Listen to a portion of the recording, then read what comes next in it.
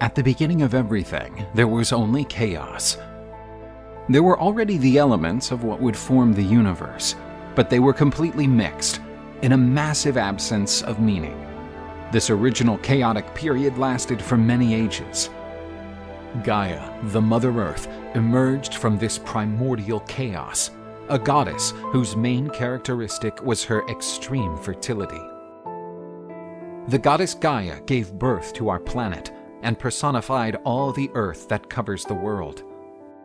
She gave birth to several primordial deities, such as Pontus, the god of the sea, and Aureus, the deity of the mountains. Gaia gave birth to the god Uranus, a supreme being who would personify heaven, reigning over all things. Uranus made Gaia his wife. During the night, Nyx, the goddess of the night, also emerged from chaos. She crossed the heavens every day, covering it with her black mountain. At dusk, Uranus and Gaia united. The fruits of this union quickly began to hatch. The goddess gave birth to creatures with dreadful features, including Hecatoncheirus, monsters with 100 arms and several heads, and the Cyclops, powerful one-eyed beings. Uranus and Gaia also gave birth to a new generation of gods, powerful beings who would become known as Titans. The celestial god, when he saw the powerful offspring he had begotten, began to fear being dethroned by them, so he took action. Uranus threw all his children into Tartarus, a dark place in the depths of the earth.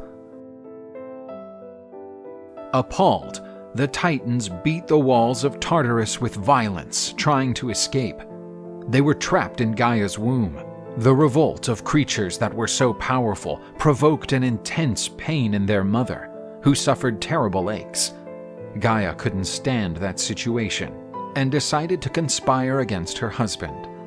The goddess asked one of her children to destroy Uranus, but all the Titans rejected, except Kronos, the most ambitious, who thought he could perform that task. Kronos receives a scythe made of diamond and headed to the heavens wielding that weapon. In the celestial residence of Uranus, Kronos found the supreme god sleeping on a cloud. With a sharp stroke of his sickle, the Titan castrated his father. Uranus's cry of pain was heard throughout the universe. The skies were painted bright red, the blood of Uranus. Uranus's testicles were thrown into the ocean, and giving their fertilizing abilities, several deities emerged in the waters. Kronos triumphantly returned and freed his imprisoned brothers. As the great hero of the revolt, he was hailed as the new supreme lord of the universe. Kronos didn't free the Hecatoncheirus, nor the Cyclops, because he considered them very dangerous. They remained in Tartarus. After the banquet, the new sovereign was visited by his father's specter, which revealed to him a terrible prophecy. He said that, like his father, who had been dethroned by an infamous descendant, Kronos would also lose the supreme throne, overthrown by his own son in a terrible fate.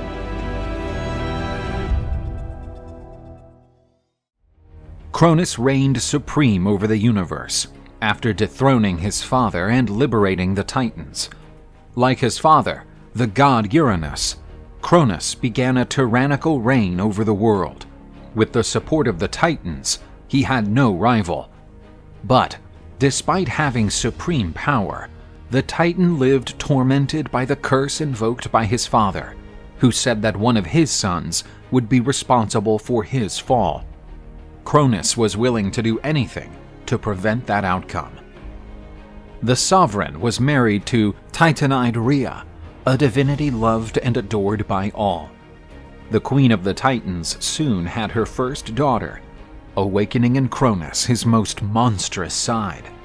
Rhea gave birth to a new kind of divinity that seemed superior to the previous generation. The Titan asked to grab his first daughter, named Hestia, one of the most loving deities ever.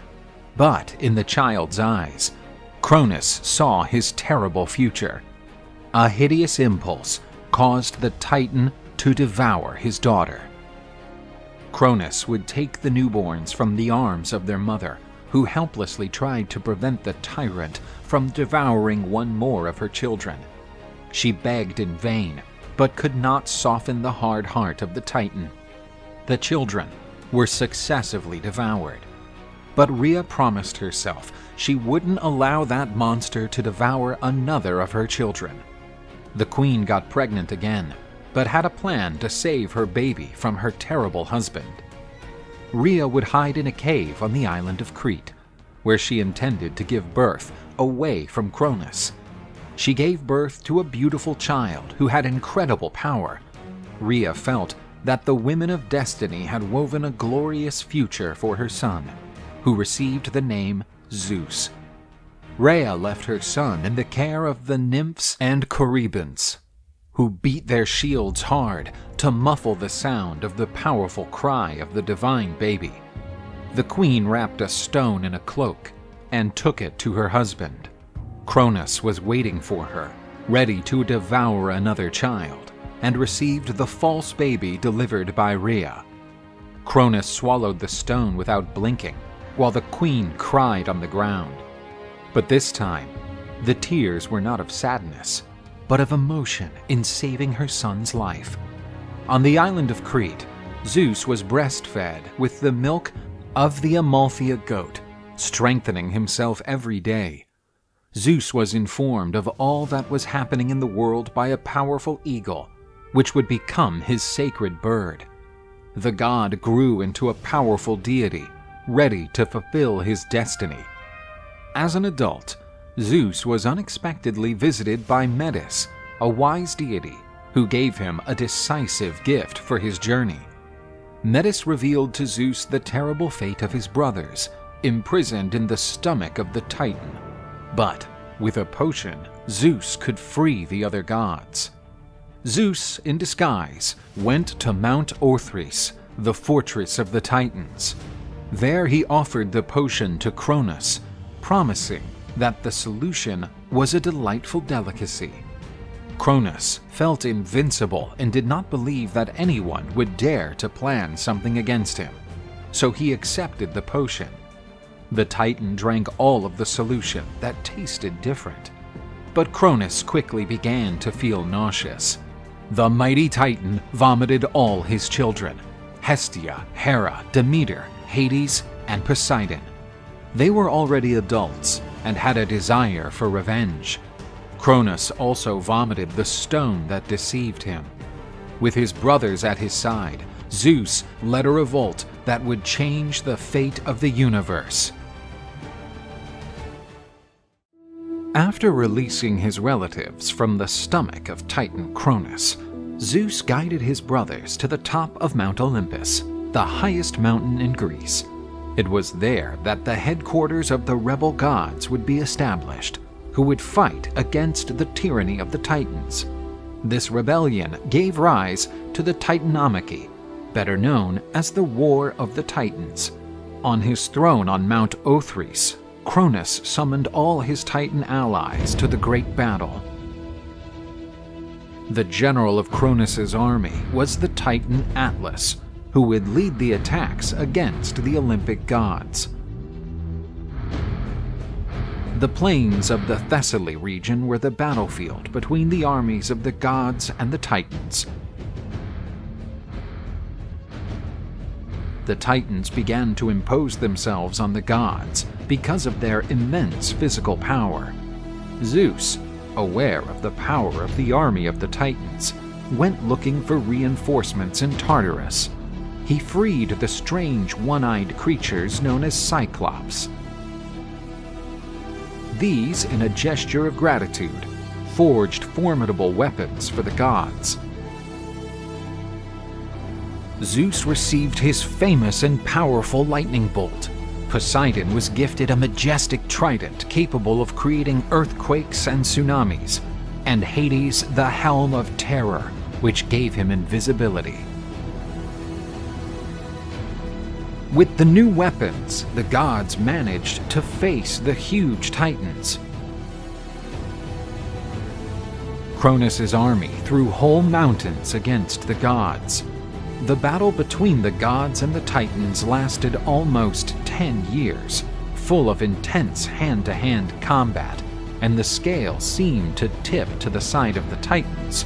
Zeus decided to free the fearsome Hecatoncheires of Tartarus, giants with 100 arms and 50 heads. The horrendous creatures had a decisive impact on the war. The army of Titans panicked when they came across those grotesque creatures. Zeus gathered all his power to give even more energy to his most powerful lightning bolt. This struck Kronos' head, and the impact of the blow shook the universe. The Titans were subdued and punished exemplarily. Kronos and his allies were condemned to a perpetual existence in Tartarus, the Hecatoncheires assuming the role of jailers. Zeus reserved a special punishment for the Titan Atlas, leader of the Titanic troops. He was condemned to bear the weight of the celestial sphere on his shoulders for all eternity. The Olympic gods now reigned supreme. Under the command of Zeus, a new order began in the universe.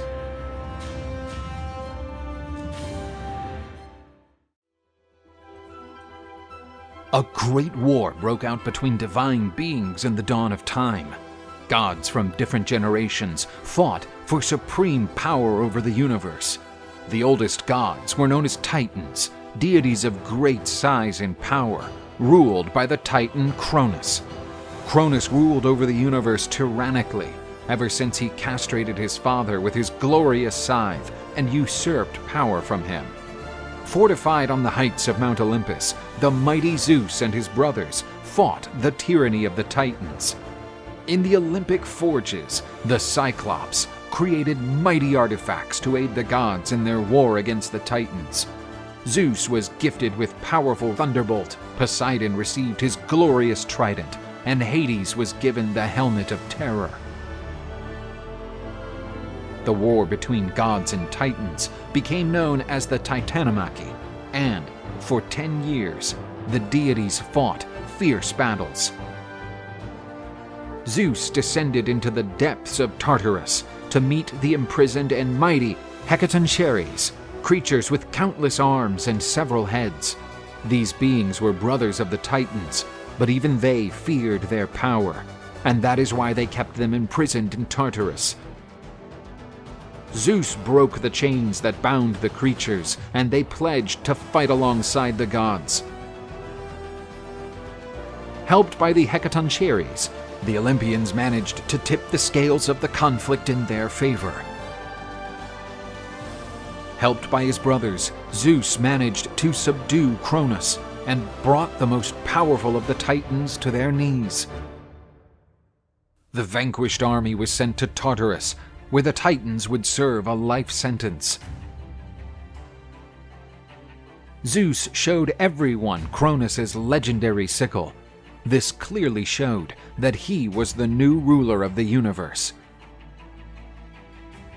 But Zeus wished to put an end to the tyrannical reigns the world had been witnessing, so he called Hades and Poseidon for a meeting. Zeus shared some of his power with his two brothers.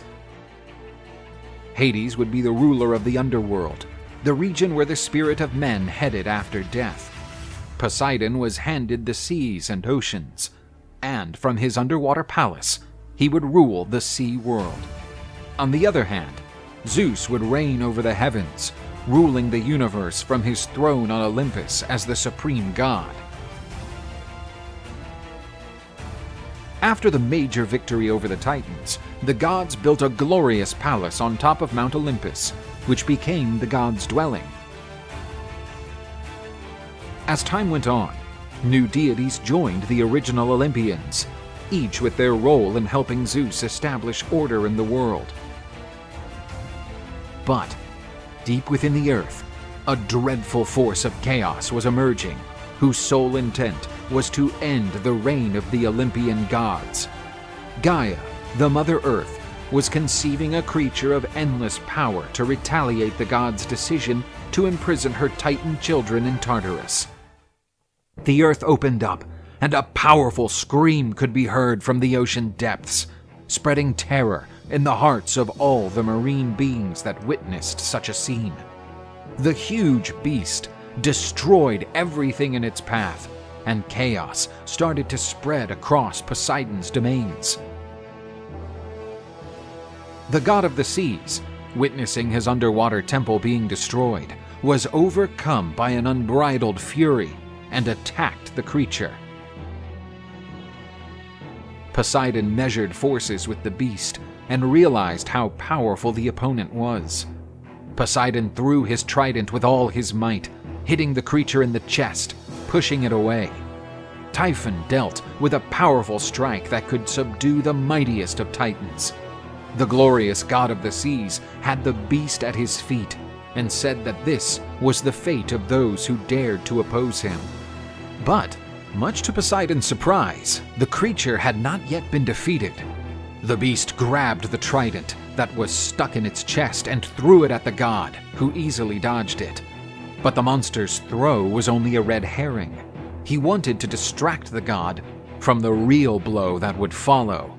The god was grabbed by the monster and could not free himself from the tentacles that strangled him. Typhon slammed the god several times against the ground, knocking him unconscious. Poseidon was rescued by Delphin, his loyal dolphin, who took him away from the fight.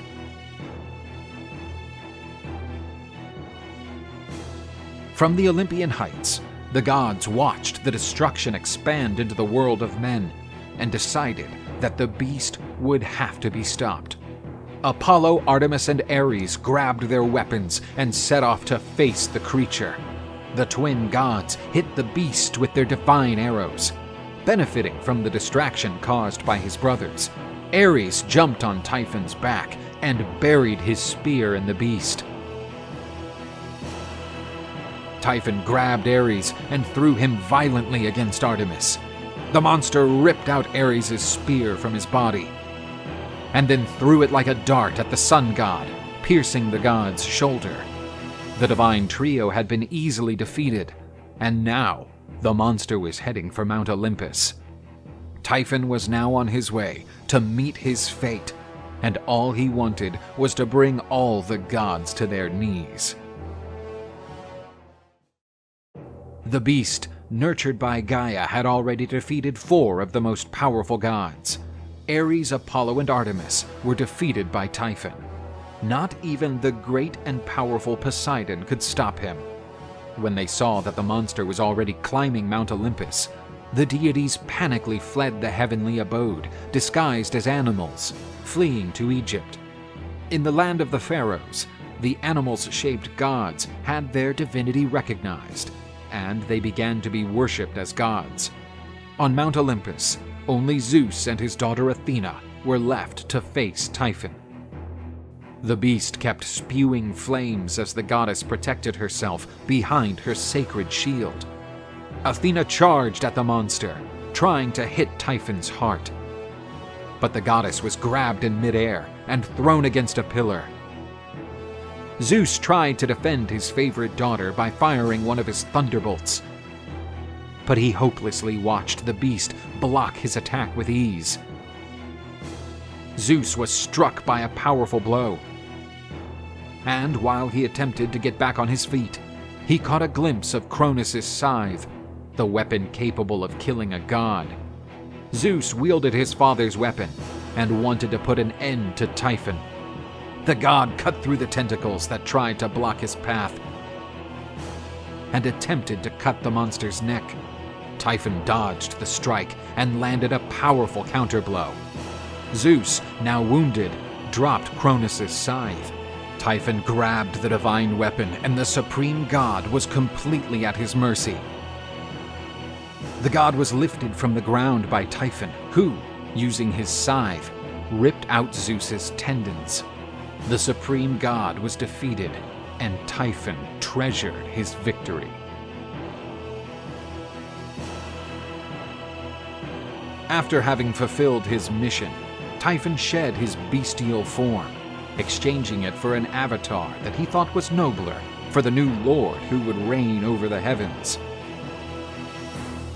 Without his tendons, Zeus was completely defenseless. Typhon commissioned his wife, Echidna the serpent woman, to protect the box that held Zeus's tendons. In the meantime, Zeus was chained in a humiliating way.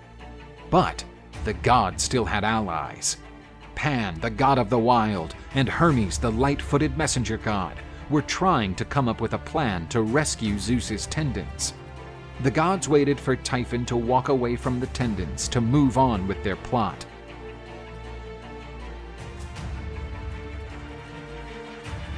With his powerful shout, capable of generating panic in the bravest warrior, Pan drove Echidna into a state of confusion. At the same time, Hermes used all his speed to steal the precious box. As Pan attempted to distract the serpent woman, Hermes ran to Zeus to free him. The god broke the chains that imprisoned his father and gave him back his tendons. Zeus stood up again, and his heart was seized by the desire to have his revenge against Typhon. A lackey informed Typhon that Zeus had been rescued and was seeking revenge. Typhon was furious to discover that his prisoner had fled.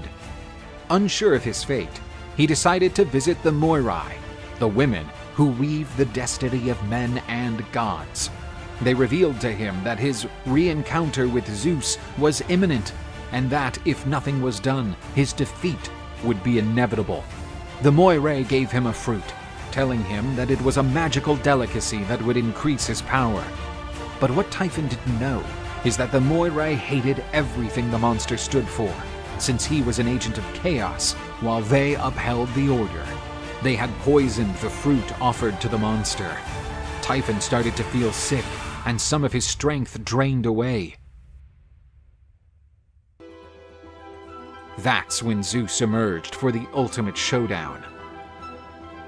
The god and the monster measured forces. Thanks to the fruit of the Moirai, Zeus and Typhon fought on equal strength and power.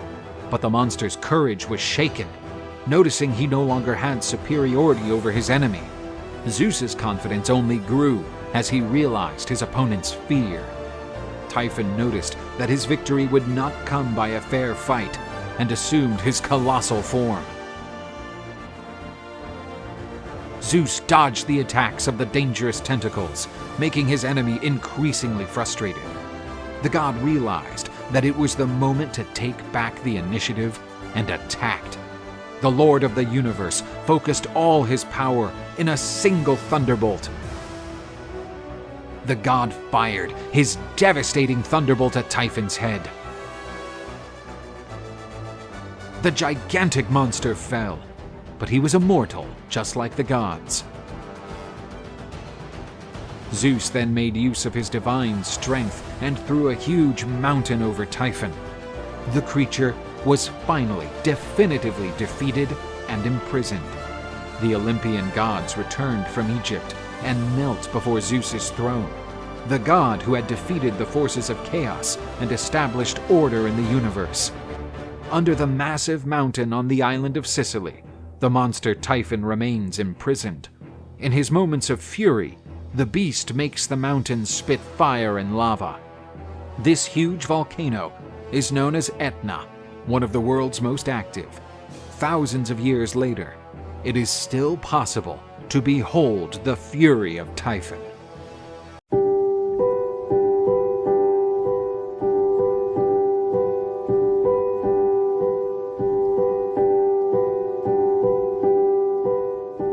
The seawater surrounding the island of Cyprus was getting milder, seemingly ready for the beautiful scene about to happen. From the waters, the one to be deemed the most beautiful of all goddesses started to emerge. Aphrodite, the goddess of beauty and love, daughter of Uranus, the god who had once reigned over the world, materialized upon a shell. After arriving at Mount Olympus, she was under the spotlight. The gods were delighted with the new arrival, who brightened the splendid abode of the gods even more. Zeus noticed that such beauty would be the source of quarrels and disharmony. After all, Aphrodite awakened lustful feelings and pure envy in the gods. To avoid chaos, Zeus decided to unite Aphrodite, the most beautiful goddess, with Hephaestus, a rustic-looking god. Aphrodite submitted herself to the desire of the ultimate god and united with the god of the forges. Despite his brutish appearance, Hephaestus was endearing to his wife. Using his talents, he made and covered his wife with the most beautiful jewels. However, the blacksmith god was always absent, as he spent great lengths of time working in his forge in the Etna volcano. In the meantime, the goddess of love struggled with loneliness. There was another god, known as Ares, the god of war, with a poor reputation. His unrestrained bursts of violence and thirst for blood turned him into a much feared individual by mortals, while also being repudiated by the gods. Even Zeus, his father, had no sympathy for the god of war. He picked Athena, goddess of wisdom and strategic warfare, as his favorite. But one goddess failed to resist the reckless approach and bad boy manners of the god of war. Her name was Aphrodite. Ares had a perfect athletic build and was stunningly beautiful. In Aphrodite's eyes, this contrasted with the god Hephaestus, a rough-looking and crippled deity, after he fell from Olympus when he was just a baby. Aphrodite was tired of being that lonely. It was when the fiery goddess of love heard the arrival of Ares, who had returned from yet another one of his wars. Staring at that beautiful, blood-drenched god, she got goosebumps, and she promptly offered herself to clean all that blood. Ares felt surprised. For a long time, not a single resident of Olympus showed him the slightest courtesy. The insinuating Aphrodite started her seduction ritual. Poor Ares didn't stand a chance against the powers of love. Hidden, the gods went through a night of fiery love, and from that day on, whenever Hephaestus went to work, Ares visited Aphrodite on her marriage bed. To avoid being spotted by Helios, the personification of the sun and the #1 gossiper among deities, Ares ordered Alectryon to guard the door of Aphrodite's room, warning him if the sun ever came by. Hypnos, the god of sleep, had already noticed that something odd was happening between the couple, but he didn't want to be known as a snitch. The god of sleep then hit Alectryon with an overwhelming need to sleep. He fell asleep and did not see the sun approaching. After waking up, Ares noticed that it was day already. The couple had surely been spotted by the sun. Enraged with Alectryon, Ares decides to punish the negligent watchman, turning him into a rooster. From that day on, Alectryon never stopped shouting just before the sun came up. The god Helios told Hephaestus everything he saw. He refused to believe in his wife's betrayal, but decided to set a trap just in case. "My beloved wife, I have a major job to do, and I will be gone for a week." As soon as Hephaestus went on his way, Ares jumped to the wife's bed. But this time, the adulterous couple would not get away with it. The god of forges had weaved a net so fine that it looked invisible, having put it on the bed. Right when the gods were doing it, the net fell on the couple, imprisoning them. The cuckold god called the other deities to witness the shameful scene. "Look at these traitors, caught in such a disgraceful situation. They can never leave my powerful net. They will remain imprisoned as punishment." Hermes looked at Apollo and said, "Apparently, Ares decided to devote himself to a different sort of battle, a more hand-to-hand thing, so to speak.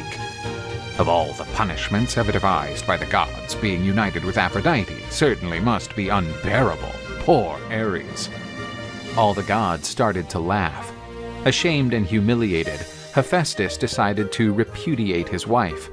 From the union of Aries and Aphrodite were born Deimos, Phobos, and the beautiful Harmonia.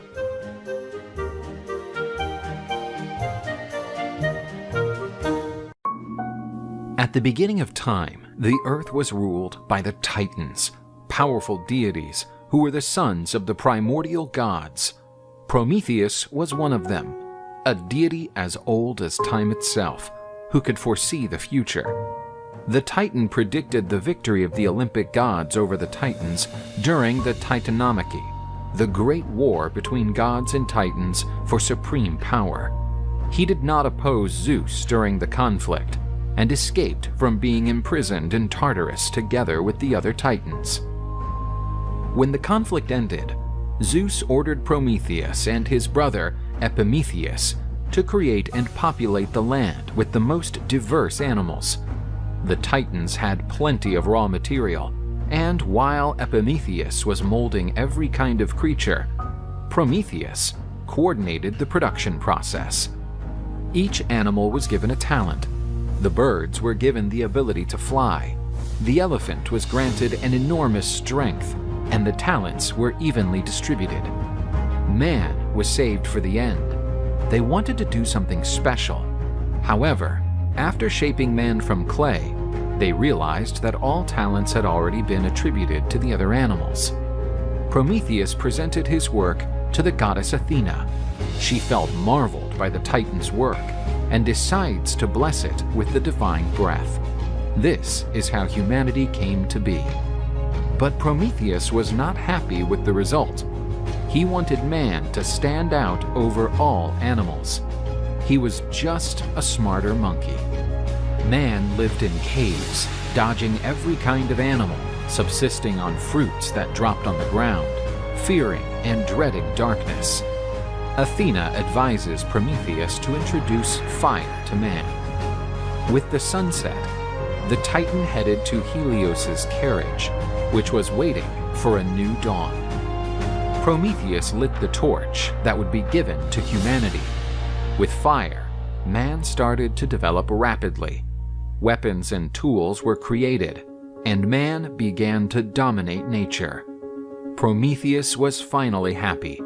He was humanity's good maker.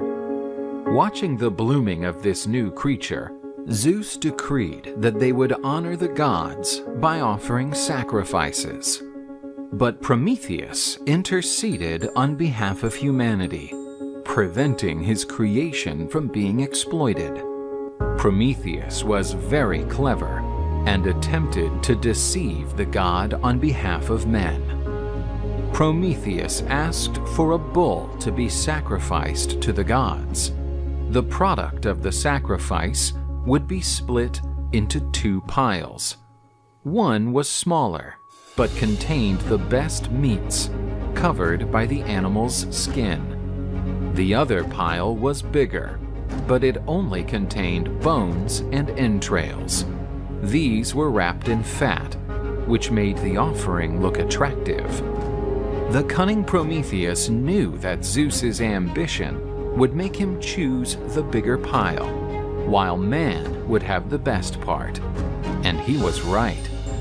Realizing that he had been tricked, Zeus was furious with those who had deceived him, and decided to take the fire out of the hands of humanity. Without the fire, mankind started to regress.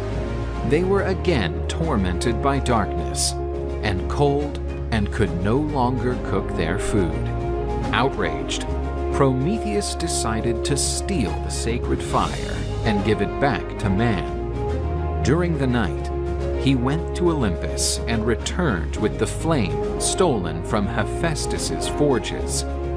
With the re-establishment of fire dominance, mankind was thriving once more. But the glowing flames attracted Zeus's attention during the night. Furious, the supreme god decided that Prometheus could not go unpunished, given his insolence. He imprisoned him on a rock in the Caucasus. to endure eternal punishment for defying Zeus's decisions. But Prometheus's punishment wasn't simply life imprisonment. His torment would be terrible. Zeus decided that a dreadful bird would be responsible for devouring his liver, instigating immeasurable pain. Prometheus was an immortal titan. With that said, after being torn apart by the odious bird, his liver regenerated, just to be attacked again by the animal the next day. The Titan endured this punishment throughout many and painful years. Then, Zeus came down to earth and offered him freedom if he hid the knowledge of fire from man. As humanity's benefactor, Prometheus rejected the god's offer and decided to sacrifice himself for his creation. With that, humanity could prosper, thanks to Prometheus's martyrdom.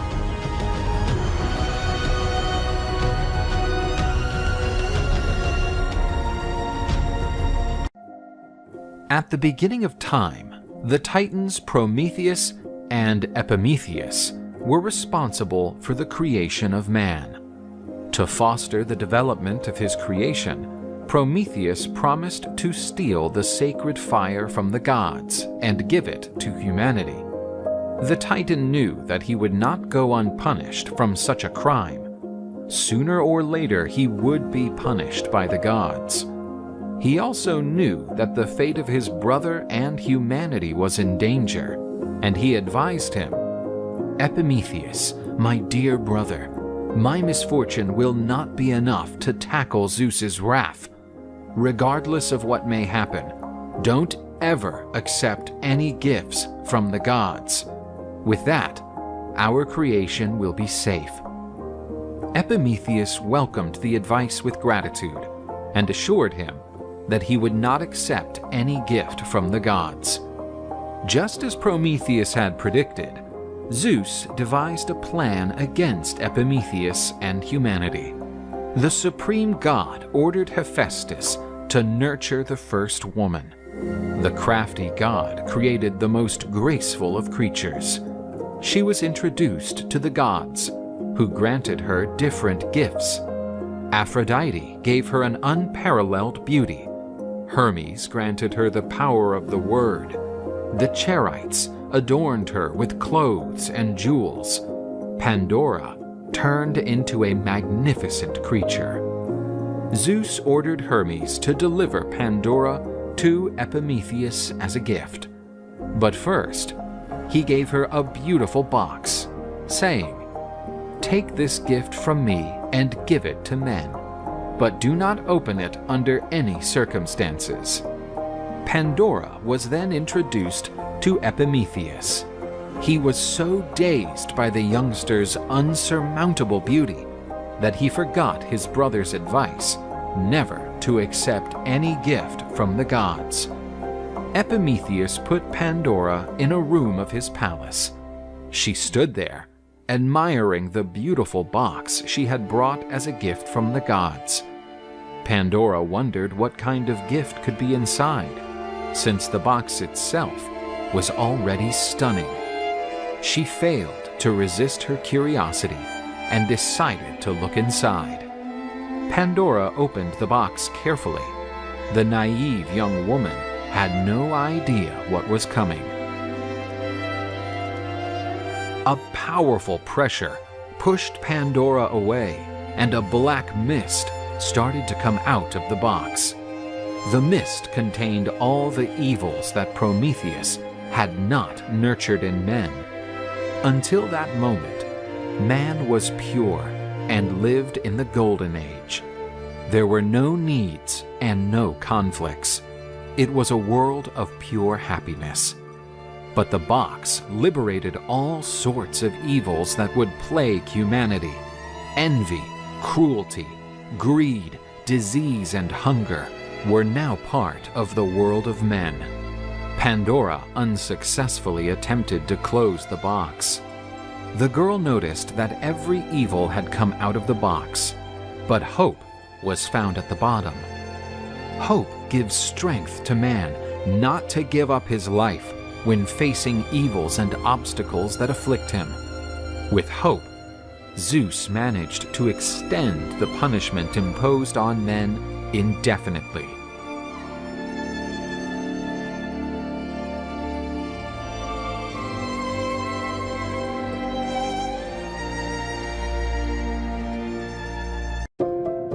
Hera, the queen of the Olympian gods, was finally pregnant with Zeus's child.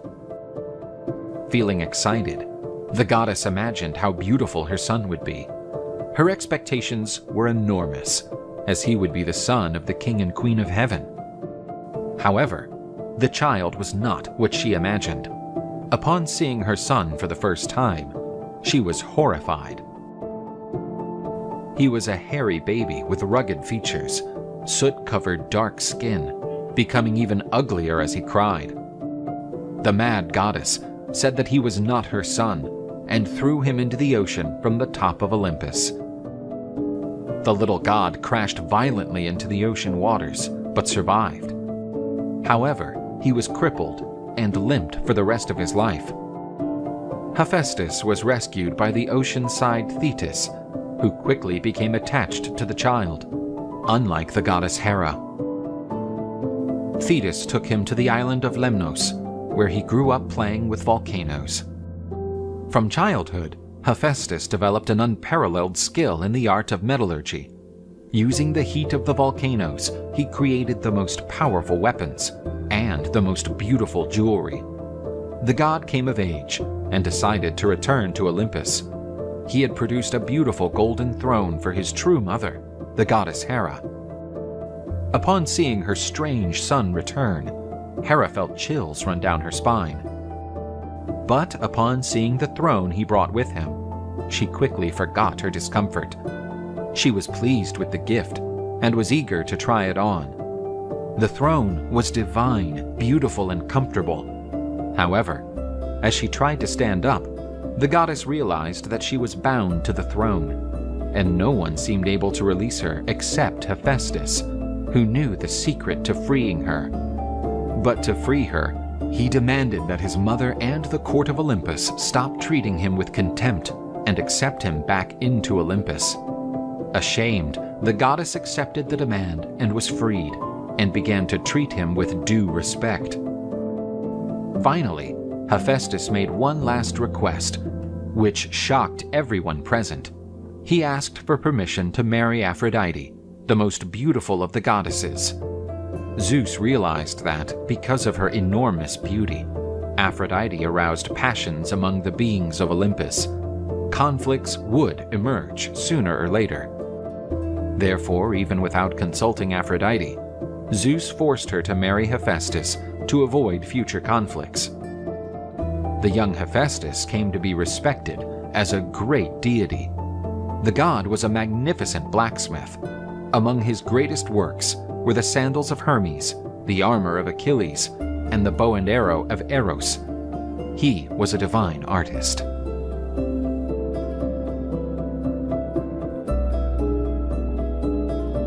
One of the most powerful deities in Greek mythology is Poseidon, the god of the seas. From his throne in his underwater palace, he exercised all his power over the seven seas. Along with his brothers Zeus and Hades, he defeated Kronos and his Titans during the infamous Titanomachy. The dominion of the seas was given to Poseidon. Hades ruled over the underworld, while Zeus was in charge of the sky.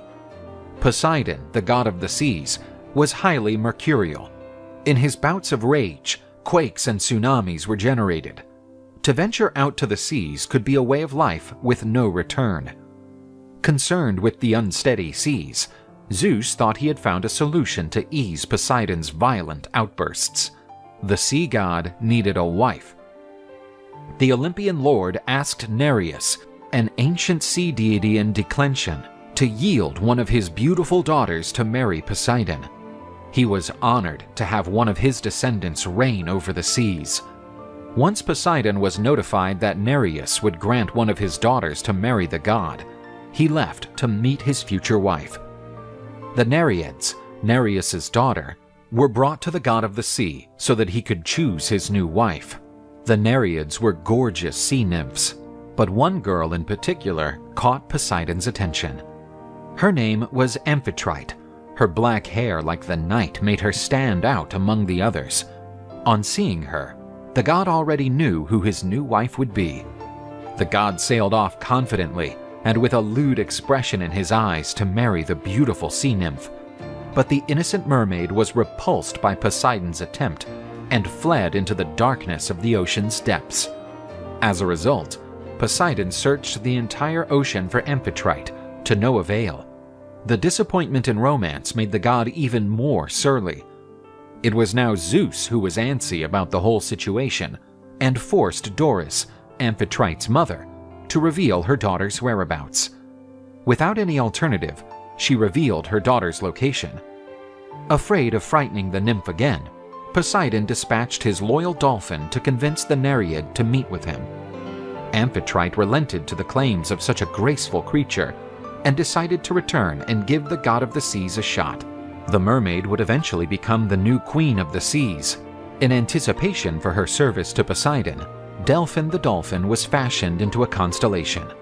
The union of Poseidon and Amphitrite gave birth to Triton, a god half man, half fish. He would serve as Poseidon's messenger and became his heir. Zeus's scheme apparently worked. The seas became more peaceful and less dangerous. However, not even all the charm of his wife was strong enough to contain the bitter temper of the Lord of the Seas.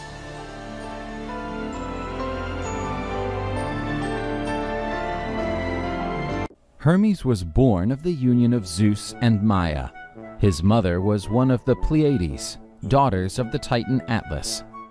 When this god was still a baby, his mother kept him concealed inside a cave, sleeping under the care of Hypnos. However, noticing that his guardian had fallen asleep, the small god escaped from the cave and started to explore the world. As he wandered through the region of Thessaly, Hermes encountered Apollo, who was taking care of his flock.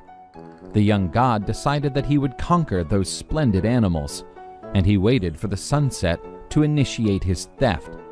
Hermes opened the gate and took 50 head of cattle with him. But he knew that he needed a good strategy, otherwise Apollo would easily find him.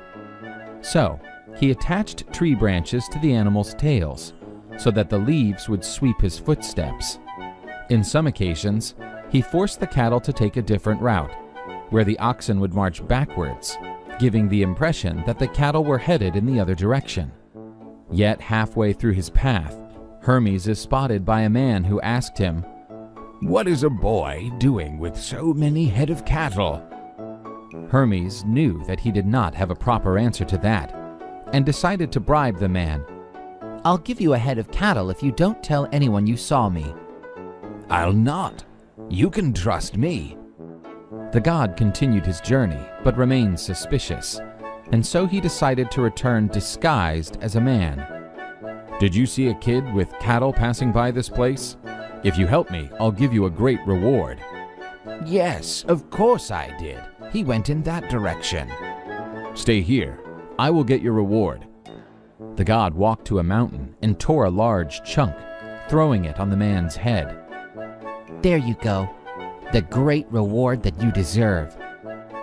When he arrived in the Peloponnese, Hermes sacrificed part of the flock in honor of the gods.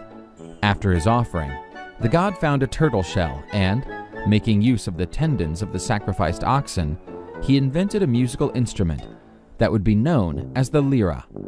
Hermes returned home and lied in his cradle. Apollo realized that he had been robbed and went after his flock. Hermes' tricks conceal the villain's identity. The god was then forced to use his powers that turned everything obscure into something as clear as the sunlight. And so he reached Hermes' hideout. There the baby slept peacefully. Apollo forced Maia to wake the baby, to have him reveal where his flock was. "Can't you see that that child is sleeping quietly?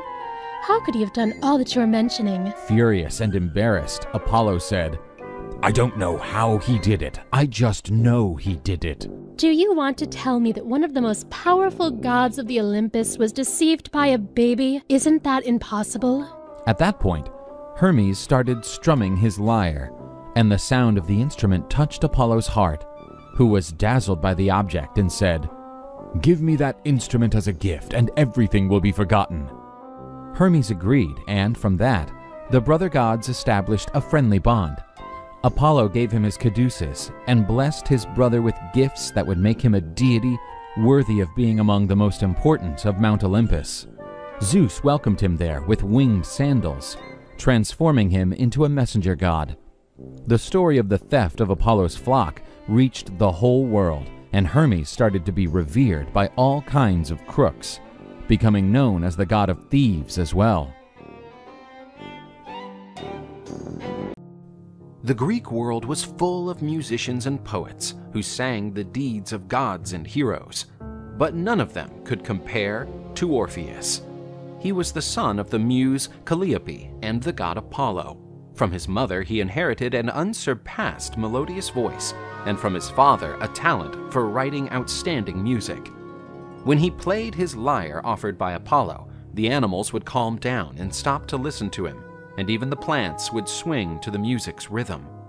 But Orpheus was not only a virtuous artist, he was also endowed with great courage. The young man was part of the Jason crew in his quest for the Golden Fleece. Thanks to Orpheus, the Argonauts escaped the seductive siren song, since the hero managed to muffle the deadly melody of sea creatures with his own music. After returning from the adventure, Orpheus met the beautiful Eurydice. Falling in love, Eurydice was the biggest fan of Orpheus's songs. The young lady's passion for the songs often made him jealous of his own compositions. During the couple's marriage, dark omens pointed to a turbulent future. But nevertheless, the couple decided to live out their days as best they could. One day, while Eurydice was walking through the fields, she was spotted by Aristaeus, the beekeeper. The young woman ran away from the man who wanted to rape her, but she encountered her sad fate.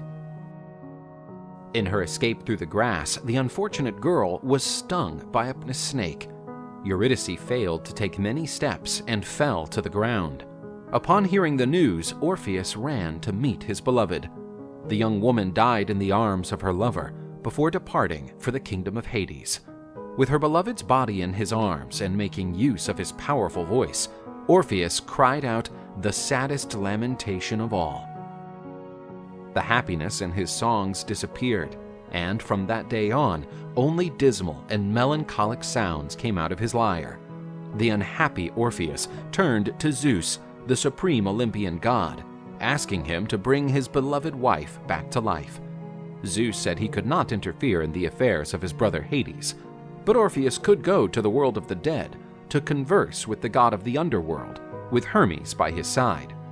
Along with the messenger god, Orpheus descended to the world of the dead. With his melodious verses, the young man softened the heart of the boatman Charon, who agreed to make his crossing over the river of the dead. At the gates of the underworld was Cerberus, Hades' three-headed dog, responsible for stopping intruders from entering his master's domain. Orpheus played his lyre and sang him a quiet song that made the dog fall asleep. Hades and his wife Persephone were surprised by Orpheus's presence in their domains. Enraged, the gods said, "How dare you invade my domains, mortal creature? You shall tell me your motivation, or you will suffer in Tartarus for all eternity." "I'm begging you to allow me to return to the world of the living with my beloved Eurydice." Orpheus sang a sad song, and the boy's pain was tremendously felt by all. While Orpheus played his lyre, the world of the dead stopped to listen to him. Sisyphus stopped rolling his stone, and for a moment, the Furies forgot to punish sinners and thieves. Everyone was stunned by Orpheus. Hades was moved by Orpheus's music to the point of shedding an iron tear. Queen Persephone interceded for Orpheus, and Hades asked for Eurydice to be brought to their presence. the couple's reunion moved everyone. That's when Hades spoke.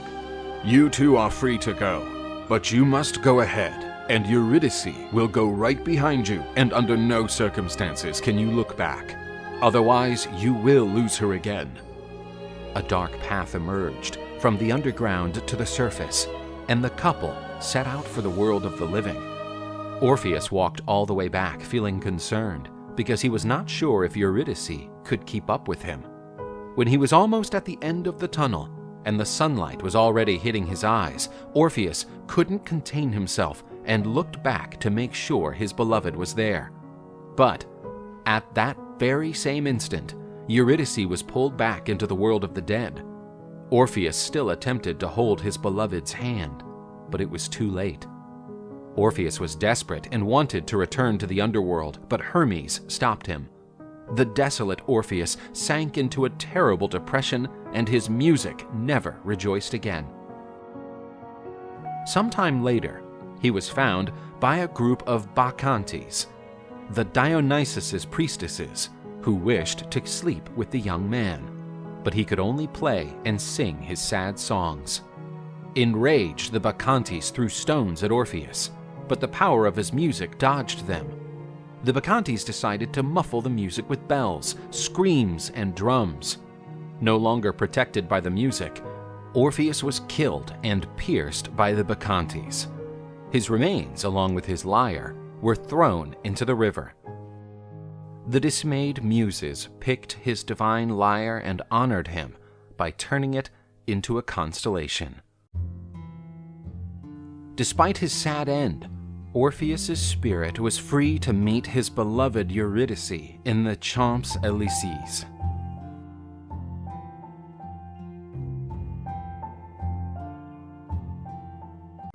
The Isthmian Games were celebrated in the city of Corinth. They were a kind of Olympic Games in honor of Poseidon. The contestants would compete in different events, but the chariot race was the most prestigious. The best drivers took part in the sport. Among them was Phaethon, son of the Titan Helios, with the nymph Clymene. In case of victory in the chariot competition, the sun god promised his son to grant him anything he desired. Motivated by his father's promise, Phaethon won the hotly contested chariot race.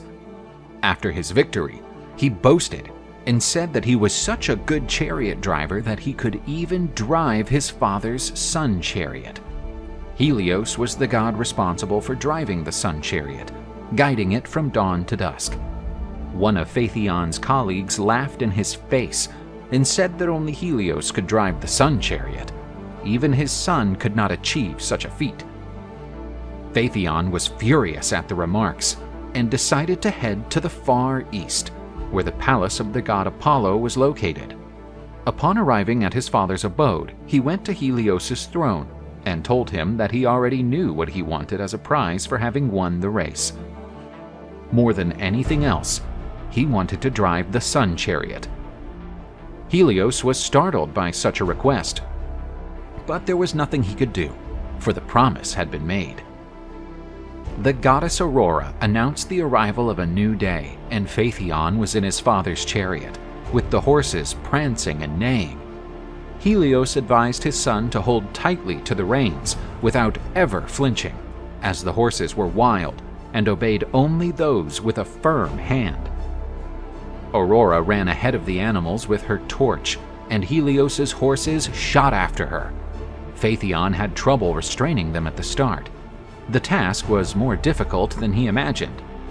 During the great climb, Phaethon made a huge effort and used all his skill as a chariot driver to guide the horses properly. By midday, Phaethon had withstood the demanding test of the climb. He was now at the most relaxed part of the journey. The son of Helios felt like a true god contemplating the world from above, and because he was ecstatic, he eased off the reins. Feeling loose, the horses plunged toward the ground. Phaethon couldn't control them, and they were about to crash catastrophically into the earth. When the collision was near, the young man prevented the son from colliding with the earth. But still, he was flying dangerously low. Everything below was scorched by the sun. Lakes and rivers evaporated, and the sea boiled over where he passed. Noticing that the sea was boiling, Poseidon went to Olympus to demand that Zeus act. Fearing even greater damage, the supreme god decided to strike Phaethon with one of his thunderbolts. The young man didn't even realize what had hit him, and fell from the sun chariot. Phaethon tumbled out of the sky like a shooting star. His dead body fell into the river Eridanus. The frightened horses returned to Helios's palace. Phaethon's remains were collected by the naiad nymphs and buried.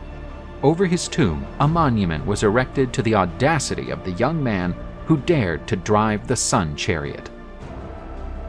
The journey of Apollo's son left scars on the earth. The region scorched by the sun became infertile and waterless. Today, this region is known as the Sahara Desert. The goddess Hera was looking for her husband Zeus, but she could not find him anywhere on Olympus. She was sure that he was hiding with another one of his mistresses.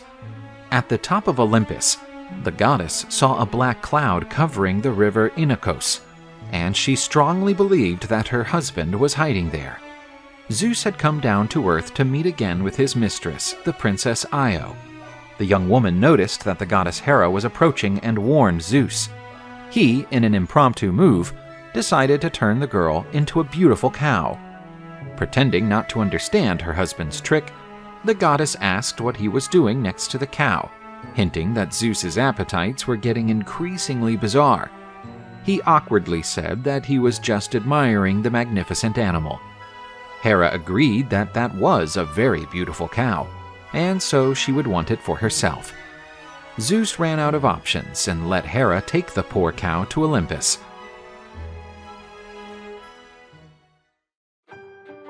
Upon arriving at Olympus, the goddess called her lackey Argus, a creature with 100 eyes.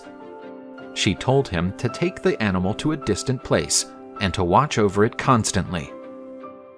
The monster took the beautiful cow to Egypt, hidden from everyone. He released the animal there, keeping it under constant surveillance. Even when resting, Argus kept some of his eyes open, watching the cow-shaped nymph. After learning of Io's disappearance, Zeus asked Hermes to find and kill the creature that had taken her. Hermes scoured all the pastures, fields, and even swamps, searching for Zeus's missing little cow. Finally, the light god found Argus watching the nymph as she grazed. The god decided to disguise himself as a sheepherder and sneak up on the two. Hermes was playing the flute, and the melody pleased the creature. Argus asked the shepherd to come closer, for he had loved the music. The god played the instrument, and noticed that the monster was increasingly relaxed. His eyes began to close, but many were still open. Hera's lackey asked what the story of the instrument was. The clever Hermes decided to tell the story of how the god Pan invented the syrinx flute, and narrated it as if it were a bedtime story. When the creature closed his last eye, Hermes jabbed him with his caduceus, which had the power to put anyone struck into a deep sleep. The god took his sword and decapitated the monster. The nymph was free, but still had the form of a cow. Hera, upon learning of the death of her faithful servant, decided to honor him. She placed each of his eyes on the feathers of her royal peacock, and she decided that the nymph would not get away with it. So she ordered the Furies, the entities of revenge, to torment her constantly. From that day on, the poor cow was pursued by a cloud of flies, which would not leave her alone. Tired of the harassment of the flies, the cow collapsed, and with her mooing, she begged the gods to put an end to her suffering. Standing before Hera, Zeus said that if the goddess withdrew her punishment of Io, he would never look for the princess again. Hera lifted the punishment imposed on the young princess, and Zeus reinstated her old form. The only remaining trace that resembled the little cow was her white skin tone. The Egyptian people, seeing the transformation, began to worship the young girl as a divine figure. The princess got pregnant by Zeus and gave birth to Epiphus. Both reigned in Egypt for many years. Io came to be revered as the goddess Isis, and her son Epiphus as the god Apis, founder of the great city of Memphis. In the kingdom of Phoenicia, King Agenor ordered his son Cadmus to find the whereabouts of his daughter Europa, who had been kidnapped by Zeus. The latter, shaped as a bull, had kidnapped her. The king stated that Cadmus could only return home if he brought his sister with him. Cadmus and his men went around the world, looking for clues to his sister's whereabouts, but found nothing. He went to Greece and sought help from the Oracle of Delphi. The priestess said that his fate was not to return to his father's kingdom with his sister, but to found one of the most famous cities in Greek mythology. Following the priestess's directions, Cadmus went after a cow, and, where the animal would lie down, he would found a new city. The cow laid down, and Cadmus said that there the glorious city of Thebes would be established. Cadmus ordered the men to go to a spring near a cave to fetch water for the new settlement, but there was a terrible beast inside the cave that attacked and killed Cadmus's envoys. After long waiting for his men to return, Cadmus put on his lion-skin cloak and went in search of them. Cadmus was horrified by the gruesome scene he saw. A terrifying dragon had annihilated and torn his men apart. Although he had never encountered such a creature, Cadmus was not afraid and faced the beast to avenge his comrades. Cadmus was almost devoured by the beast when the dragon drove its fangs into the hero's lion cloak. He reacted and drove a spear into the beast's belly, which howled in pain. Cadmus dodged a deadly poisonous blast from the beast. As the creature caught its breath to release another venomous spurt, Cadmus threw another spear at the beast. Cadmus's spear entered the monster's mouth and pinned the creature's head to the trunk of a tree. The dragon died, and Cadmus avenged his compatriots. Despite the victory, Cadmus lost all his men to the monster. He was desolate. Athena came up behind him and told him to pull out the dragon's teeth and plant them in the ground. Armed men sprang up in the places where the dragon's teeth had been planted. To Cadmus's surprise, these warriors began to fight fiercely among themselves, and a great brotherly bloodbath ensued. Only the 5 best warriors remained, who knelt before Cadmus, their new king, helping him to build the new city. The gods graced Cadmus.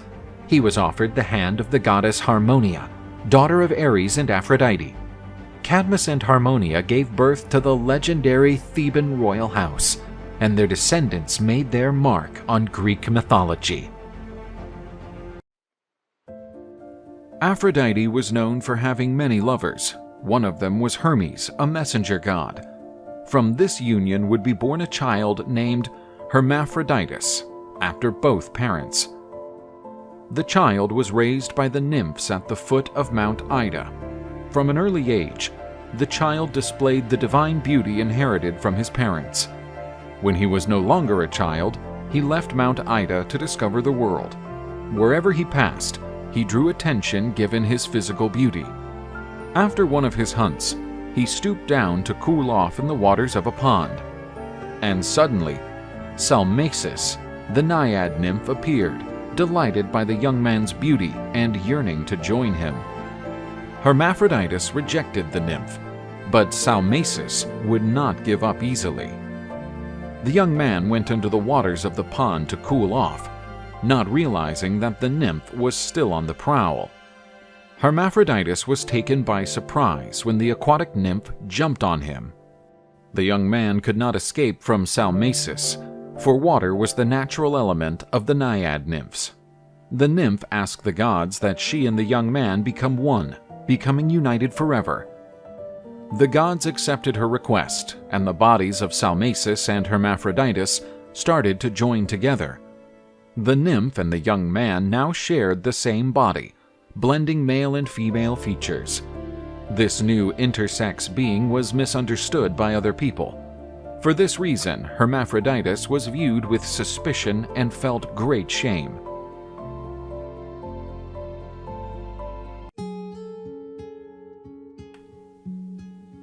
Tithonus was a handsome Trojan prince, brother of King Priam of Troy. By chance, he met the beautiful goddess of the dawn, Aurora. The goddess and the young human immediately fell in love. But Aurora was worried that Tithonus was immortal, preventing them from living together forever. She then asked Zeus to make him immortal. Aurora got her wish, but forgot to ask for the gift of eternal youth. So Tithonus continued to age. Tithonus could only speak like a baby when he was 150 years old.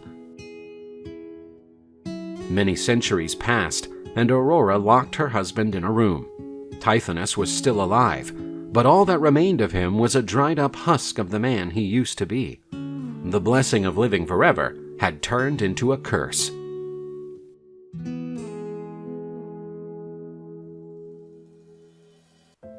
Tyndareus reigned over Sparta and was indebted for his crown to Hercules, who had killed his brother when he had attempted to seize the Spartan throne. The Spartan king then went on to marry a beautiful princess named Leda. She was so gorgeous that she attracted Zeus's interest, and he began to lust for the young queen. Leda was cooling off one day on the shore of a stream as she watched a beautiful swan ballet across the water. The girl was delighted with the creature's loveliness. Suddenly, an eagle plunged its pointed talons into the swan. The beautiful bird evaded the assault, swiftly moving closer to the young queen, who protected him. Leda enjoyed touching the bird's soft feathers and plumes, but the naive princess had no idea that this handsome swan was actually Zeus transformed into a fowl. The great swan-shaped god bonded with the young queen and sowed his divine seed into her. After the bird left, Leda was still overcome with desire and sought out Tyndareus, her husband, with whom she had a night of passionate love. The queen became pregnant, and, to everyone's surprise, she laid 2 eggs. Helen and Pollux, Zeus's children, were born from one of them, and Castor and Clytemnestra, Tyndareus' children, were born from the other. The king made no distinction between the babies and brought them all up as his legitimate children. His offspring would leave their mark on Greek mythology. Clytemnestra would then marry Agamemnon, the greatest of all the Greek kings. Castor and Pollux would become part of Jason's crew that would set out on the adventure in search of the Golden Fleece. Meanwhile, Helen would become the world's most beautiful woman and would be sought after by almost all the Greek kings, and her kidnapping would be the trigger for the start of the Trojan War. Hephaestus, god of forges, had berated his wife Aphrodite after catching her red-handed having an extramarital affair with Ares, the god of war. The god took a long time to recover from such a humiliation. To alleviate his pain, he began to focus exclusively on work. At this time, the Trojan War had broken out, and Athena, goddess of strategic warfare, went to Hephaestus's forge with an order for new weapons and armor. Hephaestus was a magnificent blacksmith, and Athena enjoyed visiting his workshop to watch the making of the weapons that were true works of art. The god of the forges enjoyed the visits of the beautiful and haughty goddess of wisdom, who illuminated Hephaestus's forge with her splendor and lessened the loneliness of the blacksmith deity. Poseidon, god of the seas and Athena's rival, seeing the friendship between the gods, decided to stir up an argument between them. The sea god poked Hephaestus, saying that Athena had an interest in a love affair with the god of the forges. But Athena had no intention of having an affair with anyone, for she had taken a vow of chastity and wished to remain pure for all eternity. Upon hearing this false account, Hephaestus was thrilled. After all, one of the most beautiful goddesses of Olympus wanted to be with him. When the goddess decided to pay another visit, Hephaestus, consumed by lust, tried to seduce her, but Athena rejected him. However, the god was beset by desire and tried to conquer her through force. The god grabbed the virgin goddess, but the deity of war pushed him away. However, Hephaestus had already poured out his divine seed. The goddess disgustingly shoved the god of forges back, throwing him to the ground. Hephaestus's divine seed fell to the earth and was taken up by Gaia, who subsequently gave birth to the fruit of this mishap. The baby's name was Erichthonius, a strange creature with the trunk of a man and the tail of a serpent.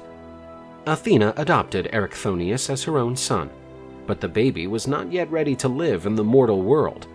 So, Athena put him in a basket and gave the child to the princess of Athens, a city consecrated to the goddess after her feud with Poseidon. The goddess told them that they could never peek into the contents of the box, but the princess's curiosity was greater than their caution. They opened the box and found the creature. They became mad and threw themselves from the top of Athens' Acropolis. Athens returned for her son and raised him in the temple dedicated to the goddess.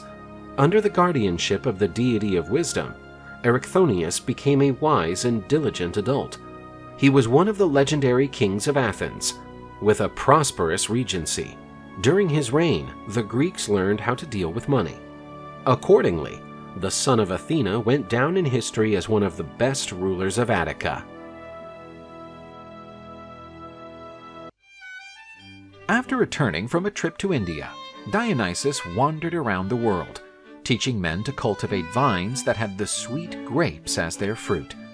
These were used to produce wine, a drink considered almost divine because of its connection to this god. But while the young god was strolling along the seashore, he was spotted by a band of pirates. When they saw the handsome young man in a purple robe, they had no doubt that he was the son of a king or a wealthy nobleman. The pirates surrounded Dionysus, who offered no resistance, and forced him into the pirate ship. The captain ordered the god to be tied to the main mast, where he was to remain until a large ransom was paid by his family. But to the pirates' surprise, even the most complex and intricate knots untied themselves. The captain ordered Dionysus to sit quietly by the mast under the watch of his men. The old helmsman warned the captain that the slack knots was a divine sign that the young man should be freed, but the captain ignored him. Dionysus had enough and decided to act. The wind ceased, and the sails of the boat became useless. When the sailors put their oars in the water, they turned into thick vines. And miraculously, it began to rain wine to the sailors' astonishment. When the pirates looked at Dionysus, his eyes glowed like fire. Vines spread throughout the ship from the god's body. The god summoned on board a leopard, which let out a terrible roar, terrifying the pirates. In panic, the sailors jumped into the sea. When they touched the waters, they suffered a metamorphosis and turned into dolphins. Dionysus spared the old helmsman, for he proved to be God-fearing. This is the story of how the god of wine transformed a band of pirates into a new species of dolphin.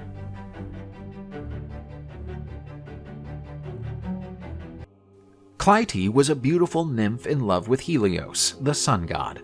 They had a relationship, but the sun god saw nothing special in the nymph and abandoned her. Even after being rejected, Clytie spent her days contemplating her sweetheart as he crossed the skies during the day. She did nothing else and began to wither away after so many days of just following the motion of the sun. The forsaken nymph eventually passed away, but the gods did not allow her, out of love for the sun, to be forgotten. In her final resting place, beautiful yellow flowers appeared. Just like the nymph Clytie, they were always turned towards the sun while the god was crossing over it. This flower became known as the sunflower. Hyacinth was a young man of great beauty. His beauty was so immense that he even attracted two deities.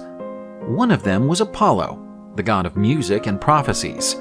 The other was Zephyrus, also known as the West Wind. Hyacinth was amused by Zephyrus. He flied across the sky alongside the god, piercing the clouds. With Apollo, the youngster rejoiced with the songs played by the brilliant god. The boy and the god became quite intimate. Hyacinth spent his days beside the god of music, doing all sorts of things. Realizing that he had been left out, Zephyrus started to nurture a great grief in his heart. One day, Apollo and Hyacinth decided to throw the discus. After preparing himself to throw it, Apollo launched the disc with incredible strength. The disc reached a stunning height. Hyacinth was ready to catch it, which descended at high speed. But the jealous Zephyrus blew the disc away, suddenly changing its trajectory. The disc fell to the ground, and after the rebound, hit Hyacinth's head with violence. Apollo ran to rescue the boy, whom he treasured so much. The god tried to use his powers to save Hyacinth's life, but not even the mighty Apollo could change Hyacinth's fate, traced by the Moirai. The beautiful boy died in Apollo's arms. Beautiful flowers started to sprout where Hyacinth's blood drops fell. Apollo felt guilty for ending Hyacinth's life at the peak of his youth, and in tribute to his friend, the god wrote his most beautiful songs, which were also the saddest and most melancholic. But with the arrival of spring, the god rejoiced, because the beautiful flowers born of the young's blood reappeared, and these came to be known by the name of Hyacinth.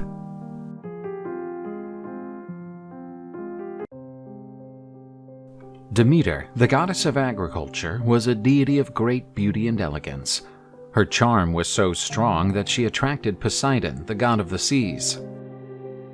The goddess rejected the attempts of the sea god, who seemed determined to conquer her. To escape from Poseidon, the goddess took the form of a mare, but the god was the lord of horses and transformed himself into a stallion to pursue the goddess of fertility. Demeter was caught and taken by force.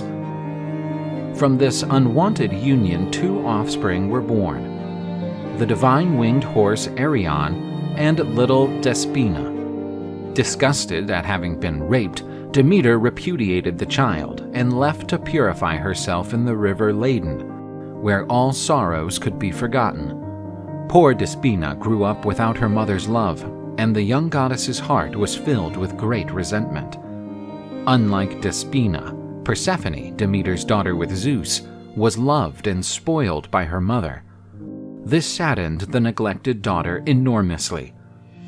When Persephone left to meet Hades in the underworld, Demeter was always saddened and neglected her duties as goddess of agriculture. Despina would take advantage of this moment to destroy her mother's work.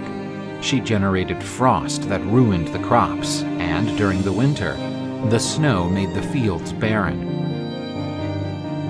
She also froze rivers, lakes, and inlets to punish her father. Even though she had an icy heart, she found a loving partner in Boreas, a deity who represents the icy north wind. When Persephone, the goddess of spring, returned after a period in the underworld, she saw that the flowers, which she had cultivated with so much love, had been destroyed. And this is how she learned of the existence of Despina, her sister. Persephone and Despina met, and despite being goddesses of opposite natures, there was no room for disagreement between the sisters. They became friends, even with opposite tasks. Despina, the goddess of winter, was traveling the world taken by her husband Boreas. He, with his icy wind, announced the arrival of the new season. Hebe, the goddess of youth, was the daughter of Zeus and Hera. She was also a deity connected with housework. One of her jobs was to be a cupbearer at the banquets on Mount Olympus. Hebe served the nectar of immortality to the gods. In a stroke of fate, one day Hebe stumbled and dropped all the sacred nectar. The other gods could not contain their laughter. But Zeus didn't like this at all, and decided to dismiss the goddess of youth from her role of serving the gods. Hera did not like Hebe being demoted from the nectar and ambrosia distribution. She warned Zeus not to choose one of his mistresses for Hebe's place. Zeus assured the goddess that no woman would take the place of the goddess of youth. Out of ideas, Zeus began watching the men, looking for someone capable of filling the open spot. Suddenly, he saw Ganymede, Prince of Troy, who was helping to shepherd the royal flocks. Ganymede had an almost divine beauty. Perhaps there had never been a mortal as beautiful as he was. Zeus decided that someone with such beauty was not meant to live among men. The presence of that gem would further enrich the abode of the gods. The supreme god took the form of an eagle and descended to earth to abduct the beautiful Ganymede. The eagle surreptitiously flew over the young man. After descending toward him, the great bird grabbed Ganymede by surprise. The beautiful young man was gently carried by the divine bird toward Mount Olympus. Ganymede stood before the gods of Olympus. They were impressed by the beauty of the mere mortal. Zeus presented him as a substitute for Hebe in the celestial banqueting duties. Ganymede had the prestigious responsibility of serving nectar and ambrosia to the gods. The young man was also given the gift of immortality, retaining his youthful beauty forever. Ganymede was highly regarded by the gods, who valued the excellent service provided by the young man. Only the goddess Hera was not particularly fond of the cupbearer. She was jealous of the long periods that Zeus spent with the handsome young man. But Zeus's wife was not the only disgruntled person. The king and queen of Troy were extremely saddened by their son's disappearance. To lessen the pain of Ganymede's parents, Zeus created the constellation Aquarius, represented by the figure of young Ganymede. As they looked up into the sky, the parents knew that their son was in an honored place beside the gods of Olympus. Kairos is a time-related Greek deity, as opposed to Kronos, who is considered the god of time. Kairos is considered the deity of opportune time, or the right moment. This is why he is also considered the god of opportunity.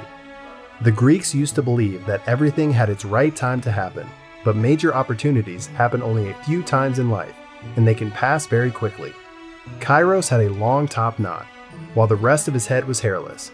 For this reason, the ancient Greeks believed that, when the god came along with a great opportunity, one ought to seize it immediately. If you let the opportunity pass by, you cannot grab it, and the great opening will be lost forever.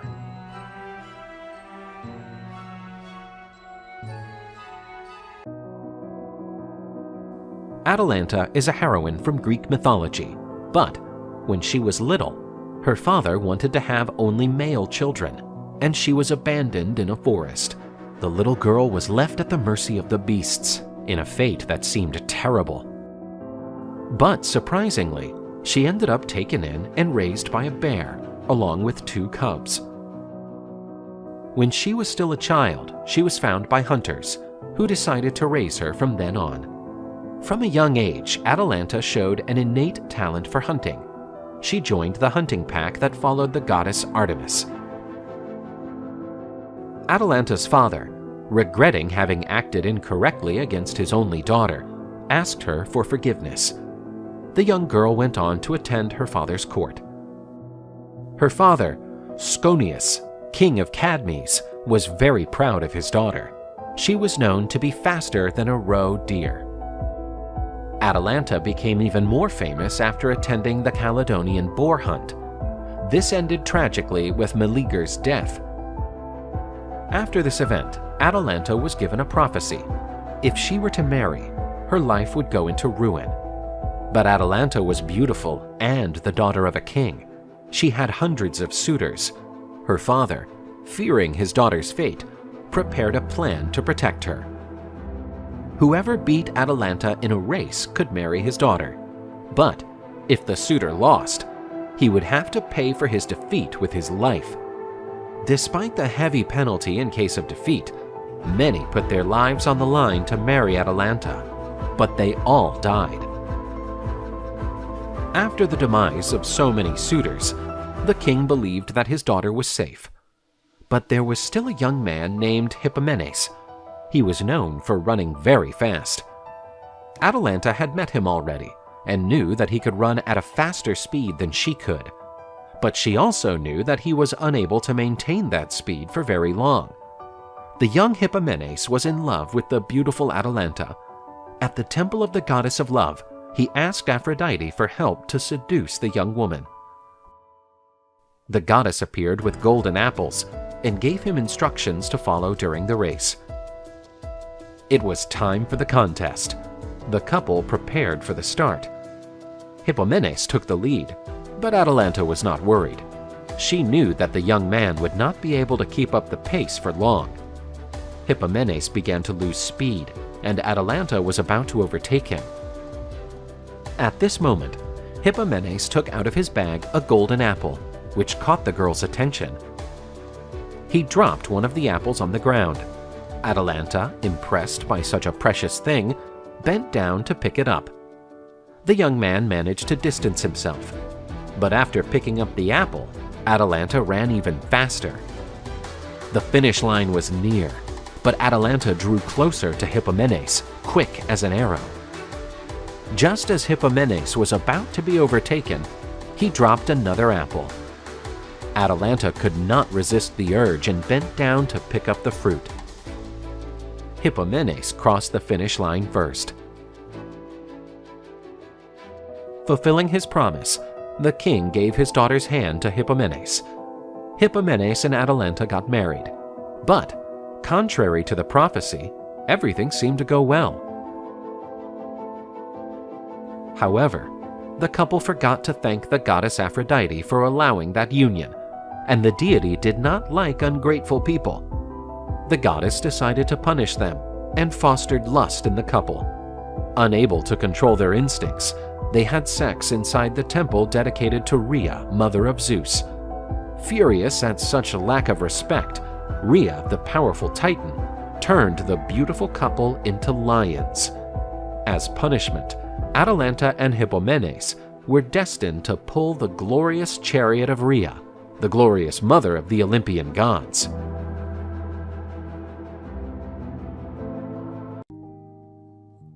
In one ancient Greek kingdom, at a time when the gods still roamed among mortals, 3 beautiful princesses dreamed what their future husbands would look like. Mine will be very rich and will cover me with the finest silk and the most beautiful jewels. My husband will be a famous general, and he will show me as his most remarkable achievement. And you, Psyche, what will your husband look like? All I want is a love that will lift my spirit.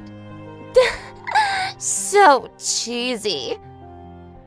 The 2 sisters were beautiful, but Psyche was certainly the most beautiful, so beautiful that she attracted everyone's eyes, making her sisters jealous. People from faraway kingdoms traveled long distances just to gaze at the famous princess. Behold, the most beautiful creature who ever set foot on earth! Psyche was worshipped as a true deity, and the tributes previously paid to Aphrodite, the goddess of beauty, were now addressed to the young and beautiful princess. The offended goddess, caught in anger, watched the parade that followed the princess, while her temple was empty. Aphrodite gathered her son, Eros, the god of love and passion. Dear son, this mortal who thinks she is on the same level as the gods must be punished. Through your arrows, make Psyche fall in love with the hideous creature. As night fell, Eros went to the royal palace and stealthily entered Psyche's room. Psyche was sleeping in her bed. Curiously, Eros approached the princess to see if she was really that beautiful. The god was overwhelmed, as the beauty of Psyche was truly splendid. The fact that my mother is jealous of this mortal being is no coincidence. Her beauty can eclipse the most beautiful among the nymphs and goddess. In an unexpected turn of events, Psyche turned in her sleep, and this movement disoriented Eros, who accidentally wounded himself with his own weapon. The wounded god instantly fell in love with the young and beautiful mortal, and because of his love, Eros failed to accomplish the mission that would have caused harm to Psyche. Psyche carried on her life normally and did not even suspect what had happened. But there was something strange going on. Time passed, and although she was the most beautiful and most beloved, Psyche was still single, while her sisters had several suitors. Psyche, you have always been adored by everyone, but you are still single, while our sister and I are already happily married to the noblest of men. Don't worry, daughter of mine. Your beauty may be overwhelming to some men, but soon a suitor worthy of your heart will appear. But the king was indeed very much worried about his daughter's situation. The king was unaware that the lack of suitors was because Eros refused to awaken the love for Psyche in any man, since he was in love with the girl. He went to the Oracle of Delphi in his quest for answers. Inside, through a Pythoness, the god Apollo pronounced himself. Your daughter will marry a perverse, winged being who is delighted to wound mortals and gods. The princess shall be left on the edge of the abyss in matrimonial attire, where she shall be delivered to this terrible creature who will cause her death. Apollo was referencing Eros, the god of love. The solar god harbored a great resentment for Eros, since he had made the god of music have non-requited loves. The king left the temple in tears, as he was resistant to the idea of losing his favorite daughter. But the envious sisters of Psyche insisted that he was to obey the orientations of the oracle. You must sacrifice Psyche, or you will draw the ire of the gods, and woe to our kingdom! The king then revealed the sorrowful fate of his daughter. My beloved daughter, by the will of the gods, we will deliver you to a terrible fate. Your beauty has become a curse. The princess was led into the abyss by a bridal procession, which resembled a funeral procession. Psyche, hearing her parents' lamentation, did not hold back. Why do they now bemoan my fate? A short while ago they rejoiced, proudly, to see me being adored like a goddess, while they knew the sacrilege that was being perpetuated.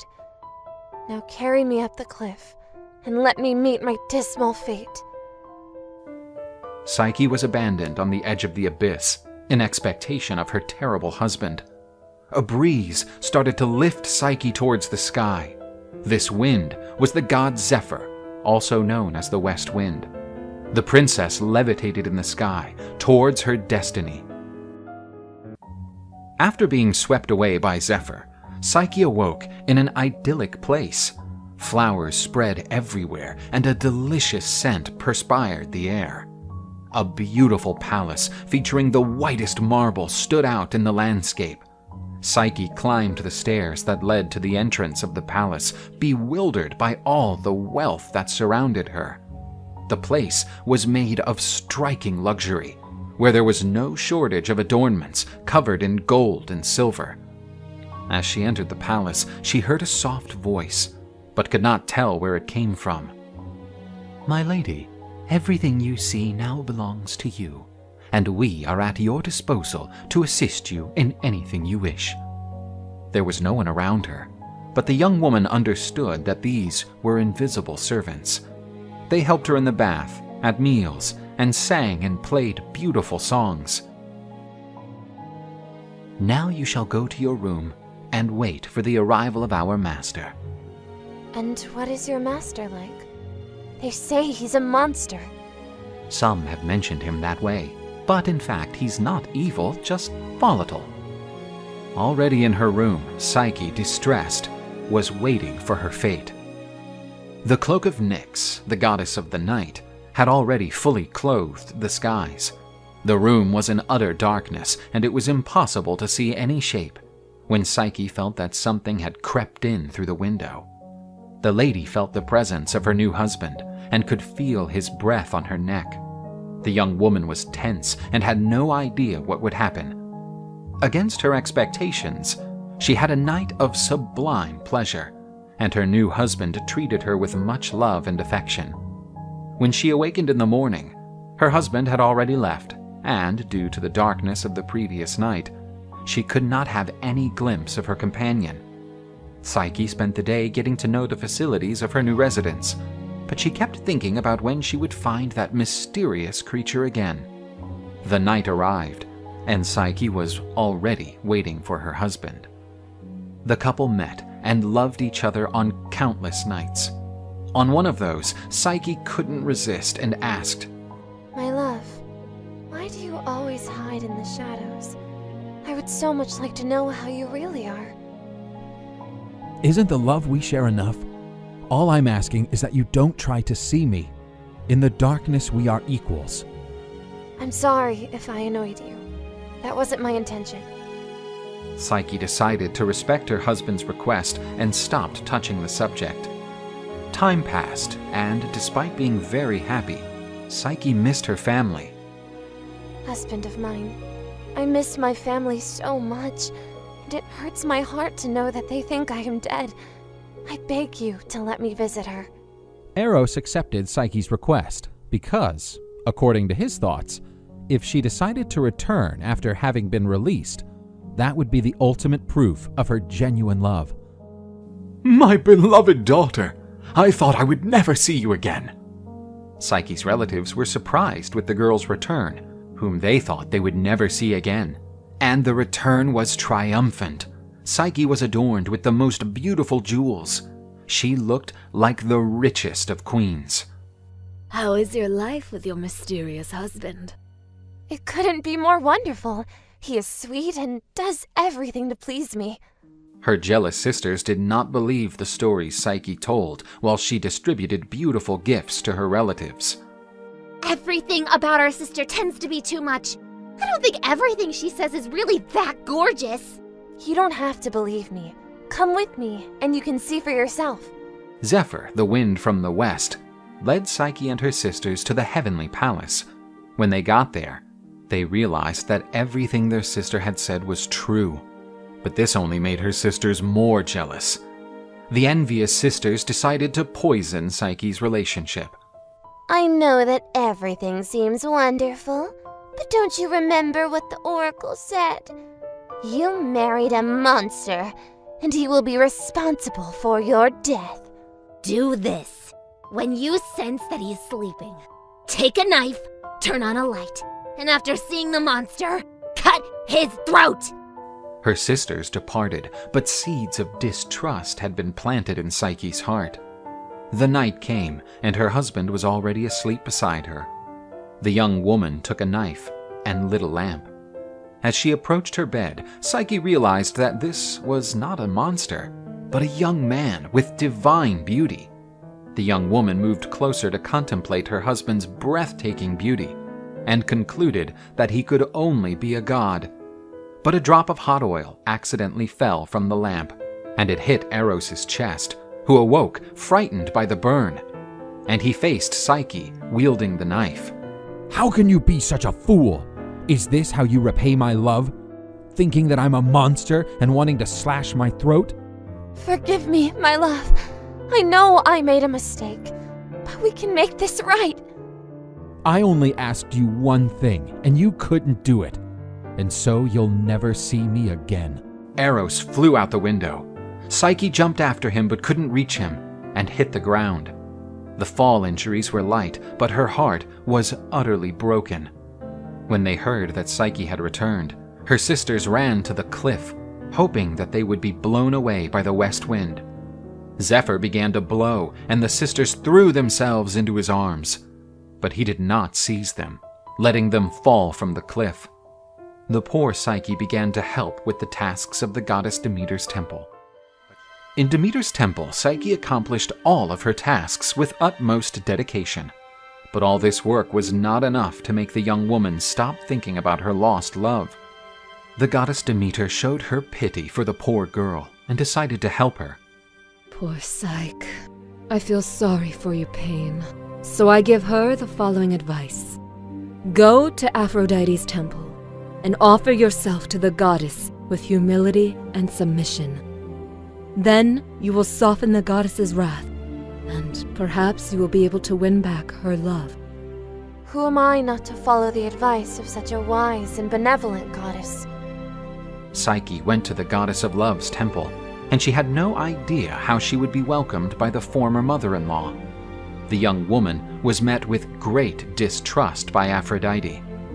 What is the most obnoxious and disloyal of creatures who have walked on this earth doing in my temple? I humbly throw myself down before the goddess of love and put myself at her service in search of forgiveness. Do you believe that you will be forgiven easily by me, after robbing my honors and hurting my son?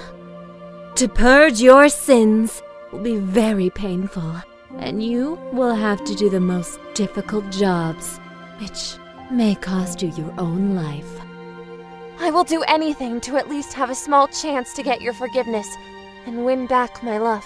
Aphrodite chose to burden Psyche with painful tasks. As a first assignment, Psyche would then have to go to the grain barn and separate the different varieties, which were thoroughly mixed. The difficulty of such a task would have overwhelmed even Hercules. The god Eros, who secretly observed everything, made ants help Psyche in her task. This way, the young woman accomplished her work in record time. Aphrodite was angered to see the work accomplished so quickly. I don't know how you managed to accomplish this task so easily, but the next one won't be so straightforward. Psyche was supposed to bring Aphrodite a good handful of golden wool from dangerous sheep. These were no ordinary animals, since, besides having the golden wool, they were also enthusiasts of human flesh. The sheep passed through a narrow trail between thorny plants, and part of their wool ended up sticking to the thorns. Psyche collected the wool that was left between the thorns and presented the golden threads to the goddess. Well done, but do not think it's over. The goddess of beauty then demanded that the young woman bring her a jug of water from the source of the Styx River, which is located on top of a mountain.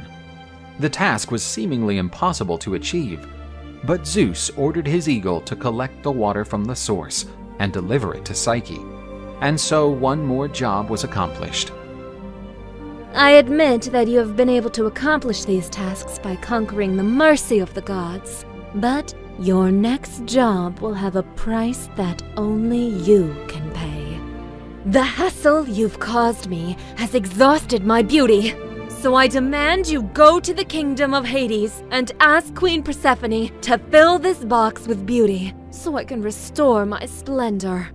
And then you shall have my forgiveness and blessing to reunite with my son again. Psyche knew now that her end was near, and she knew of no other way to enter the underworld than to take her own life. The young woman was ready to jump from the top of a tower when she heard a voice like a ghost. There's another way. I'll tell you the route, and how you can overcome the obstacles known as Charon the ferryman and Cerberus, the three-headed dog. But when you come back, don't ever open the box in any situation.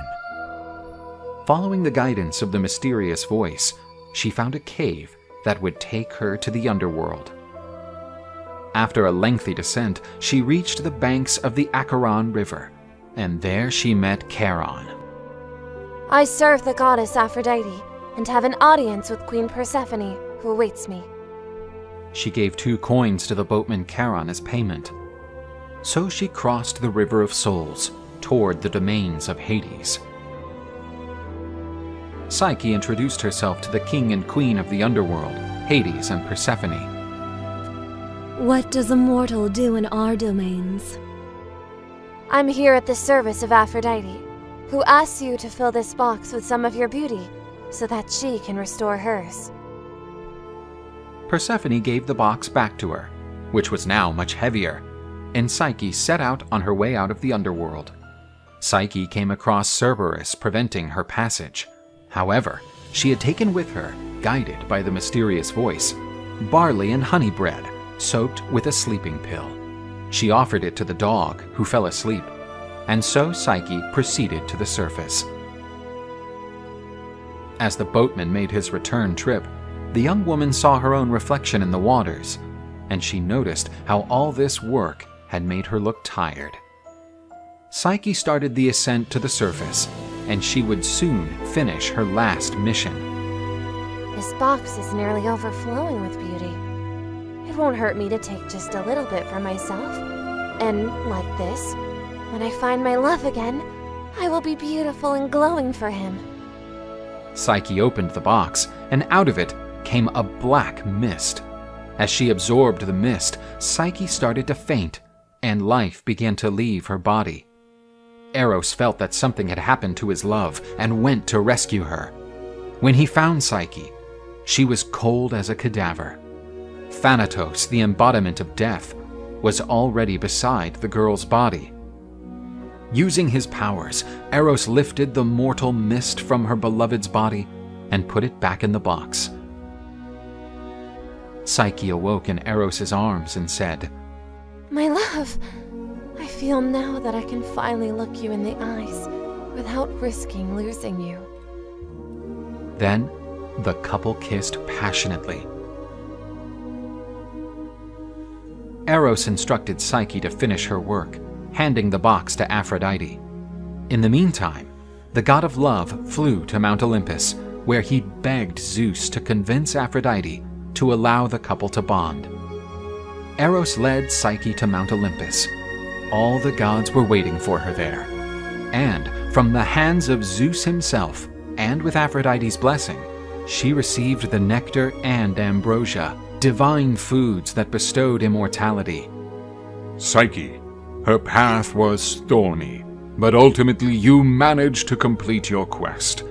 Now you are immortal and free from the obstacles created by men's ignorance. And the bond that binds you and your husband will never be breached, and this love will persist for all eternity. From the union of Eros and Psyche was born Hedon, the deity of pleasure, and the love of the couple lasted forever.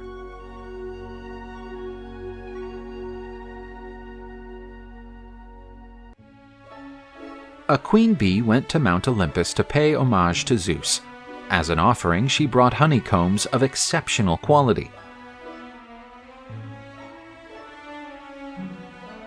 Zeus was pleased with the bee for that fantastic offering, and said he would grant her one wish.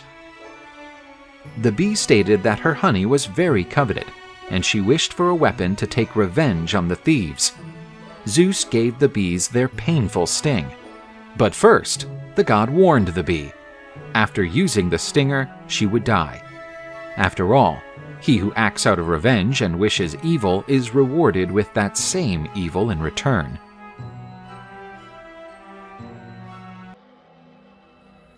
Lamia is a chimeric creature from Greek mythology.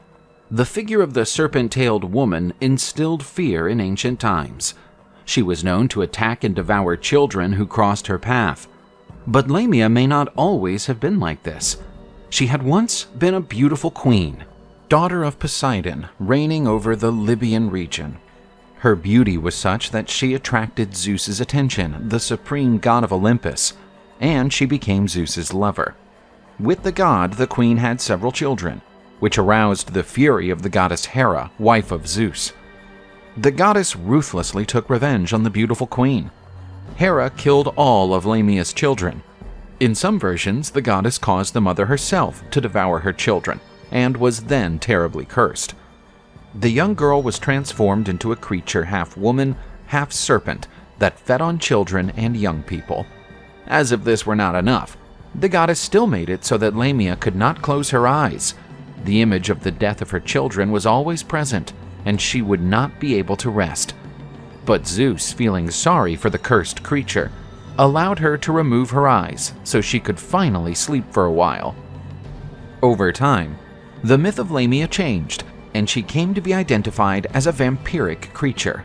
Through seduction, Lamia would lure young men to her bed to feed on their blood.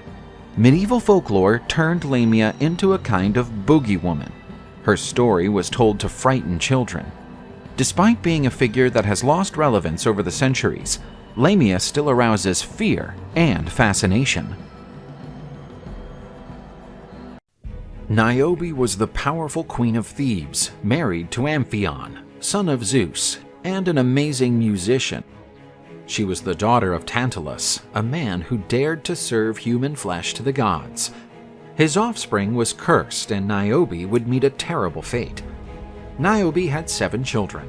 They were so strong, athletic, and beautiful that they looked like the children of Aries and Aphrodite. The queen also had 7 beautiful daughters, who delighted those who looked at them, resembling true nymphs. Niobe was enormously proud of her children. This immoderate feeling was the reason for her ruin. One day, a priestess from Apollo's temple asked the people to participate in a sacrificial ceremony to honor the goddess Leda, mothers of the gods Apollo and Artemis. The proud queen did the unthinkable. She interrupted the priestess and said that, if the goal was to worship and honor someone, then she should be the focus, and not the goddess Leto. She boasted that she was queen of one of Greece's most important kingdoms. On the contrary, Leto was a wandering deity, who only found shelter on the island of Delos thanks to the mercy of the gods. While Leto had only 2 children, Apollo and Artemis, the queen had given birth to 14. All so splendid that, according to Niobe, they could live on Olympus among the gods. She told them to forget about Leto and focus all their tributes on the Queen of Thebes. Far away from there, Leto was consoled by Artemis after suffering the enormous humiliation, but her children would not allow such an outrage against the gods to go unpunished. Apollo and Artemis's revenge would be relentless. Using his divine bow, Apollo initiated the payback. With terrible arrows, he went about slaughtering Niobe's male children. All 7 sons of the Queen of Thebes fell after being struck by the shining god's arrows. Niobe was horrified to see all her sons dead and fallen at her feet. But this punishment was not enough to make the queen understand that a mortal cannot compare herself to the gods. Niobe, even after losing her 7 male children, said that she was still superior to Leto, for she had 7 magnificent daughters, while the goddess had only 1. So Artemis carried out the god's vengeance on the insolent mortal. With sharp blows, she slaughtered Niobe's 7 daughters. The proud queen lost the 14 children of whom she was so proud. Her arrogance brought her on par with the gods. It was said that Niobe was turned into a rock, and that even in this mineral form, the queen continued to shed tears down the stone. Momus is the personification of satire in Greek mythology, and was also the son of Nyx. He was known for his sharp tongue, uttering the harshest critiques and mockery. One day, Momus was invited to judge the works of the gods. Poseidon had created the bull, and Momus told him that he was a fool for not putting the horns below its eyes. This would have allowed the animal to see where its horns were pointing. Athena had created the first house, and Momus criticized it, saying that if it had wheels, it could be taken anywhere along with its owner. He also criticized Hephaestus for creating Pandora without a visible heart so that men could understand her feelings. He also commented on Zeus's infidelity to Hera, as he seduced goddesses and mortals. Zeus expelled him from Olympus, because he who has no talents only knows how to criticize what others do. The ancient Greek fable recounts that a cat eventually became deeply in love with its owner. The cat wanted nothing more than to be made into a real woman.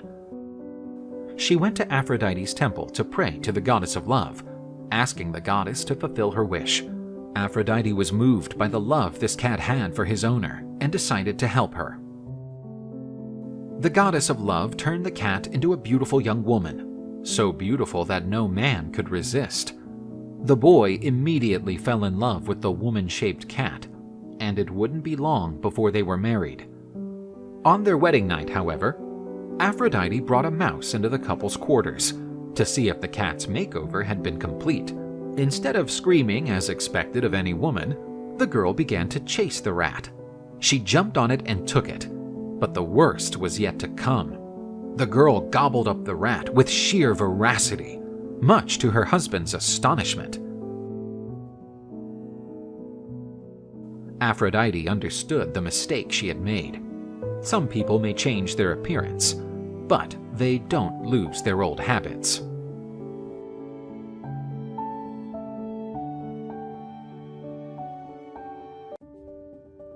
Castor and Pollux were twin brothers. They were the sons of Leda, queen of Sparta, who had been visited by a swan-shaped Zeus. She gave birth to both brothers. Pollux was the son of Zeus and was born immortal. Castor was the son of King Tyndareus of Sparta. Castor became an accomplished horse driver, while his brother was an outstanding boxer. The twins were inseparable and took part in many adventures. The most famous include the hunt of the Caledonian boar, the rescue of Helen from Theseus's hands, and they were also Argonauts. It was there that they became friends with the brothers Lynceus and Idas, two famous heroes of that time. But these pairs of brothers became rivals due to an unresolved dispute. The animosities between them increased when Castor and Pollux kidnapped the rivals' sisters. Castor ended up mortally wounded by Idas, who was trying to rescue his sisters. He agonized in Pollux's arms, who was heartbroken to realize that his brother's life was fading away. Pollux pleaded with his divine father for help, and Zeus went to meet him. He asked the supreme god to bring his beloved brother back to life, but Zeus said that was impossible. Castor was a mere mortal, and his spirit belonged to Hades.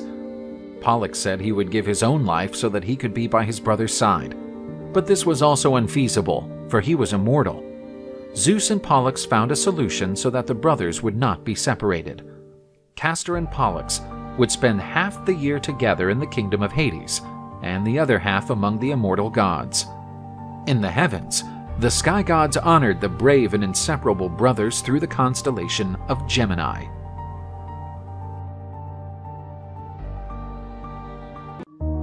In ancient Greece, there was a half-man, half-fish sea creature with green hair. His name was Glaucus. He had once been a mortal man, but was transformed into a marine deity after eating a magical herb. Once, Glaucus spotted a gorgeous nymph dipping her feet in the seawater. She was known as Scylla, and he fell in love immediately. When Glaucus tried to approach her to declare his love, the nymph ran away, frightened at the sight of such a different being. The next day, Glaucus returned to that beach. There was Scylla on the rocks, at a safe distance. He could then introduce himself and declare his intentions. Even though she was no longer afraid of Glaucus, she rejected him. Hopelessly in love, Glaucus became desperate at the pain of rejection. In that distressed state, he went to the island of the sorceress Circe, for he knew she had the power to help him conquer the nymph's heart. But Circe, who had never seen such an exotic being, was fascinated by Glaucus and tried to convince him to forget the nymph and devote himself to the sorceress. Glaucus, however, had no room in his heart for Circe's love. He rejected her and said that his love belonged to Scylla. Even though she was extremely angry at being snubbed, Circe made a magic potion for Glaucus to offer to Scylla. With this, he would be granted all the love he deserved. Glaucus gave the potion to Scylla as a gesture of friendship, and the nymph drank it all, for it tasted delicious. Scylla went through a horrifying metamorphosis. Her arms started to turn into tentacles, much to Glaucus's abhorrence. The poor nymph was morphed into a hideous gargantuan monster with multiple heads, feet, and tentacles. No love could withstand the creature's hideous appearance, and all of Glaucus's passion turned to disgust. Scylla took refuge on the rocks of the Strait of Messina, in a cave near the fearsome Charybdis, a deep sea monster that swallowed up vast volumes of water in a huge whirlpool that sucked in everything around it. Scylla and Charybdis became one of the gravest dangers for all navigators. Legendary heroes such as Odysseus, Jason, and Aeneas encountered these terrible creatures and almost lost their lives. In ancient Greece, the myth of Scylla and Glaucus became a warning of the dangers of unrequited love, where the rejected person can take desperate or vengeful actions against innocent people.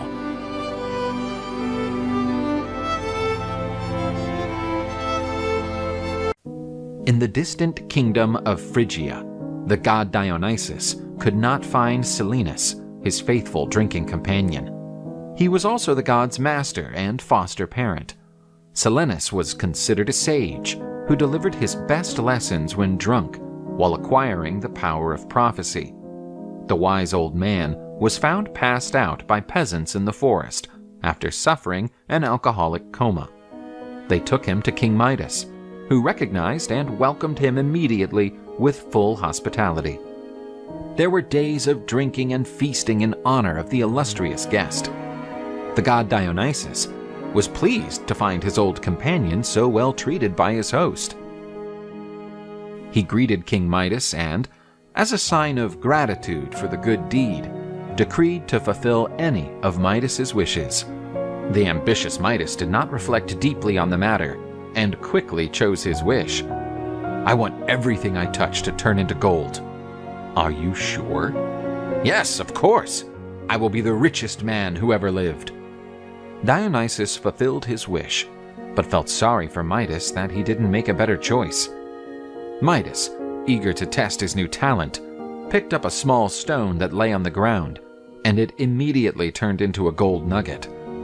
Euphoric, Midas touched several things, and all of them immediately displayed the golden color of gold. Midas suddenly felt hungry and decided to eat an apple. As he touched the fruit, it turned into a copy of the golden palms in the gardens of the Hesperides. The shrewd Midas tried a new approach. He took a fork, which soon turned golden, and stuck it into a piece of bread. The king brought the fork to his mouth, and as he tried to bite into it, he felt his tooth crack, as the bread had also turned gold. The king realized that what he thought was a gift was now a curse. Midas felt that his end was inevitable, since he would quickly die without food, and he collapsed in tears on the dining table. The king's daughter arrived at the palace and saw her father weeping on the table. Attempting to console him, she touched her father's hand. Midas looked in horror at his daughter, who had turned into a statue of gold. In desperation, he knelt and asked the god Dionysus to remove that nefarious power. The god took pity on Midas, as he had no intention of harming Midas and his daughter. Dionysus asked the king to plunge into the waters of the river Pactolus, and, already in the water, to ask that the power of his touch be removed. Midas bathed in the waters, and the riverbed became covered with a golden sand, and the scales of the fish also began to glitter like gold. The king was finally free of the curse. Everything he touched returned to normal, including his daughter. After this trauma, Midas repudiated all wealth and left in the company of Pan to live simply and humbly in the fields and forests.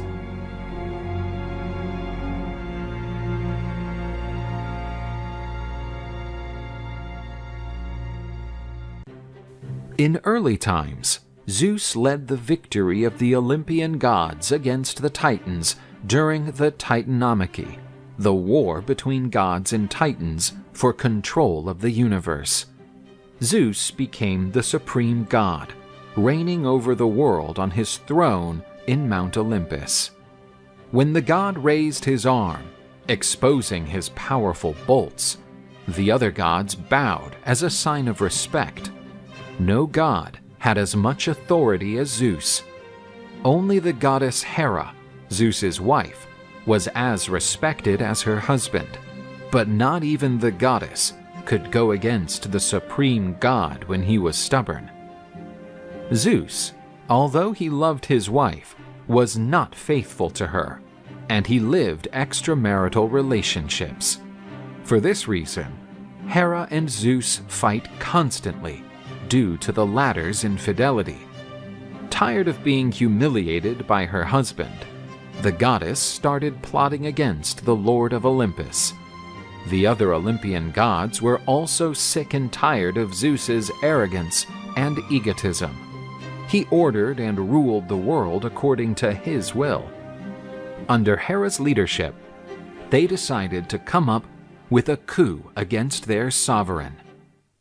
The gods entered the room where Zeus slept in a glorious crib. Poseidon and Apollo grabbed the god's arms and chained him to his bed, making use of powerful gold chains made by Hephaestus. By the time Zeus noticed what was happening, he was already immobilized. Consumed by anger, the god uttered the most terrible threats. But the other gods paid no mind to him. They were more interested in who would occupy the supreme throne. The goddess Hera, queen of Olympus and leader of the uprising, considered herself to be the obvious choice to occupy her husband's throne. But the throne had other suitors. Athena thought herself the most knowledgeable and dignified.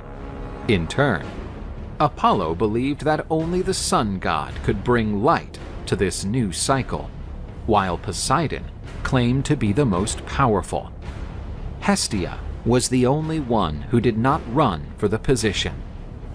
Thetis, the daughter of Nereus, predicted that a civil war was about to take place at Olympus.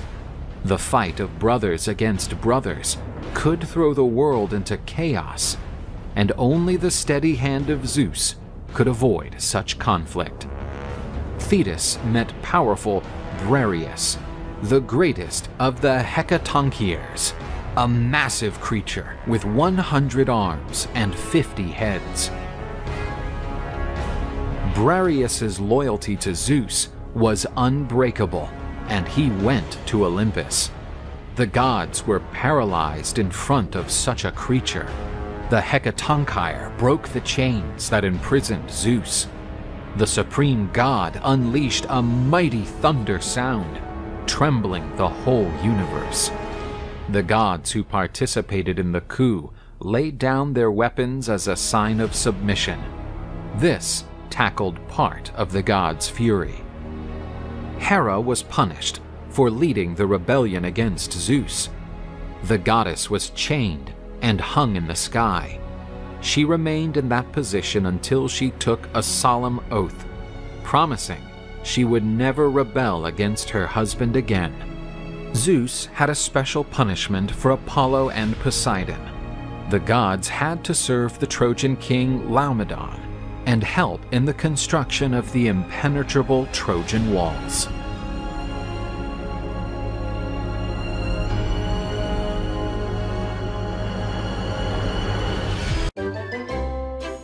Pan, the god of the woods, was always a deity despised by his peers. However, after inventing the syringe flute, his musical talent blossomed, and the god was followed and respected wherever he went. Pan used to wander through the woods and meadows with his new friend, King Midas. The latter was known for his ability to turn everything he touched into gold. But this talent became a curse. After his golden touch was removed by Dionysus, Midas repudiated the vile metal and lived modestly in the forests. It was there that he met Pan, and the two became great friends. The ego of the god of the woods began to grow due to the praise of those who listened to his songs. Pan began to believe that he was the greatest musician ever, and started to boast about it. But in the audience, a nymph said that the god Apollo could very well be the greatest of all musicians. Even Apollo's lyre is obscured before the magnificent sound of my flute. Since he is so good, why doesn't he challenge me to a musical duel? My friend, it's not smart to challenge Apollo. He is the god of music. Whose side are you on? You know we are friends, and I will always support you. Pan's challenge reached Apollo's ears, who quickly accepted it and left for the place marked for the clash. So, are you the one who has been saying that you can defeat the god of music in a dispute? The god of music, the god of the sun, the god of prophecy. You have accumulated many roles, but today I will relieve you of one. Ah, you couldn't even beat Orpheus, my mortal son, let alone the great Apollo. The gods, nymphs, and other forest creatures gathered to listen to the greatest musical contest ever. Pan took up his flute and began the concert. His skill was remarkable. The melody thrilled all listeners. The god of the woods finished his music and was cheered. He would hardly be defeated. But the god Apollo was undeterred. After tuning his lyre, he prepared to play his music.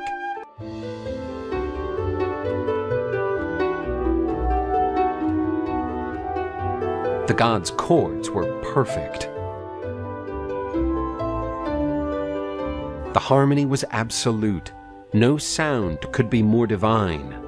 The audience shouted "Bravo!" The nymph's eyes dripped tears of emotion. Victory seemed evident. The men pointed to Apollo as the winner. The nymphs and the fauns, although they liked both, also chose the sun god. Midas would have to give his verdict. He looked at his friend, who was dejected at the impending defeat. Today Apollo moved everyone with his music, but Pan's flute was no less than perfect. I declare Pan superior. Midas knew that Apollo had already won the contest, and decided to give his friend a consolation vote. But he didn't expect the reaction of the god Apollo, who wanted to humiliate Pan with a unanimous victory. The god approached Midas and said, "You seem to have an interest in music, but I believe those ears of yours are not useful to you. But I can fix that." Apollo used his powers to punish Midas. "There you go. With these new ears, everyone will recognize what a great music critic you are."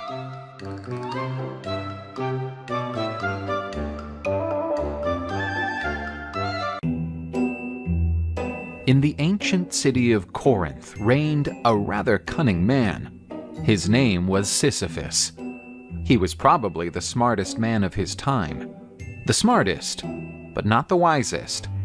Sisyphus was a direct descendant of Prometheus. This deity had the boldness to stick his nose into the matters of Zeus and paid a high price for the intromission. And, much like his ancestor, Sisyphus decided to interfere in the gods' affairs. He witnessed the kidnapping of the young and beautiful Aegina by the eagle-shaped Zeus, and he realized he could take advantage of it. Although he was king of a glorious city, this metropolis struggled with a shortage of drinking water. Young Aegina was the daughter of Aesopus, a river god, who was deeply saddened by the disappearance of his daughter. Sisyphus went to Aesopus and declared, "I know where your daughter is, but this information comes at a price. In return, I want you to create a spring of water to supply my kingdom." Aesopus accepted Sisyphus's offer and created a spring of the purest mineral water. Sisyphus revealed to him what he knew, and Aesopus went after his daughter. King Sisyphus was pleased. This new spring would be a source of abundance and even more prestige to his city. Zeus, the supreme lord of Olympus, was enraged by Sisyphus's revelation and ordered Thanatos, also known as Death, to find him and take his life. Some time passed before Sisyphus was surprised by seeing Thanatos in his palace, but an idea quickly sprung up in his cunning and mischievous mind. He went to Death and said, "So, it seems my time has come. I did not expect to die so young. However, I am much surprised by your splendor. Indeed, you are such a magnificent deity. You shall know that of the many gods I have known, few carry such a remarkable and elegant figure. And before I leave, I would like to present you with some ornaments that will make your presence even more dazzling. After all, these jewels will no longer be of use to me. Thanatos felt flattered with such a torrential stream of compliments and decided to accept the gifts. Sisyphus put a pair of silver bracelets and a necklace on Thanatos. However, those were shackles and a collar. The Corinthian king did what appeared impossible until that point. He managed to cheat death, and Thanatos became his prisoner. Time passed, and no one died anymore. The kingdom of Hades was no longer receiving any new subjects. On the banks of the river Acheron, Charon had no more passengers to cross the waters.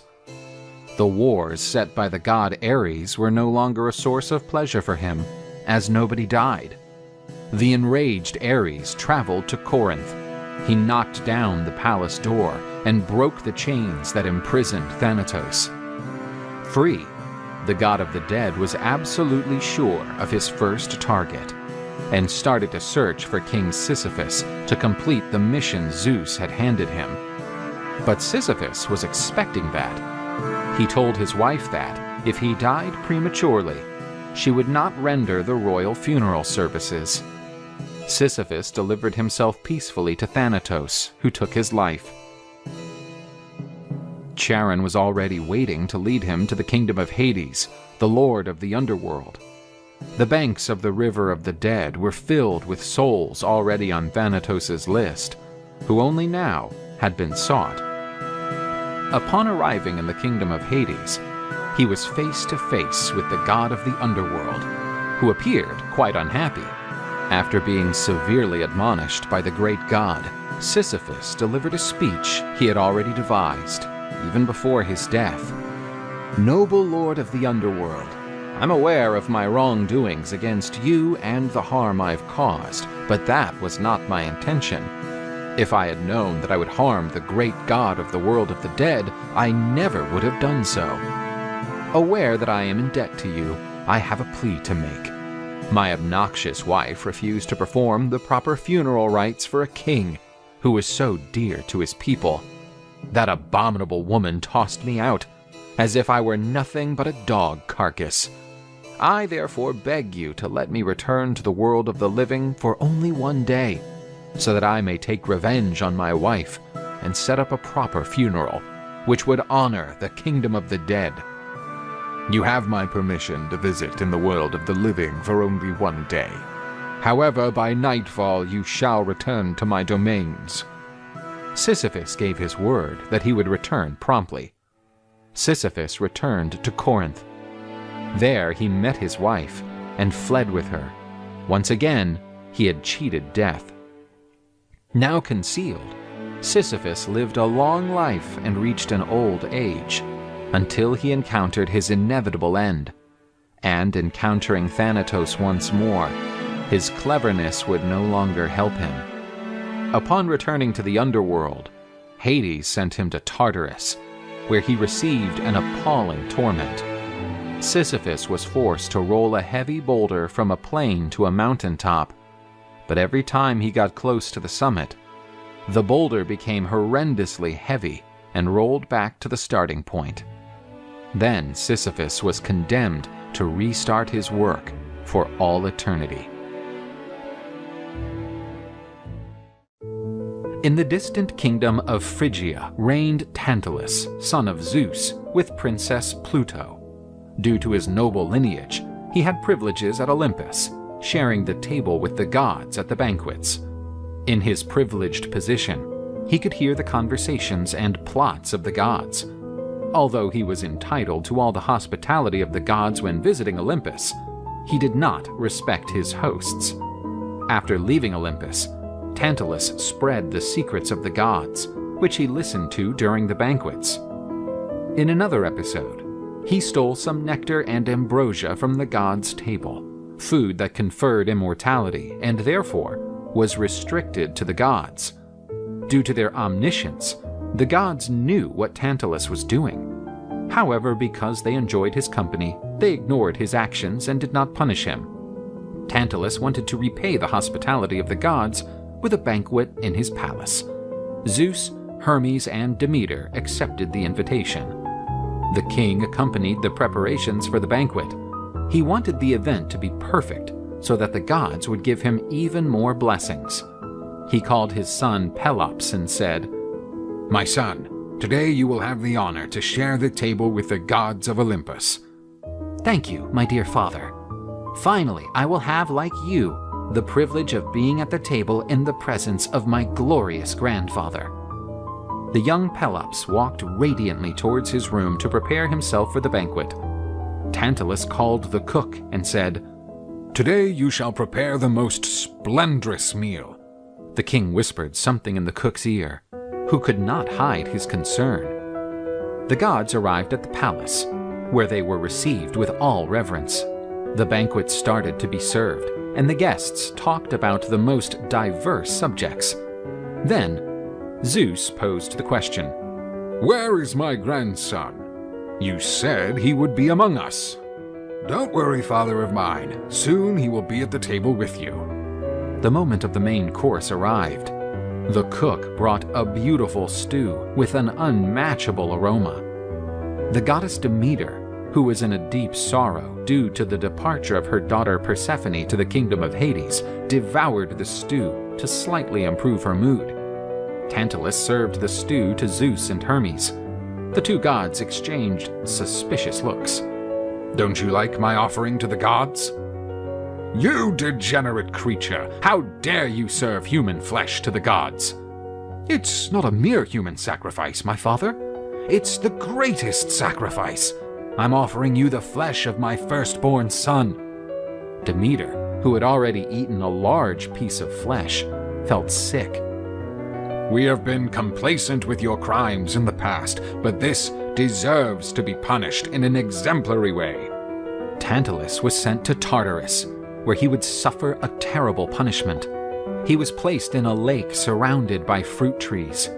The water covered him up to his chin, and the fruits were within reach of his hands. However, Tantalus constantly felt a terrible hunger and thirst. When he drew down to drink water, the lake level also dropped, preventing him from quenching his thirst. When the hunger appeared, he tried to reach the fruits over his head, but the wind pushed the branches and the fruit away. The gods decided to resurrect the innocent Pelops. They made him even more beautiful than before. However, one of his shoulders was missing, the one devoured by the goddess Demeter. Zeus asked Hephaestus to create an ivory shoulder for his grandson. Back to life, Pelops became king of the Peloponnese. Meanwhile, his father suffered eternal punishment in Tartarus, with the objects of his desire so close and at the same time so far away. King Ixion of Thessaly was a nefarious man who ruled his kingdom with an iron fist. In Thessaly, the best horses in Greece were bred, and only the best resided in the king's stud farm. The king fell in love with the beautiful Dia, daughter of Ionius, a nobleman of the region. Ixion promised Ionius that he would give him some of his famous horses in exchange for the hand of the beautiful young woman. However, after marrying Dia, Ixion didn't fulfill his part of the agreement, which outraged the now father-in-law. He decided to take justice into his own hands and stole Ixion's horses. Ixion was furious and came up with a plan to get revenge on his father-in-law. Ionius was invited to a meeting with Ixion in his palace on the pretext of making peace. Ixion received his father-in-law cordially, but the king had a plan against his wife's father. King invited Ionius to visit a new division of his palace. This one had a moat, and when the visitor stretched his neck to see what was inside it, he was pushed by his son-in-law. Ionius fell into the ditch that was full of embers. The guest was consumed by the flames and cried out in pain to Ixion's satisfaction. And, before he was devoured by the flames, Ionius saw his daughter's charred body beside him. But Ixion's sins would not be forgiven. The king was deposed and became a vagabond, being stoned and spat at every place. After years of suffering, Ixion seemed to repent and asked the gods for forgiveness. Zeus took pity on the man who had once been a great king and invited him to visit Olympus. Ixion participated in celestial banquets and fraternized with Olympian deities, but his lack of character emerged again. Ixion fell in love with the goddess Hera, wife of Zeus, his host. He even confessed to the goddess his desire to be carnally united with her. Hera rejected him and told her husband everything. Zeus did not believe that his guest would be capable of such an act. To test Ixion, Zeus molded a cloud with the same outline as the goddess Hera. The goddess-shaped cloud flirted with Ixion. He did not hesitate and united with the false goddess. From this sin against hospitality, bizarre creatures were born, a mixture of man and horse that would become known as centaurs. Zeus expelled Ixion from Olympus. He wasn't more ruthless, as he felt some empathy with Ixion. After all, as we know, the great god also struggled to contain his lust. But Zeus would regret his clemency. Ixion, after returning to the world of men, boasted that he had been with the Queen of Heaven, and that enraged Zeus. The supreme god fulminated Ixion with one of his rays, and his spirit was thrown into the depths of Tartarus. Ixion was put on a burning wheel, bound by serpents. He would spend eternity burning in the spinning wheel. In an ancient Greek city located in the region of Lydia, there was a child who loved to play with the wool threads she found in her father's dyeing shop. Her name was Arachne. Her skills in the arts of weaving and embroidery developed remarkably as she grew. Arachne started to be known as a great artist. Nobles from all over the region ordered her treasured works. Arachne's reputation kept growing. Many visited Arachne's workshop just to see her work. Even the nymphs left their hiding places to contemplate the works of art of the young weaver. This young woman has such a stunning ability. This can only be a gift from Athena, the weaver's patroness. A gift from Athena? How can you attribute all my work's merit to a goddess who never showed up around here? But you must be grateful to Athena. She is the patroness of the weavers. What you attribute as divine talent was not given to me by the gods. I acquired it after several years of study, work, and dedication. The goddess Athena was informed that a young woman claimed to be the greatest weaver ever, surpassing Athena herself. These impetuous youngsters always considered themselves to be invincible, never assessing the consequences of their actions. But, luckily for her, today I'm in a good mood. Athena took the form of an old lady and visited Arachne's shop. Athena acknowledged that the girl's work was incredible indeed. She wanted to guide her in the right direction before the gods. Little girl! Indeed, you were born with such a remarkable talent, but due to your youth, I believe it is not wise to want to compare yourself to the gods. Those who have granted you everything and can take it all away as well. I owe Athena nothing. I'm almost sure that my works are more beautiful than hers. If she were that good, she would have the courage to accept my challenge. You senseless girl! How dare you challenge the gods? Athena revealed her identity, and the nymphs bowed to the goddess. But the daring weaver faced her standing with an inflexible stare. Do you really think you can compare yourself to Zeus's daughter and the patroness of weavers? Athena and Arachne began an unlikely clash, where a youngster who was little more than a little girl challenged one of the most renowned deities. The girl and the goddess spared no efforts to do the best they could. Athena wove a scene depicting her glorious victory over Poseidon in the race for Athens. Indeed, it was truly an impressive piece. When Athena saw Arachne's work, she was amazed. It was magnificent. While you gods promote yourselves by showing off your achievements, I prefer to show off the other side of the great deities. Arachne produced a work in which Zeus disguised himself as a bull to deceive the poor Princess Europa. Athena was enraged and tore Arachne's work, but the biggest reason for her anger was not because of the offense against the gods, but because Arachne's work was just perfect and unblemished. You mortals are all the same. Whenever you are given exceptional talents, you are consumed by pride, arrogance, and vanity, thinking you are on the same level as the gods. The goddess punished Arachne, and the young woman was turned into a hideous, 8-legged creature. But the goddess didn't expect that, by being 8-legged, she would start weaving even better. And when the goddess saw the last of the weaver's work, she said, "Damn her. She really is good."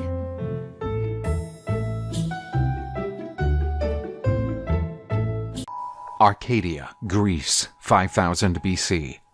Lycaon was one of the first kings of Arcadia, a region that in the distant past had been one of the most splendid places that ever existed. During the golden age of men, the abundant wealth that sprang from these lands brought happiness and peace. But the selfishness and greed of men put an end to this utopian kingdom. King Lycaon, who one day was a crude and heartless man, seemed determined to recover the prosperity of the golden years of Arcadia, and he became adored by his people.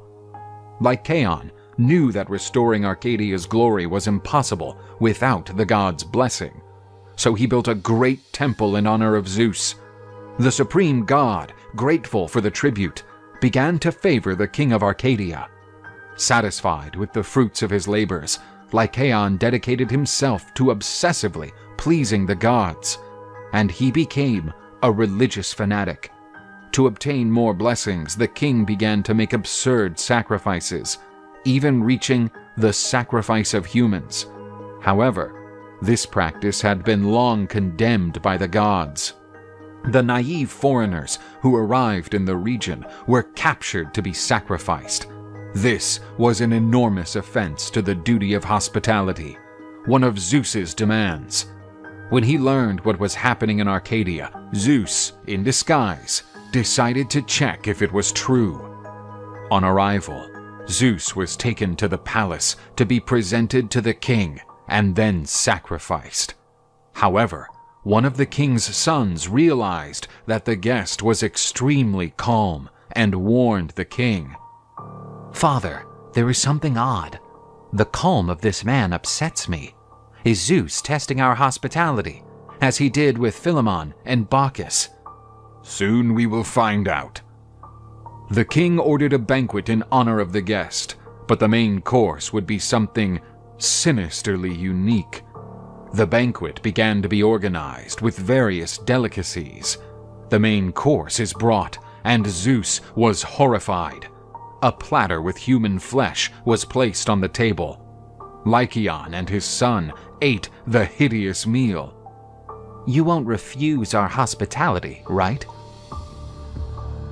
"Damned fanatics, you have misrepresented the cult of the gods in a heinous way, and you will pay the price of this sacrilege." Lycaon's teeth began to turn into fangs, and his skin covered with hair. Zeus transformed Lycaon and his descendants into half-man and half-wolf creatures. The beasts began to roam the fields, feeding on the cattle and terrorizing the people who lived in the region. And during the full moon nights, it was possible to hear the laments of the king, transformed into the creature we know today as a werewolf. '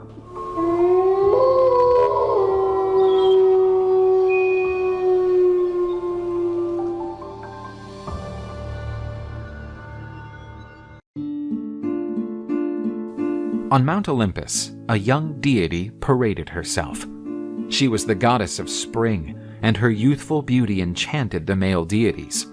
Her name was Cora, but she would become better known as Persephone. Demeter, her mother, was overprotective and shielded the young girl from the Olympic gods. She wanted her daughter to maintain her purity and virginity, as did the goddesses Athena, Artemis, and Hestia. So the goddess of agriculture kept Aphrodite and her son Eros away from her daughter.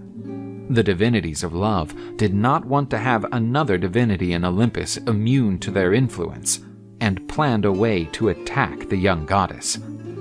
Far from Olympus, in the depths of the earth, there was another god who lived free from the influence of the gods of love. His name was Hades, the lord of the underworld. The endless tasks of managing his kingdom allowed Hades to think of nothing else but his work. But a great tremor disturbed the kingdom of Hades, which rose to the surface to see what was happening. The Etna volcano was erupting, a sign that Typhon, the monster imprisoned by Zeus, was especially unhappy. That's when the god heard a sweet voice coming from a nearby forest. In the woods, Persephone sang without realizing that anyone was watching her. Aphrodite and Eros noticed Hades' interest in Persephone and wanted to take the opportunity. The god of passion and love fulminated the heart of the god with one of his golden arrows, which instilled desire and passion in the hearts of men and gods. Consumed by passion, Hades approached the spring goddess, who did not feel his approach. Hades tried to flirt with the young woman, but she resisted. Impetuously, Hades grabbed his beloved, and the earth opened so that he could return to his domain. With the goddess in his arms, the god of the dead descended through a tunnel into his kingdom. Persephone was very agitated and was locked in a room of Hades' palace until she became calmer. Hades declared his love for Persephone, who, although she felt attracted by the god, was still trying to push him away. Demeter started to get distressed because she didn't know where her daughter was, so she wandered the world in search of Persephone. After much searching, she found one of the nymphs who used to accompany her daughter. She told her how Hades kidnapped the girl, taking her to the underworld when the earth opened. Demeter was furious and would not forgive Gaia, the goddess of the earth, who had been an accomplice to her daughter's abduction when she opened up. As goddess of agriculture, Demeter was responsible for soil fertility. To punish Gaia, she decided to make the land infertile. The goddess cried because she missed her daughter, and, due to the great sadness she felt, she started to neglect her tasks. Zeus started to worry about the situation of the planet, because if Demeter didn't perform her tasks again, chaos would take over the world. The great god tried to convince Demeter to return to her tasks, but she said that the world would remain infertile until she had her daughter back. Zeus assured that Persephone would be freed from the underworld unless she had fed on some fruit from the underworld. At Zeus's request, Hermes guided Demeter to the underworld. After all, he was the conductor of souls, knowing the intricate ways that lead to the kingdom of Hades. The goddess met her daughter at the very moment she was eating pomegranate seeds offered by the lord of the underworld. After eating the fruit, Persephone metamorphosed and became the queen of the underworld. Demeter rebuked her daughter for agreeing to eat the food offered by such an evil being. Persephone said that her husband was not so bad.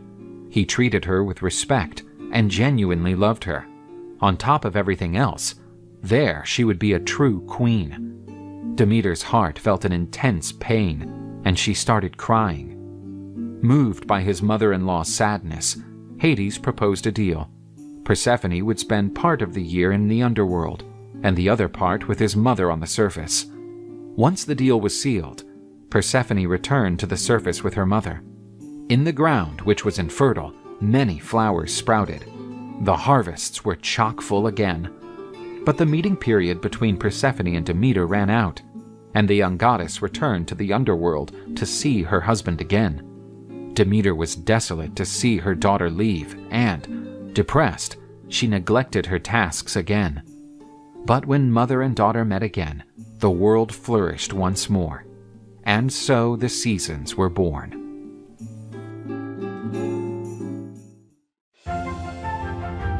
Adonis was a beautiful young hunter. While wandering the woods in search of his prey, the young man was worshipped by the flower nymphs.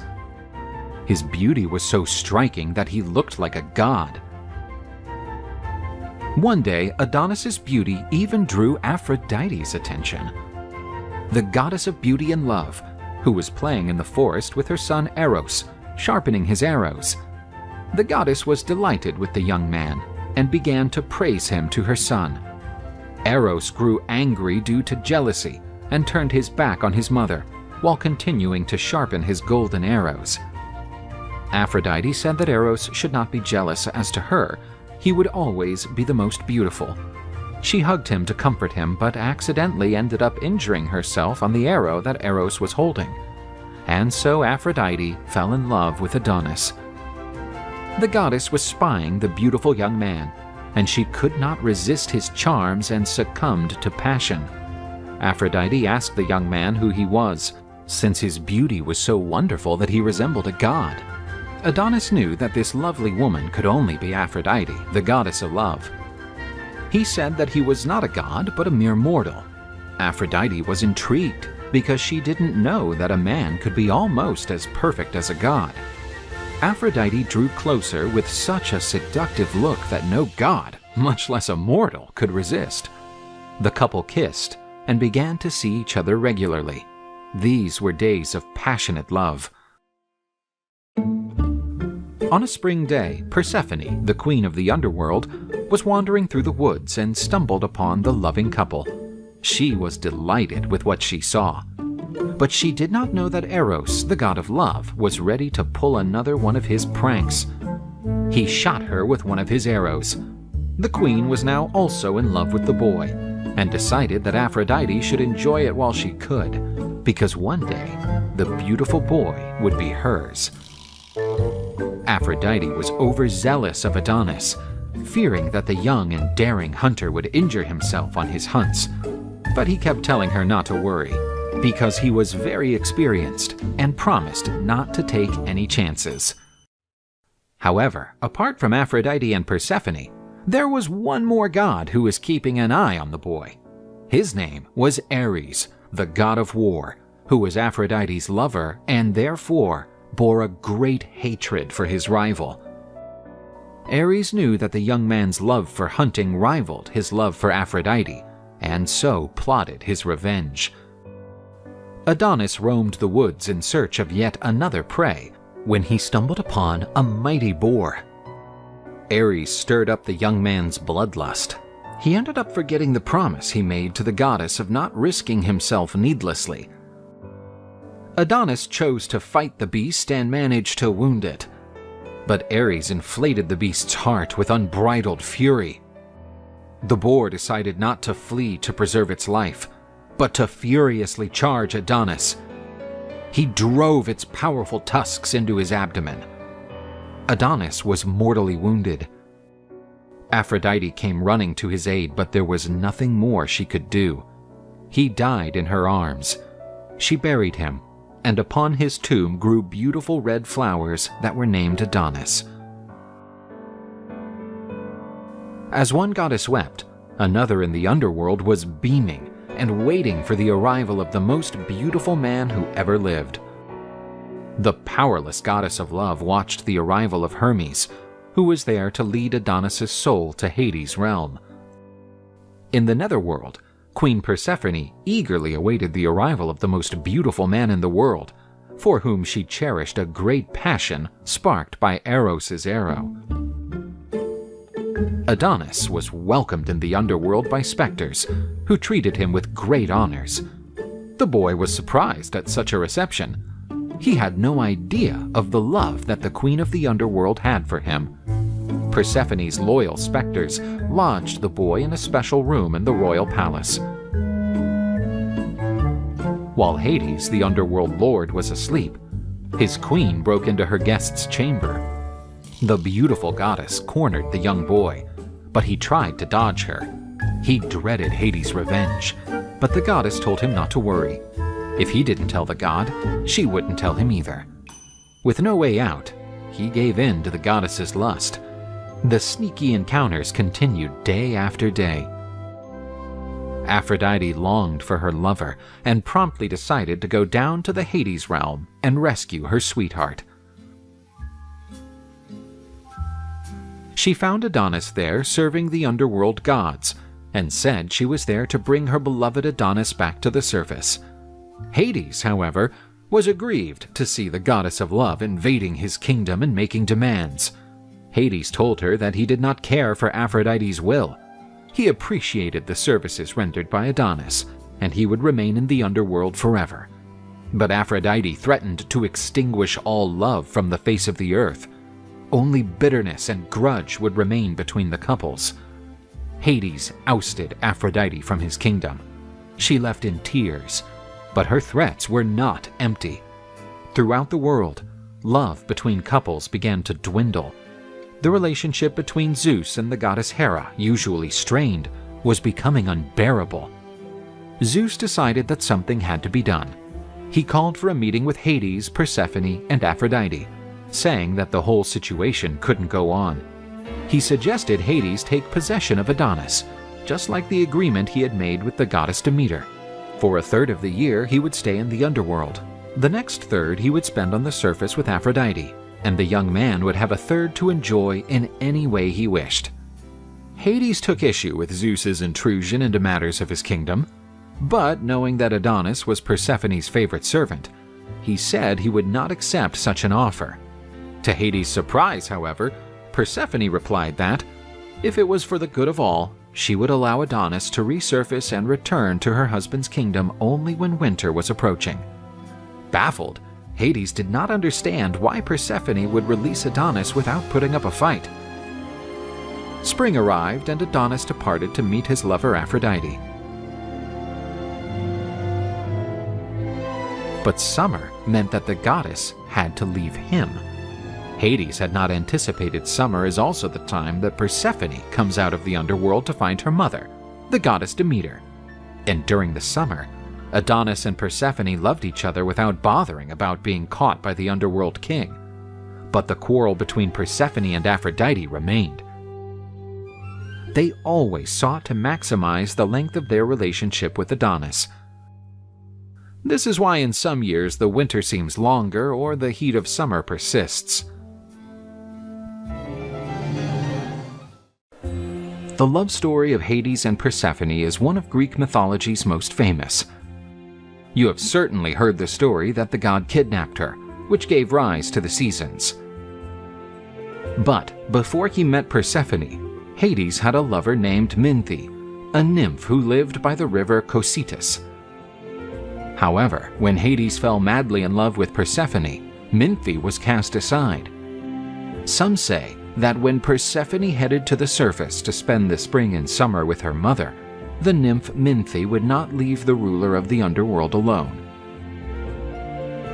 But when Persephone returned, Hades would run straight into her arms, leaving the greenish nymph abandoned.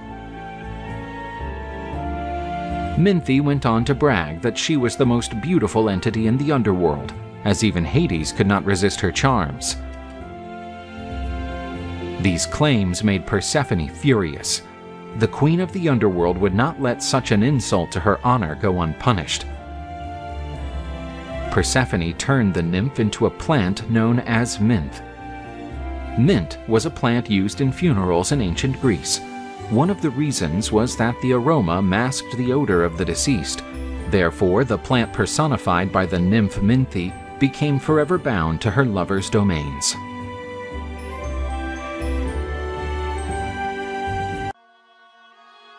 Have you ever heard the story of Zeus's successor? Like so many of the bastard sons of the great Olympian god, he was ruthlessly persecuted by Hera and suffered a tragic fate. Today, you will learn the story of Zagreus and his remarkable tale filled with twists and turns. Known for his numerous love affairs, Zeus turned his lust on the goddess Persephone, daughter of his sister Demeter, the goddess of the harvest and fertility. Having been kidnapped by the underworld ruler Hades, Persephone became his queen. But that would not deter Zeus. To outsmart Hades, he changed into a serpent and mated with Persephone. Zagreus was conceived from this sneaky divine bond.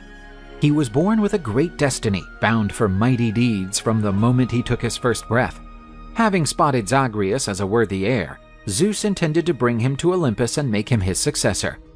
After his birth, Zagreus was entrusted to the care of the Curetes and the Nymphs, divine figureheads who had a key role in protecting and educating the young gods. The Curetes were mythological warriors who danced and pounded their weapons to produce loud noises, protecting the child from Hera's jealous eyes, which harbored a deep resentment toward Zeus's illegitimate children. This sound protection from the Curetes prevented the baby's cries from reaching Hera on Olympus, making it essential to keep Zagreus safe from any threats. For their part, the nymphs played a crucial role in Zagreus's upbringing. They were known for their abilities in different arts and natural knowledge. Zagreus was raised in an educational environment where he learned about nature, music, and dance, as well as being instructed in life and death mysteries. The goddess Athena was a particularly important figure in his upbringing. She was particularly interested in Zagreus and often visited the place where he was being raised. Athena, being the goddess of wisdom and strategic warfare, imparted to Zagreus a profound understanding of strategy, leadership, and the divine mysteries. Although surrounded by love and protection, Zagreus was not completely immune to the machinations of Olympus. His childhood was a time of intense training and protection. He grew up not just as a young god, but as an entity meant for great deeds and challenges. Once Zagreus had reached maturity, Zeus, acknowledging his son's strength and potential, intended to prepare him to take the throne and rule over gods and mortals. This revealed Zeus's trust in his abilities, but it also marked a meaningful change in the Olympian balance of power. But Zeus's decision triggered the envy and fury of Hera, his wife and queen of the gods, known for her jealousy and vindictiveness against Zeus's lovers and illegitimate children. The goddess could not accept the idea that a son of Zeus with another woman, particularly Persephone, could be the next ruler. Hera considered this a threat to her own power and that of her legitimate children. She was also deeply concerned about the potential alliances that Zagreus could form, considering that he had been born from the relationship between Zeus and Persephone, connecting heaven and the underworld. Intent on having his plan fulfilled, Zeus entrusted Zagreus with the thunderbolt, the symbol of his ultimate power, stating his clear desire to make him the next ruler. This ceremonial act designated Zagreus as the chosen one, an honor that came with lofty expectations and responsibilities. Deciding to prevent Zagreus from taking the throne, Hera plotted to destroy the threat he posed. The goddess urged the Titans, ancient deities known for their strength and malice, to attack Zagreus. By offering them power and benefits, Hera managed to persuade them to implement her evil plan. While Zeus dreamt of a bright future for his son, Hera engineered his annihilation. Disguised in white plaster, so as not to be recognized, the Titans used glowing objects to lure Zagreus.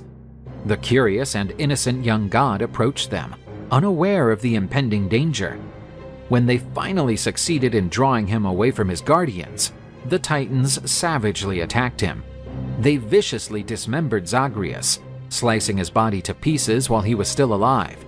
This dismembering was more than mere physical violence. It had a deep symbolic meaning. In Greek mythology, dismemberment stood for the destruction and fragmentation of divine unity, a profanity-laced act against the order established by the Olympian gods. Following the dismemberment, the Titans devoured Zagreus's fragments, assimilating his divine power into themselves. With this ritualistic cannibalism, the Titans attempted to encroach on Zeus's power by destroying his chosen successor. Yet this defilement did not go undetected. The goddess Athena saved Zagreus's heart before the Titans could devour it. She took it to Zeus, who, profoundly shocked and angered by the Titans' betrayal, exacted his almighty revenge. He destroyed them with his thunderbolts, reducing them to cinders. Zagreus's heart was used by Zeus to usher in the young god's rebirth. With this, Zagreus would rise again as Dionysus, bearing with him the promise of renewal and the continuity of divine life. Zagreus was therefore reborn under a new identity. Dionysus inherited Zagreus's divine nature and his magnificent destiny, but now he also bore traits of life and death, joy and madness, wine and feasts. As Dionysus, he became the god of wine, fertility, ecstasy, and theater, carrying with him the promise of renewal and transformation. Zagreus Dionysus came to be worshipped all over ancient Greece, with a particularly strong cult among the Orphic, a religious group that revered death and rebirth as part of an eternal cycle. The Zagreus Dionysus myth was central to the Orphic religion, which stressed spiritual purification and the soul's immortality. Dionysus's followers held celebrations in his honor, such as the Dionysian festivals, with processions, dances, music, and theater. These celebrations expressed Dionysus's dual nature, joy and ecstasy, but also madness and chaos. Orphic customs included initiation rituals that symbolized death and rebirth, echoing Zagreus Dionysus's own experience. Zagreus Dionysus's legacy also spread to Greek philosophy and literature. This myth influenced philosophers such as Plato and poets like Euripides, who further explored the topics of transformation, rebirth, and the redeeming power of suffering. This narrative may have given you unexpectedly different information from what you usually find in other myths. This is because the Orphic myths are significantly different from the Greek ones told by Hesiod and other classical sources. Whereas Hesiod and like-minded poets focus on narratives that place emphasis on the hierarchical nature of the gods and divine genealogies, Orphic myths have a more mystical and esoteric approach, focusing on spiritual purification and the immortality of the soul. Orphic traditions feature death and rebirth themes, typified by the figure of Zagreus Dionysus, and encourage initiation rituals and a cyclical view of life, death, and rebirth. By contrast, Hesiod's works, such as the Theogony, depict a more linear and hierarchical cosmos, where order is established through conflicts between generations of gods. While Hesiod's mythology is focused on the origins and order of the physical universe, the Orphic myths explore the spiritual and transcendental aspects of existence. For this reason, Zagreus Dionysus has a significant role within Orphism, and his myth is still so relevant today. In the region of Argolia, two brothers were fighting over the inheritance left by the late king of Argos. Acrisius won the brotherly contest and became the new king of Argos. His brother, known as Proetus, left for exile. As king, Acrisius didn't produce a male offspring to succeed him, and only conceived the beautiful princess Danae. Unhappy, he went to the oracle, who told him the dreadful news that he would never have a male child. His grandson, soon to be born, would be responsible for his death. After checking in with the oracle, Acrisius fell into paranoia and spotted enemies everywhere. The king did not allow any man to approach his daughter to prevent the terrible prophecy from happening. The monarch's paranoia kept increasing, and he ended up locking his daughter in a tower of his palace. The princess started to struggle with loneliness while jailed in a windowless cell. She desperately prayed to the gods. Zeus, from the heights of Olympus, heard the cry of the beautiful princess Danae. The supreme god was captivated by the feeble mortal creature and decided to visit her. Danae often stood under the skylight in her cell, through which the sunlight came in. Suddenly, a golden drop hit her face. A rain of gold literally fell upon the maiden. This downpour was no one but the supreme god himself, who opted for this unusual method to couple with the young girl. Hit by news of his grandson's birth, King Acrisius was enraged. He suspected that his brother Proetus had impregnated his daughter to claim the throne in the future. The unhinged king decided to punish his daughter's supposed treachery. He put the princess and her baby in an ark and threw them into the sea, hoping that the ocean would put an end to their lives. The ark floated on the waters for days, while Danae awaited for their end. But this was not the fate established by the gods. At Zeus's request, Poseidon led the urn to Serapheus, where Perseus and his mother were rescued by Dictys, a fisherman brother of King Polydectes. The humble fisherman sheltered the new mother and raised Perseus as if he were his son. The boy grew up to be a stunning, strong, and brave man. There was a party in the palace one day. Dictys and his protégés were invited. The king was marveled by Danae, but noticed that she was always shielded by her jealous son. Then came the moment when gifts were offered to the king. The guests brought him jewelry and fine fabrics. Perseus, who was just a fisherman like his raising father, had had nothing of much value to offer. "I'm not rich, therefore I have no jewelry or anything precious as a gift, but I would like to offer you the head of the monstrous Medusa, if that pleases you." The king realized that it was the perfect opportunity to get Perseus away from his mother. "If what you say is true, then go after that lousy creature, and don't come back without bringing its head as a trophy."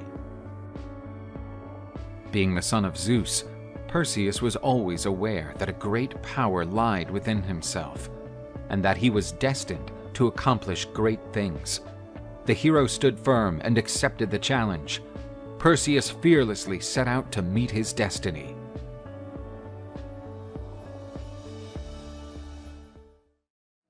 Perseus embarked on an adventure to find and kill the dreadful Gorgon, known as Medusa.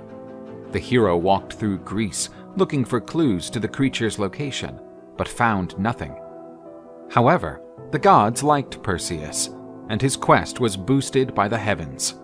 Hermes, the messenger god, gave the young man precious advice.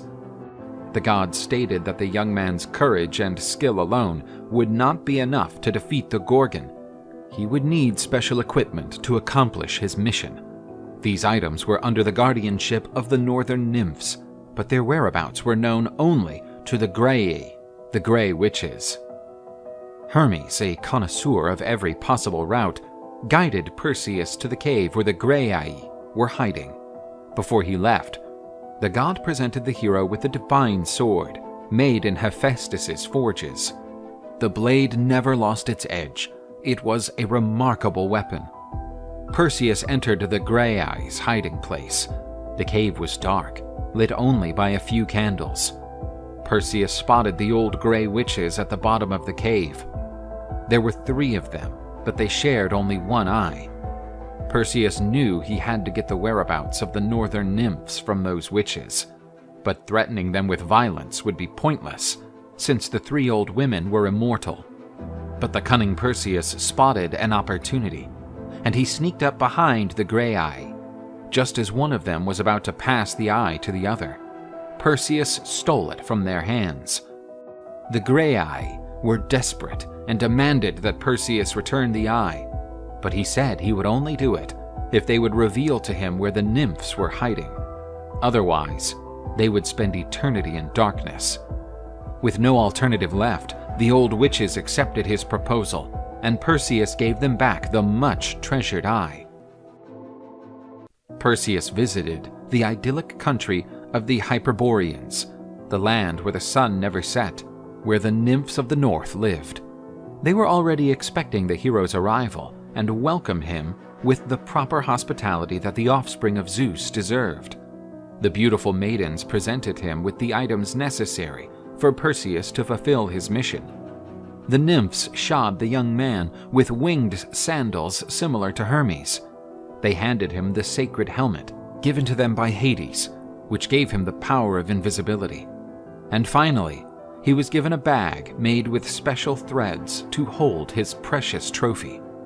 Perseus would also receive the most illustrious visit of all. The splendorous goddess Athena, half-sister of the hero and Zeus's favorite daughter, provided him with a great help. She offered her brother her beautiful shield, the sacred Aegis that had once belonged to Zeus. Now fully equipped, Perseus set out for his encounter with the monster. Upon reaching the creature's hideout, several petrified warriors were at the entrance. Much to Perseus's surprise, 2 other Gorgons were sleeping near the lair's entrance. These were Cethano and Uriel, Medusa's sisters. Perseus made use of Hades' helmet, and he got past the guardians without being seen. Medusa, the dreadful and cursed Gorgon, felt the presence of an invader. She knew something was wrong, but couldn't perceive what. Perseus knew that under no circumstances could he face the creature. Otherwise, he would become another statue for Medusa's long collection. Perseus cautiously moved forward, with his eyes closed. He tried to use as a guide the sound of the snakes hissing in Medusa's hair. But the hero accidentally kicked a rock, and the noise revealed his position. Medusa fired one of her powerful arrows at Perseus and hit his helmet, knocking it off. Perseus was an easy target for Medusa, who fired another arrow. Relying on his amazing reflexes, Perseus blocked it with his shield. That was when he saw his own reflection in the shield's interior, and, as if he had been touched by Athena's wisdom, Perseus conceived a new strategy to fight the monster. He ran and took cover behind the nearest pillar. Using the shield's reflection, he could see the creature getting nearer him from behind. Perseus remained calm and waited until the creature was exactly where he wanted it to be. With a perfect spin, Perseus managed to strike a blow right through Medusa's neck, separating head and body. The creature was dead, and Perseus accomplished a seemingly impossible quest. The hero kept the Gorgon's head in the special bag he had received from the nymphs. But, to the young man's surprise, the blood dripping from the Gorgon's body gave rise to 2 creatures. Chrysaor, the giant with the golden sword, and a beautiful winged horse. They were the offspring of the relationship between Poseidon and Medusa. Making use of his winged sandals, Perseus took off and started his way home. But on his way, he would still have to deal with unexpected events. Perseus defeated the terrible creature known as Medusa and returned home with the monster's head as a trophy. While he was flying over North Africa, he encountered the mighty Titan Atlas. The Titan had been punished by Zeus to hold up the heavenly vault for having opposed the Olympian gods during the Titanomachy, the great war between gods and titans. Perseus stood before Atlas and asked him for shelter in his land. He said he was tired, as he had completed the arduous task of defeating Medusa. Atlas doubted that Perseus was capable of such a feat, so he did not want to give shelter to a liar. Perseus, to prove that he spoke the truth, removed Medusa's head from the bag. The hero displayed his trophy to the Titan. The latter, looking at the Gorgon, began to petrify. He became a huge mountain, whose peak supported the heavens. Perseus left the lands of Atlas behind, and fate would lead him toward an unexpected encounter. Days earlier, at the court of King Cepheus, his proud wife, Queen Cassiopeia, was boasting about her beauty and her beautiful daughter Andromeda. Without any reticence, she claimed that her daughter was more beautiful than the Nereids, the marine deities' daughters of Nereus, the Old Sea. Among the Nereids was Amphitrite, the queen of the oceans and wife of Poseidon, who was offended to learn that a mortal considered herself to be above her. Queen Cassiopeia's unreasonable pride caused her husband's kingdom to be punished by the god of the seas. At his wife's request, Poseidon pushed great waves against that kingdom, which seemed destined for destruction. But an oracle claimed that there was a way to placate the god's fury. To do this, the beautiful princess Andromeda was to be sacrificed. The princess was bound to a rock to be given as an offering to a sea monster known as Cetus. The princess was abandoned to her terrible fate. But, by the intervention of the Ladies of Fate, Perseus crossed the skies of that kingdom at that moment. The monstrous Cetus emerged from the depths to take his tribute, but Perseus was unwilling to allow that to happen.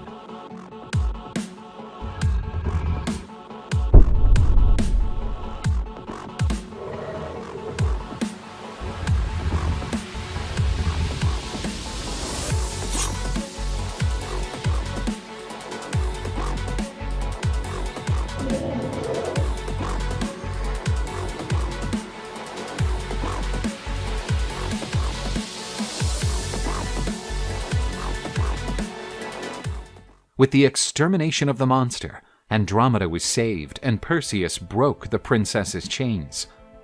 Cepheus and Cassiopeia gave the beautiful princess's hand to the hero.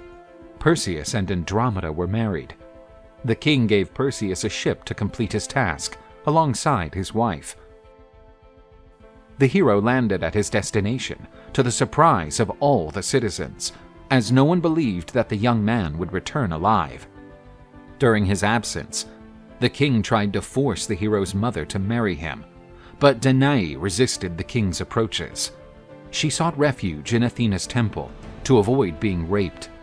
When Perseus heard about this, he was furious and went to the royal palace to settle accounts with the monarch. Polydectes was surrounded by guards, determined to kill Perseus. Perseus fought against the guards but realized that they were too many, and his victory would be impossible.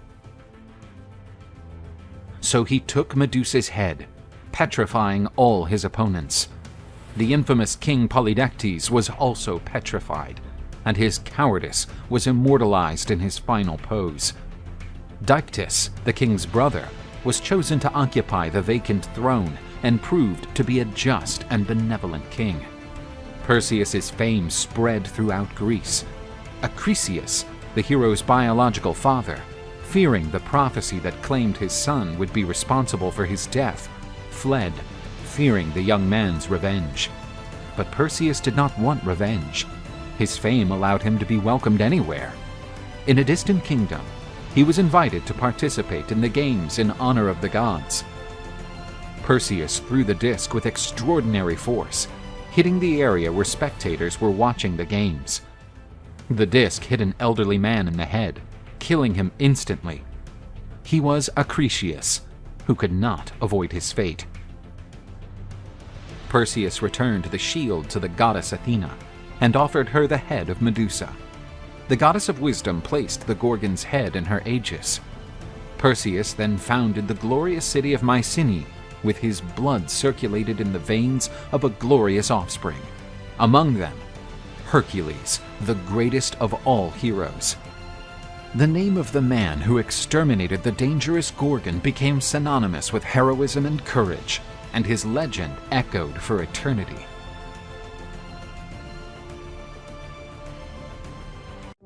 The stories of Greek mythology are full of great heroes, but none faced such difficult challenges as Hercules. His story began when Zeus, the supreme god of Olympus, fell in love again with a beautiful young mortal, Alcmene. She was married to Amphitryon, the king of Tiryns. Amphitryon had left with his army to fight in the city of Thebes, and Zeus took advantage of the king's absence to visit the queen. The god assumed the form of Amphitryon and united with Alcmene, who suspected nothing. Upon returning home from his military campaign, Amphitryon suspected his wife's infidelity and ordered her to be burned at the stake. But Zeus emerged and salvaged Alcmene. He revealed that he was the father of one of the babies the queen was expecting, for Alcmene was also pregnant with the king's child. Amphitryon felt honored to raise the child of the god of gods and forgave his wife. Zeus had great plans for the child. A prophecy said that the first great-grandson of the hero Perseus would be king of the glorious city of Mycenae. Alcmene was the hero's granddaughter, so her child would be entitled to the crown. However, her cousin was also pregnant. The goddess Hera was furious at her husband's infidelity and forced Eileithyia, the goddess of childbirth, to hasten the birth of Eurystheus. Due to the premature birth of his cousin, Hercules lost his right to the crown of the glorious city of Mycenae. After a difficult labor, Hercules and his brother Iphicles were finally given birth. The baby Hercules was vigorous, and there was no doubt as to which of them was the son of the Lord of the universe. Hera's jealousy became uncontrollable. Enraged, she sent 2 poisonous serpents to kill the babies. The serpents slithered into the cradle where Hercules and his brother were sleeping. Alcmene awoke, startled by Iphicles' cry, and found baby Hercules strangling a snake in each hand. Fearing further reprisals from the goddess, Alcmene took her son into the forest and abandoned him on a trail, hoping he would be picked up by someone. However, as fate would have it, 2 goddesses found the abandoned baby. They were Athena and Hera. Not knowing it was Hercules, the goddesses were impressed by the child's vigor. Athena blessed him with superior courage and cunning. Hera offered him her breast and suckled him with divine milk, food that would confer a power superior to almost all other demigods. Hercules sucked on Hera's breast with such force that, due to pain, she pushed the baby away, and a gush of divine milk tinged the heavens, giving birth to the Milky Way. Athena recognized the baby as her brother, and said she would return him to his mother. Hera, realizing the mistake she had made in nursing her rival's child, became even angrier and with an enormous desire for revenge. Upon hearing of Hercules' return to his home, the seer Tiresias said, "Let's celebrate the return of the child who will one day rid the world of all monsters, and by his great deeds secure a place in Olympus alongside his father." Hercules, the mighty son of Zeus, had shown signs of becoming a great hero since his youth, but fate would force him to overcome great challenges. Hercules was the subject of King Eurystheus, who was his cousin. He had only obtained the crown thanks to the goddess Hera, who did not want the bastard son of Zeus to inherit the crown. Hercules obeyed his cousin with frustration, but when the monarch decided to impose his first labors on him, the dismayed hero decided to consult the oracle at Delphi to find out whether he should continue to obey a man he considered inferior.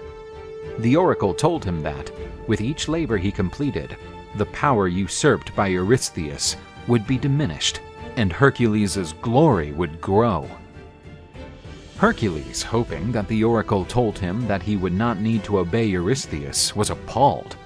Taking advantage of the hero's vulnerability, the goddess Hera planted the seed of madness in his head. Hercules began to see the most terrible creatures and fought great battles with them, but it was all hallucinations.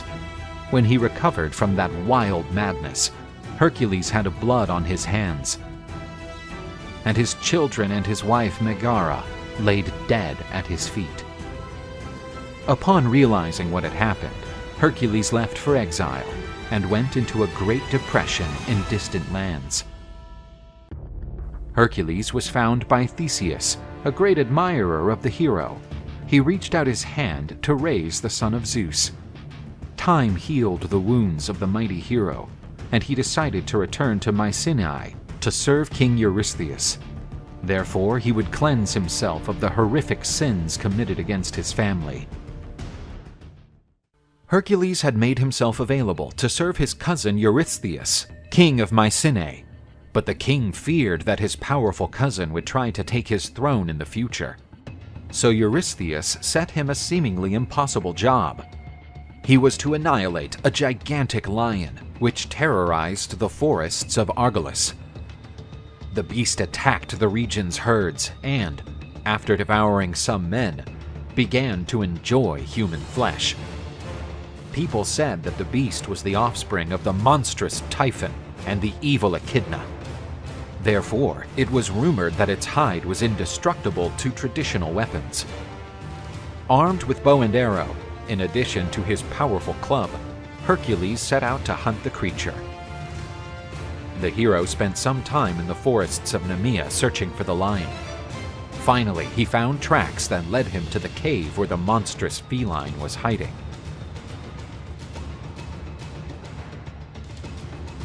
Hercules entered the monster's lair, which was filled with animal bones and human skulls. Deep in the cave, it was possible to hear the great beast's breathing. Hercules found the beast on a rock, and the animal let out a powerful roar that would make anyone tremble. But Hercules was no ordinary man, as the blood of Zeus flowed strongly in his veins. The demigod fired an arrow at the animal's head, but it bounced off the impenetrable hide. Furious, the gigantic lion leaped on Hercules to devour him. Hercules and the lion leapt against each other. The lion showed his powerful claws as the hero raised his club. Hercules struck the creature's head with a devastating blow. Despite the force, the lion resisted unharmed. Realizing that weapons were useless, Hercules and the lion fought hand to hand. The lion drove its claws into his opponent, who suffered the excruciating pain of his wounds.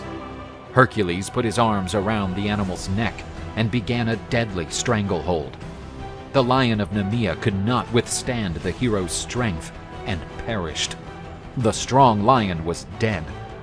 Using the animal's claws, Hercules ripped off its hide and returned to Mycenae.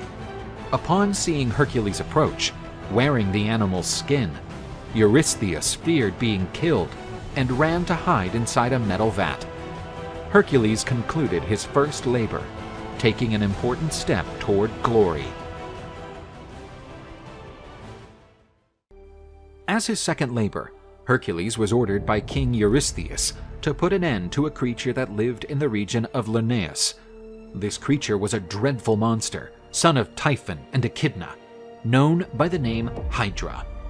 The brave hero was assisted by his nephew Iolaus, his companion since his youth. On the way, they stumbled upon a village razed to the ground by the creature, and a survivor pointed the way to the creature's lair. The Hydra inhabited Lerna's ominous swamp. Hercules and his nephew scoured the pestilent swamp for the beast's hiding place. The Hydra was entombed in a cave. Hercules used his bow to draw the creature out of its lair, firing flaming arrows into the cave. Then, the mighty Hydra appeared from the cave, enraged and thirsty to devour those who dared to interrupt its rest. The monster had multiple heads, and out of its gullets oozed deafening roars. Despite his large size, Hercules was remarkably agile and dodged the beast's attacks. With a powerful club blow, the hero smashed one of the beast's heads. To his surprise, two others quickly spawned in its place. With a sword, the angered hero started to chop off the Hydra's heads. Soon after, twice as many heads were born again. Iolaus shouted for Hercules to stop, as he was only making the task even more difficult. They came up with the idea of cauterizing the necks out of which the new heads were born. While Hercules cut off the heads, his nephew cauterized the wounds with a torch. One head after the other was defeated.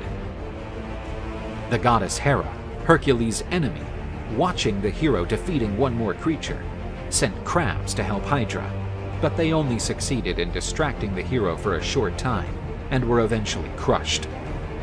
Hercules and Iolaus conquered the last head. Albeit severed, the creature was still alive. The hero threw it into a hole and buried it with a huge stone. The Hydra had exceedingly toxic blood. Aware of this, Hercules dipped his arrows in the monster's poisonous blood and was equipped with yet another terrific weapon. Hercules and Iolaus were set to return victorious to Mycenae. The goddess Hera honored the efforts of her minions, who had fought on her behalf, by registering them in the stars, creating the Cancer constellation. Hercules had previously defeated the Nemean lion and the Hydra of Lerna. These were two very powerful opponents. Eurystheus' plan to finish Hercules' life was not working, and his rival was becoming more popular every day. Unable to defeat his cousin, Eurystheus came up with a great idea and assigned the hero 2 new jobs. Hercules was to bring back 2 creatures alive to Mycenae, the Erymanthian boar and the Cyrenian hind. The Cyrenian hind was one of the wildest animals in existence. Capturing it would be almost impossible, and bringing back the mighty boar without killing it was even more unlikely. Eurystheus knew that Hercules would never return without the animals, because admitting failure was inconceivable for the hero. Hercules left, and the king was confident he would never see him again. More than a year had passed, without the hero ever finding the Cyrenian hind. This was no ordinary hind. She was nothing short of splendid, with golden horns and iron hooves. The creature was one of the 5 holy hinds created by the goddess Artemis, but it was the only one that lived free, while the others served the goddess pulling her chariot. Hercules finally managed to get close to the hind and shot one of her legs with an arrow. Wounded, the hind could no longer run and was grabbed by the hero. The goddess Artemis showed up and questioned why the hero was committing such sacrilege.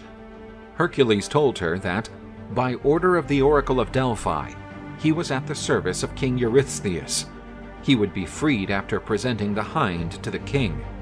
The goddess allowed Hercules to continue his journey. The hero would now try to capture the mighty Erymanthian boar.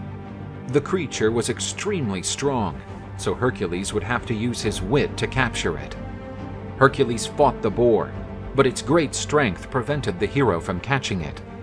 Since he couldn't kill it, he decided to just tire it out. The hero then chased the boar, leading it to an area where snow was piling up on the ground. The mighty boar had to make a huge effort to go through the high snow, and was ultimately overcome by fatigue. After the animal tumbled down exhausted, Hercules bound its legs and captured it. To everyone's shock, Hercules arrived at the palace of Mycenae, carrying the hind and the boar. Eurystheus, terrified at the sight of such a creature, again hid inside the bronze barrel. Hercules had now accomplished one more of his tasks.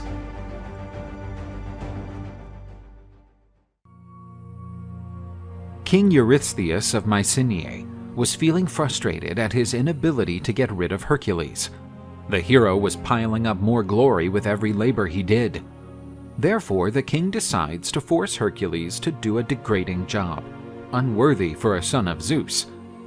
In one day, the hero had to clean the great stable of King Aegeus in Elis. The stable had not been cleaned for a long time and had accumulated tons of animal dung. Eurystheus thought that, aside from the task's difficulty, Hercules would refuse to perform such an indecent job. But the hero bowed humbly to his king's wish and set out for the kingdom of Aegeus. The need to be cleansed of his sins was more important than his pride. Hercules stood before King Aegeus and offered his services to clean the stables, but he didn't inform him that he was there at the service of King Eurystheus. Zeus's son bargained with Aegeus for payment for this work, and they reached an agreement. The king believed that cleaning the stable in just one day would be impossible, so he promised to deliver 1/10 of his huge flock to the hero. If Hercules failed to complete the job in only one day, he would get nothing. The king called his son to testify to the agreement. Hercules was given a shovel, but he put it aside and headed towards the river Alpheus. With immense strength, Hercules threw large rocks into the river, diverting its course toward Aegeus's stable. The river waters went through the stable doors and washed away all the filth.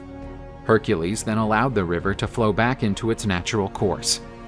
King Aegeus, seeing that the stables were clean and Hercules hadn't even soiled his hands, was astonished. When Hercules went to collect his payment, the king claimed that he had never made such an agreement. But Phineus, his own son, asserted that he had witnessed the deal. Enraged by such treachery, the king expelled Hercules and his son. But Hercules would not take such humiliation. he gathered an army of Thebans and dethroned King Aegeus, installing the honorable Prince Phineus on his father's seat. Another one of his labors was now done.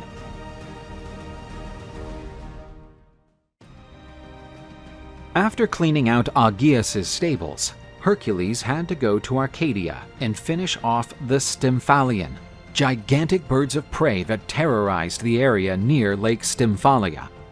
After a long journey, the hero arrived at the lake. He was amazed by the sheer number of birds.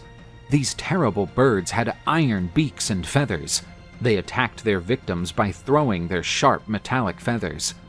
It seemed impossible to accomplish that task with brute force. So he tried to solve the situation with guile. Hercules asked his sister Athena for help, and the goddess of wisdom was decisive. The goddess offered him a musical iron instrument, made by the god Hephaestus in his sacred forge. With these divine drums, Hercules made a deafening noise that drove the birds away. Hercules even managed to shoot down a few birds in mid-flight with his bow and arrows, bathed in the blood of the Hydra. Hercules accomplished one more feat, and the hero then set off towards the island of Crete. Eurystheus ordered Hercules to go to the island of King Minos to capture and tame the fearsome bull of Crete. This was no ordinary bull. The animal was supposed to be sacrificed in honor of the god Poseidon. But, because of its qualities, Minos did not want to sacrifice it. Out of revenge, Poseidon caused the bull to feel an uncontrollable rage. Hercules faced the mighty bull, father of the terrible Minotaur. The bull was incredibly strong, and he contended with the hero. But the bovine beast was not strong enough to defeat Zeus's son. Hercules grabbed him by the horns and threw him to the ground. After tying him up, Hercules put the animal on a ship, heading for the Peloponnese. Upon arriving in Mycenae, the bull was presented to Eurystheus. The latter, after confirming that the task had been accomplished, released the animal. The bull roamed around Greece, causing terror wherever it went. On the plains of Marathon, he met yet another formidable opponent. His name was Theseus. Hercules was given his 8th labor. He had to travel to Thrace and bring with him the famous anthropophagous mares of Diomedes. The latter was the son of Ares, the god of war, and ruled over the Bistonians, a barbaric and cruel people. Diomedes would certainly be the cruelest of the Thracians. He captured the foreigners who entered his lands, taking them to the royal granary. That was the home of the mighty mares. They were so strong that they had to be tied with iron chains. The mares would not eat oats or other grains, for they had acquired a taste for human flesh. Diomedes used the visitors as a meal for his terrible equines. On the journey to Thrace, Hercules was joined by some friends, such as his nephew Iolaus, and also Abderus, son of Hermes. Upon arriving in Diomedes' kingdom, Hercules was informed of the atrocities the king was committing against visitors to the realm. Diomedes flouted the duty of hospitality, a demand from Zeus. Upon learning of the new visitors' arrival, the king and his guards ambushed the new victims. Hercules defeated the royal guard with relative ease. The hero wanted to punish the king for his many crimes. He grabbed the monarch and threw him out to be devoured by his mares. Properly fed, the mares calmed down, and Hercules led them to his ship. But more soldiers appeared, trying to avenge the king. Hercules asked Hermes' son to hold the mares, while the hero and Iolaus fought the soldiers. Once again, the guards were defeated by Hercules with ease. But, upon returning to the ship, Hercules found Abderus dead, being devoured by the mares. Hercules mourned his friend's death.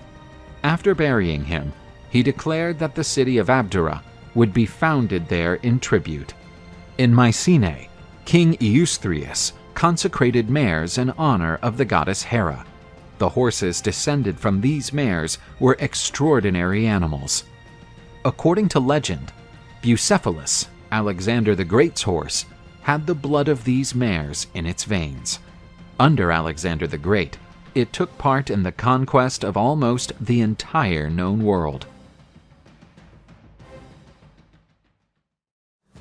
Hercules had gathered some heroes to follow him to Themyscira, the kingdom of the Amazons, to accomplish yet another task. The spoiled daughter of King Eurystheus demanded from her father Hippolyta's girdle as a gift. Hippolyta was the Amazonian queen, and due to her achievements in the battlefield, received the girdle from the gods as an honor. To fulfill her daughter's desire, the king sent Hercules to use everything he deemed necessary to bring the girdle to his daughter. Themyscira was a women-only kingdom, and they were famous for being excellent warriors. When he arrived in the kingdom of the Amazons, Hercules was received by Hippolyta, who was stunned by the size of the son of Zeus. Hercules was diplomatic as he talked to the queen, and she retributed the courtesy. They seemed to be coming to an agreement, and Hippolyta would give her girdle to the hero without a drop of blood. But the goddess Hera, the enemy of Hercules, would not allow the bastard son of Zeus to accomplish that task so easily. Disguised, she joined the Amazons and spread the rumor that Hercules had planned to kidnap the queen. To protect Hippolyta, the Amazons armed themselves and attacked Hercules and his fellows. The battle was bloody. Many Amazonians fell on the battlefield. Among the fallen Amazons was the queen Hippolyta. Hercules picked her girdle up and started his return to Mycenae. On the way back, the hero passed through Troy, and the city was in terrible trouble. The Trojan king Laomedon was being punished, since he had refused to pay the tribute agreed with Poseidon, who had built the legendary walls of Troy for the king.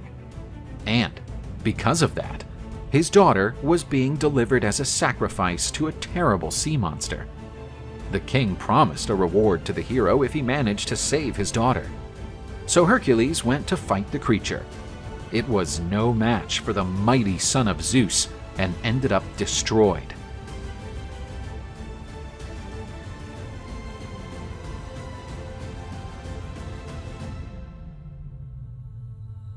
Laomedon increased his reputation as a deadbeat and failed to pay the prize to the hero. Hercules was expelled from Troy, but before leaving, he swore revenge and returned to Greece to deliver the girdle of Queen Hippolyta to the sovereign's daughter. King Eurystheus wanted to see Hercules as far away as possible. In the 10th labor, the hero was to steal the cattle of the giant Geryon. The giant lived on the mythical island of Erythea, near the Iberian Peninsula. The journey was very long, and no Greek had ever traveled so far and returned.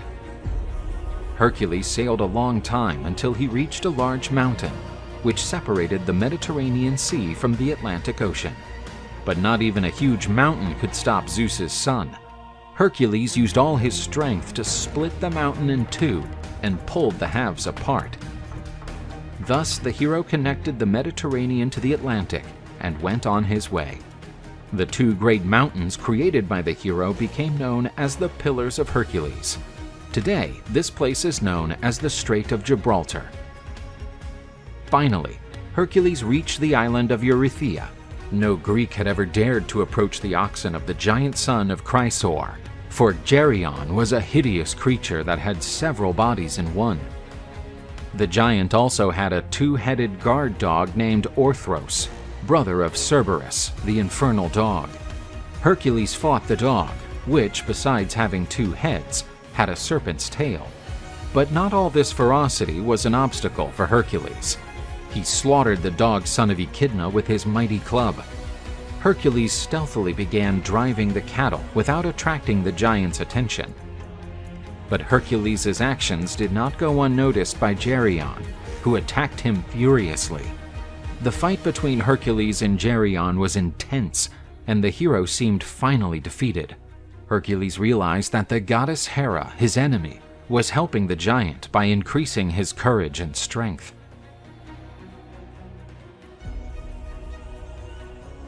Hercules used his bow to shoot an arrow at the goddess.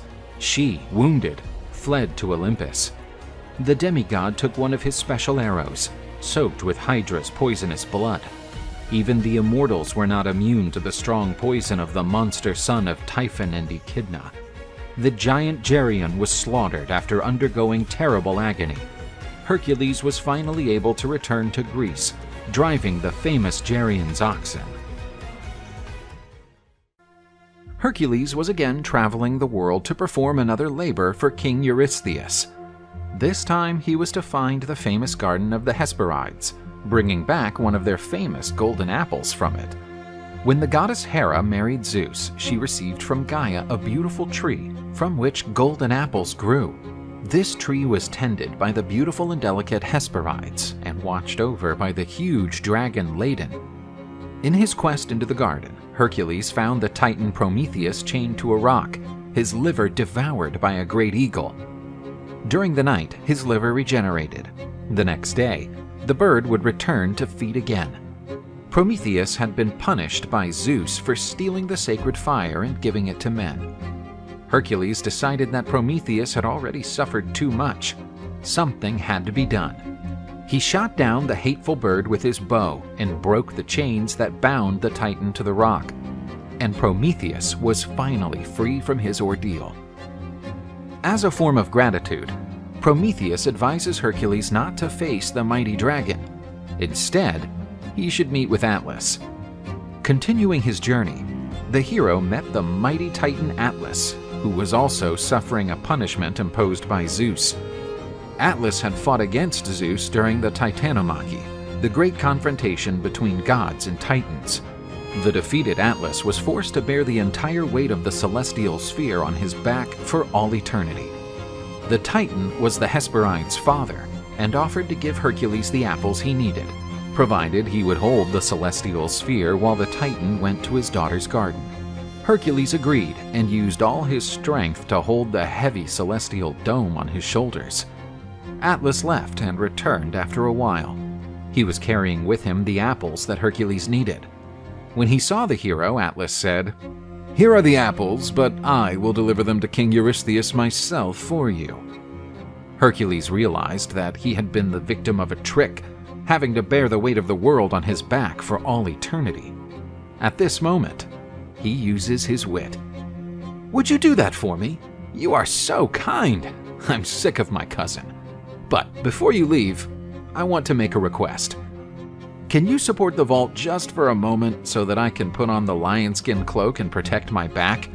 This is very uncomfortable, as you know."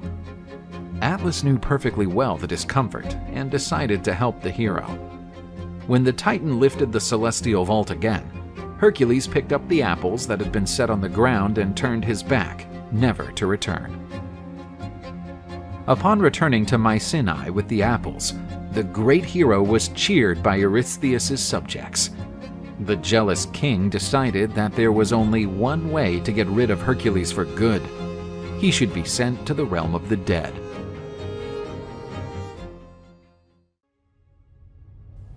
After completing 11 labors that everyone thought impossible, Hercules was beloved by the people, for the hero had rid the world of the most sinister creatures.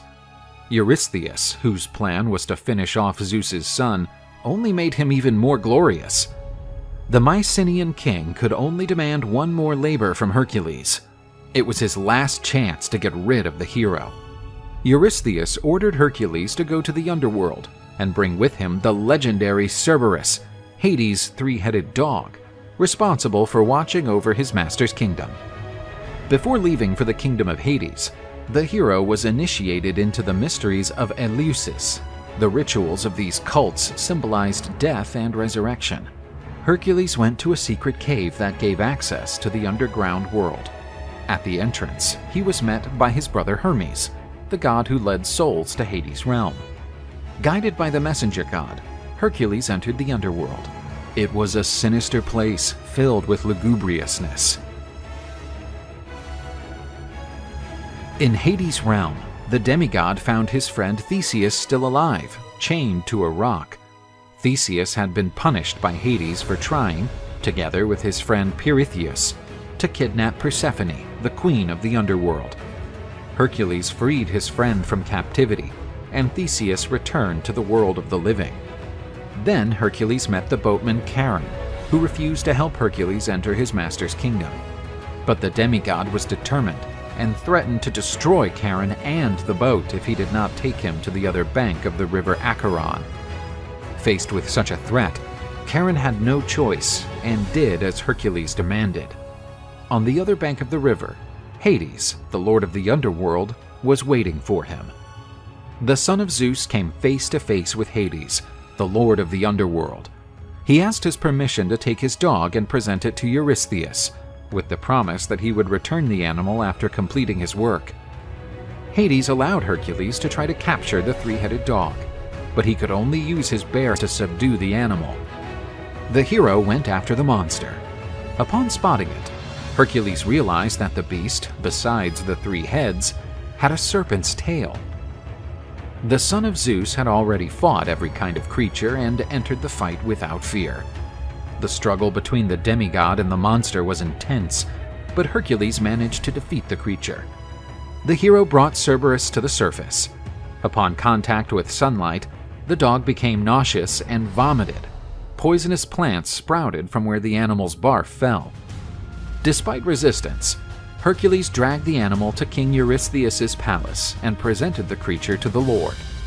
Faced with the monster, Eurystheus ran in terror into his bronze vat and hid there. Cerberus was released as promised and returned to the underworld. Hercules finally fulfilled his 12th labor. Eurystheus, resigned to the idea that he could not kill Hercules, eventually released the demigod from his duties. Hercules had reached the pinnacle of glory and was seen as mankind's benefactor. But this would not be the end of his journey. The son of Zeus still had difficult adventures and trials ahead of him before finally achieving immortality at his father's side.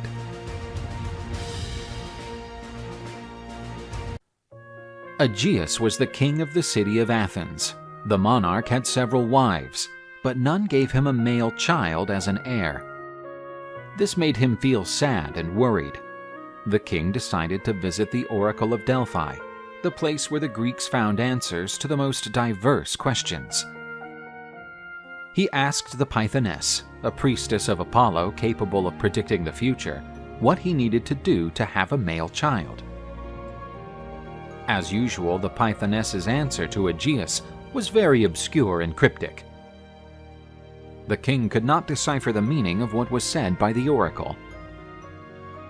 The king of Athens returned home disappointed, not to find the answer he was looking for. On his way home, Aegeus stayed at the palace of the wise king Pythias of Troezen, an old friend of the Athenian king. Aegeus told him the Pythoness's revelation, and the clever Pythias understood the prophecy immediately.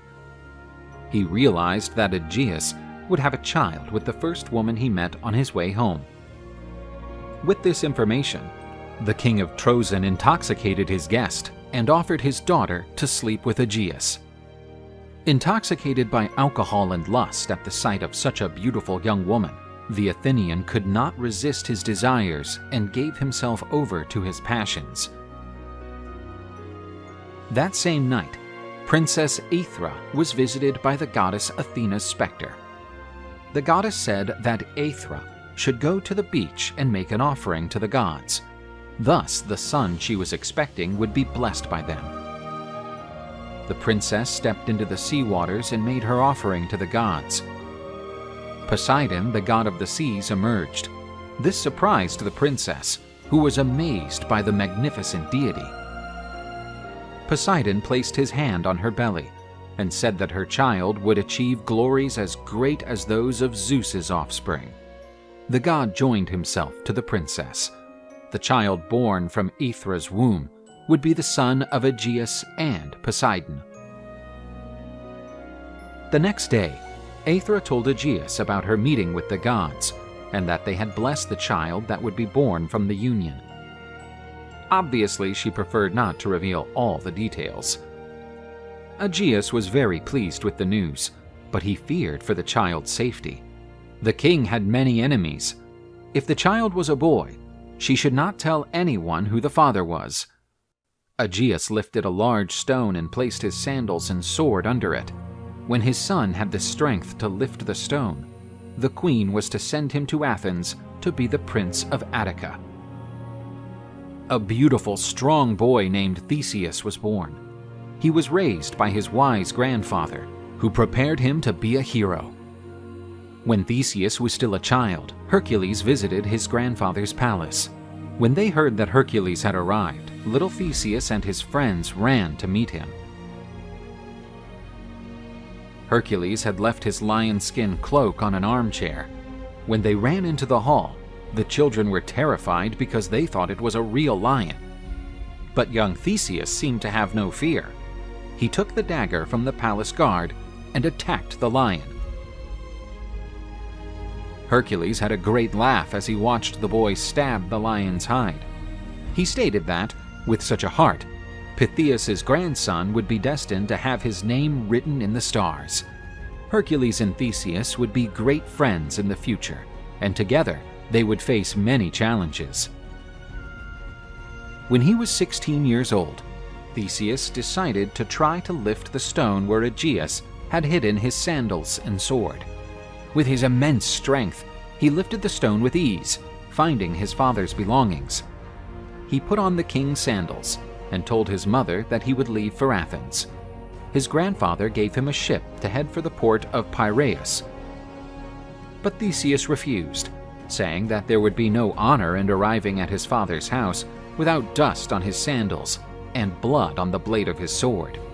He dismissed his grandfather's courtesy and hit the road toward his destination. After picking up his father's sandals and sword, Theseus headed on foot to Athens. The road was long and fraught with danger.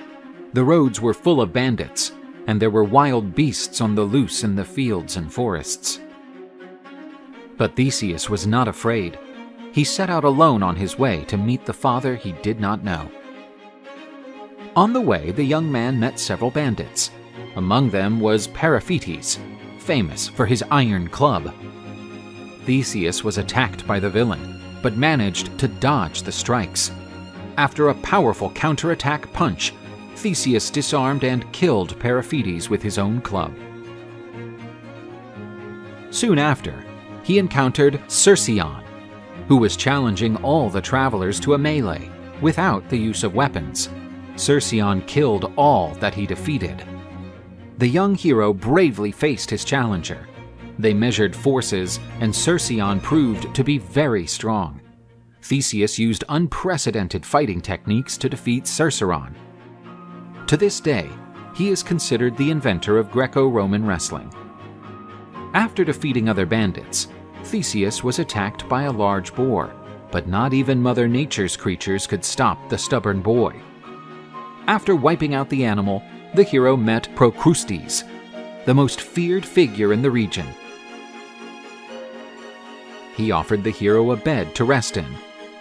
Procrustes had two beds, one large and one small. When a tall visitor appeared, he offered the small bed. Since the man could not fit into the bed, he would cut off his legs to fit the bed perfectly. If the visitor was small, he offered the large bed.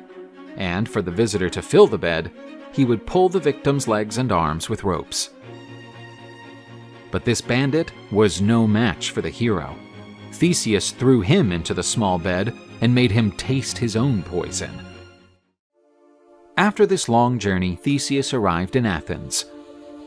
But even without having sent any message, his arrival did not surprise the old king Aegeus, who was already waiting for him.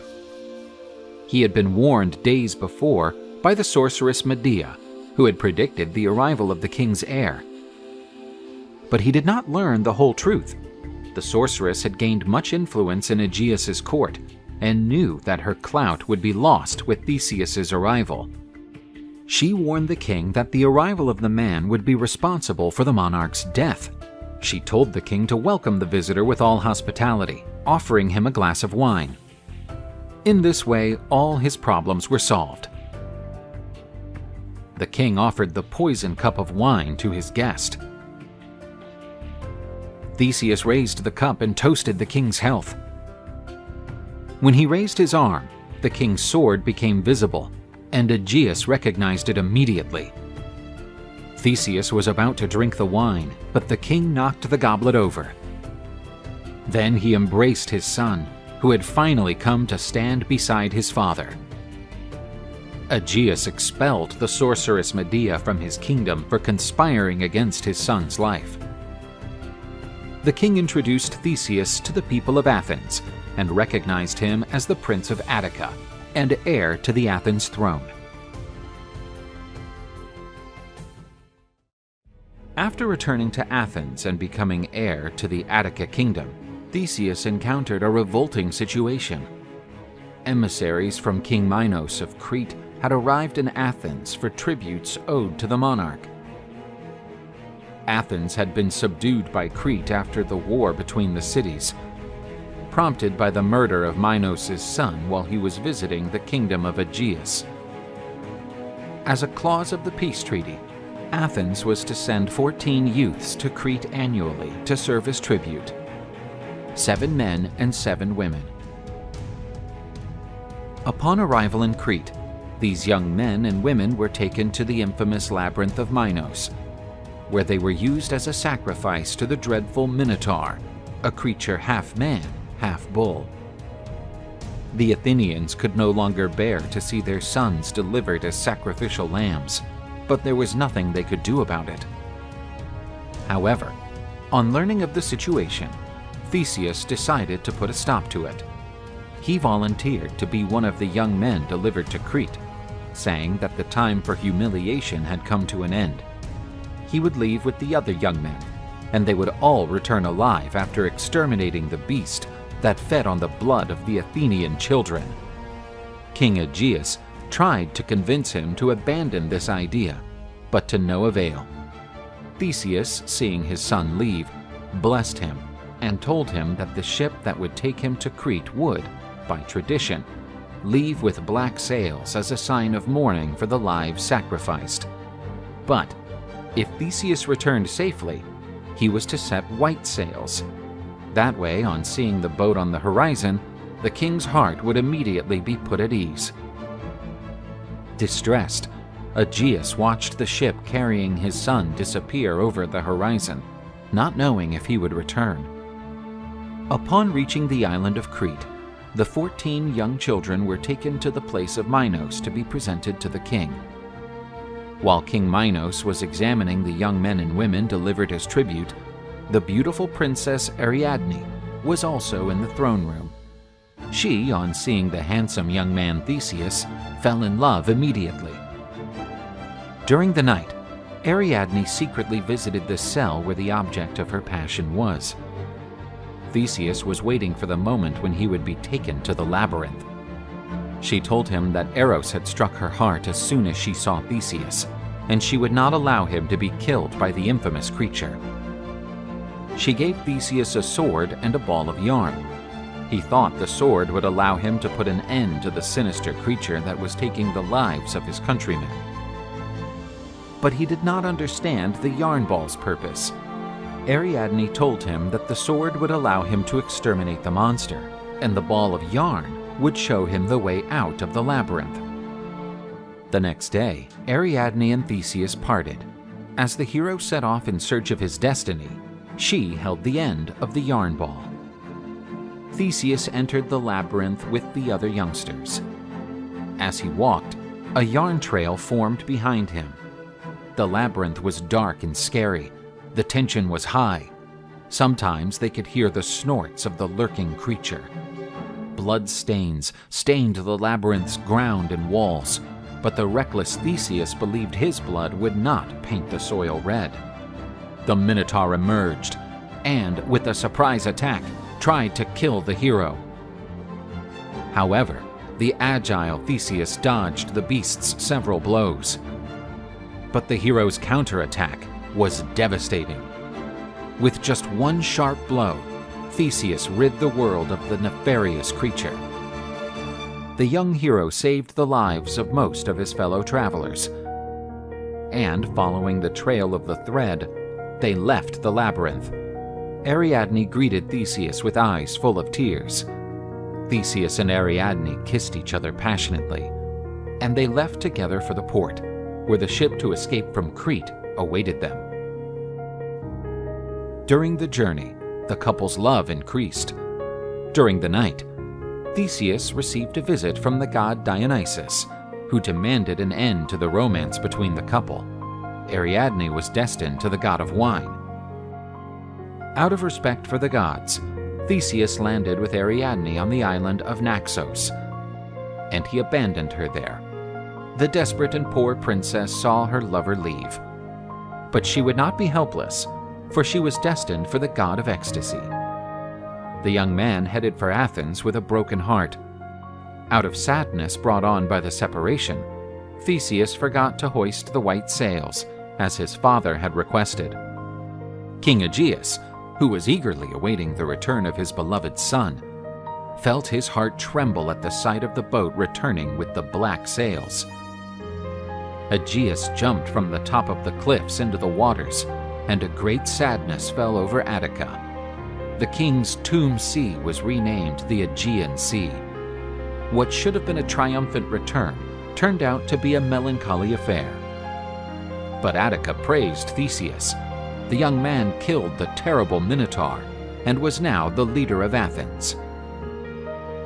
Theseus became one of the most famous heroes of Greek mythology. His long reign is full of adventures and misfortunes.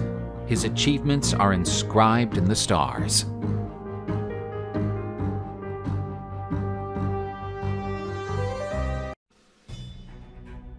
In the city of Corinth, the descendants of Sisyphus, the man who dared to deceive the gods, reigned over the city. King Glaucus had two sons, Deliades, his favorite, and Bellerophon, who was so beautiful that people said he was Poseidon's son. The two brothers had a great rivalry, and almost always, whenever they trained their martial techniques, Bellerophon lost. But as he grew, Bellerophon became stronger and more agile, and their clashes got more violent. Despite improving every day, Deliades was more skilled than Bellerophon.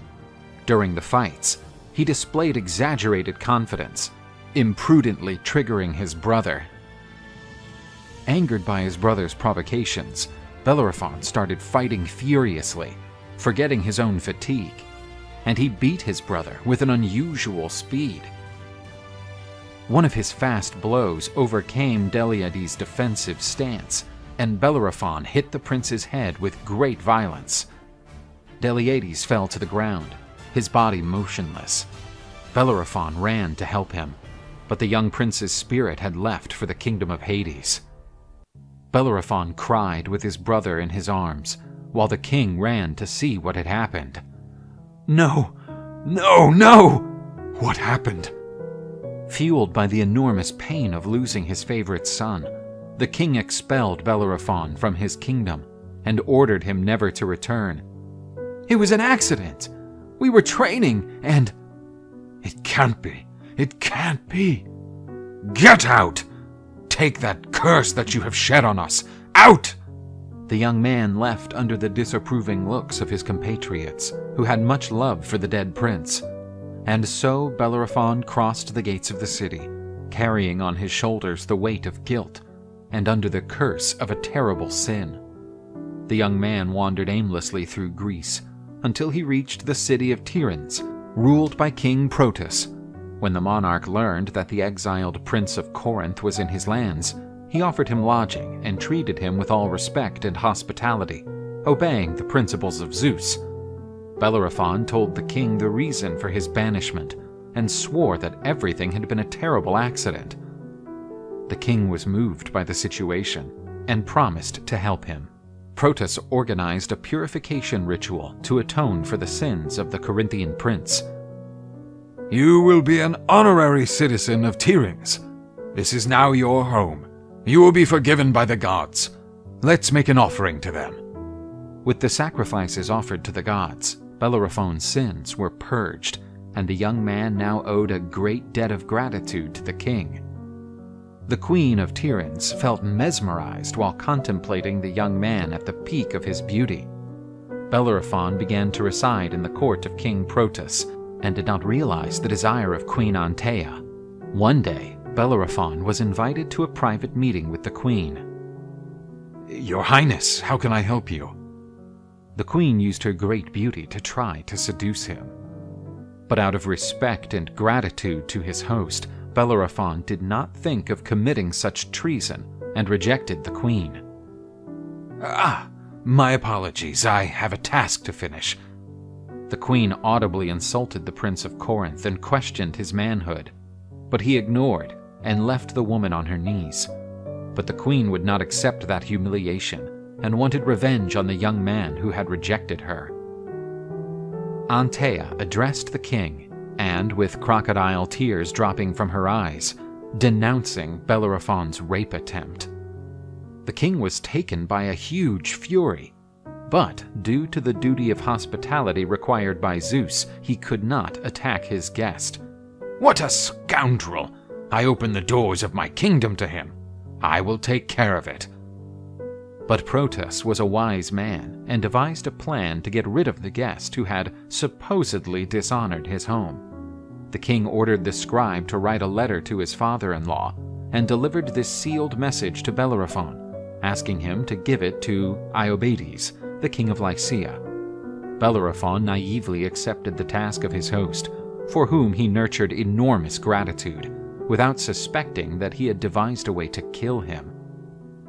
Upon finding an entourage dressed in the colors of his son-in-law's kingdom, the king of Lycia ordered preparations to welcome the visitors.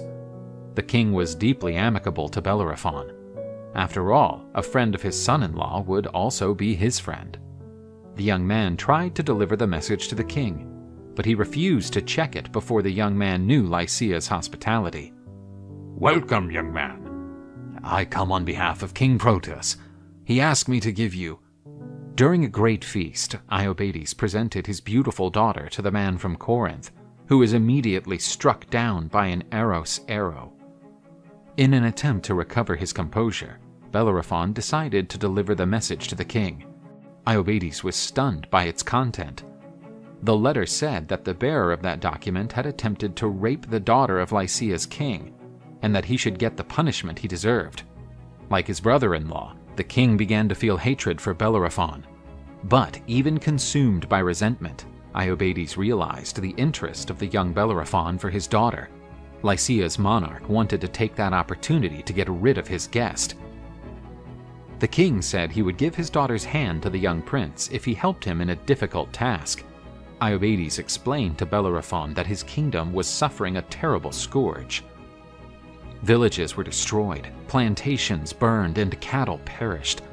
All this because of a terrible creature. The king promised to deliver his beautiful daughter to the hero in case he would rid Lycia's kingdom of this creature. Bellerophon, feeling an enormous sense of courage fed by passion, promptly accepted the challenge. "That task is mine. I will put an end to this curse."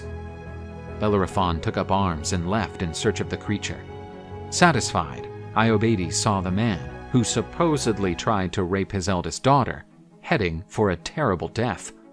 The youngster had no idea that he would meet one of the most fearsome creatures that had ever passed through the earth. His name was Chimera. The monster descended from Typhon and Echidna, two of the most sinister creatures of the Greek world. This monster had a lion's head, a goat's head, and its tail was a terrible snake. The beast was a terribly aggressive animal. Nothing could resist his sharp claws, and his flaming breath burned everything around him. But before meeting this evil creature, the gods provided an unexpected encounter. Bellerophon found the magnificent winged horse Pegasus, son of Medusa and Poseidon, drinking water in a stream. He knew that if he could tame that creature, he would be practically invincible. The hero stealthily approached the winged horse and jumped on the animal, which reacted immediately, bouncing frantically. Pegasus threw the daring young man away. He fell to the ground and hit his head on a rock. Bellerophon became unconscious, and his mind entered the kingdom of Morpheus, the god of dreams. In his sleep, he came upon Athena, the goddess of wisdom, who had golden reins in her hands. Am I dreaming? Athena gave Bellerophon, for whom she felt great empathy, the special reins, and explained how to tame Pegasus.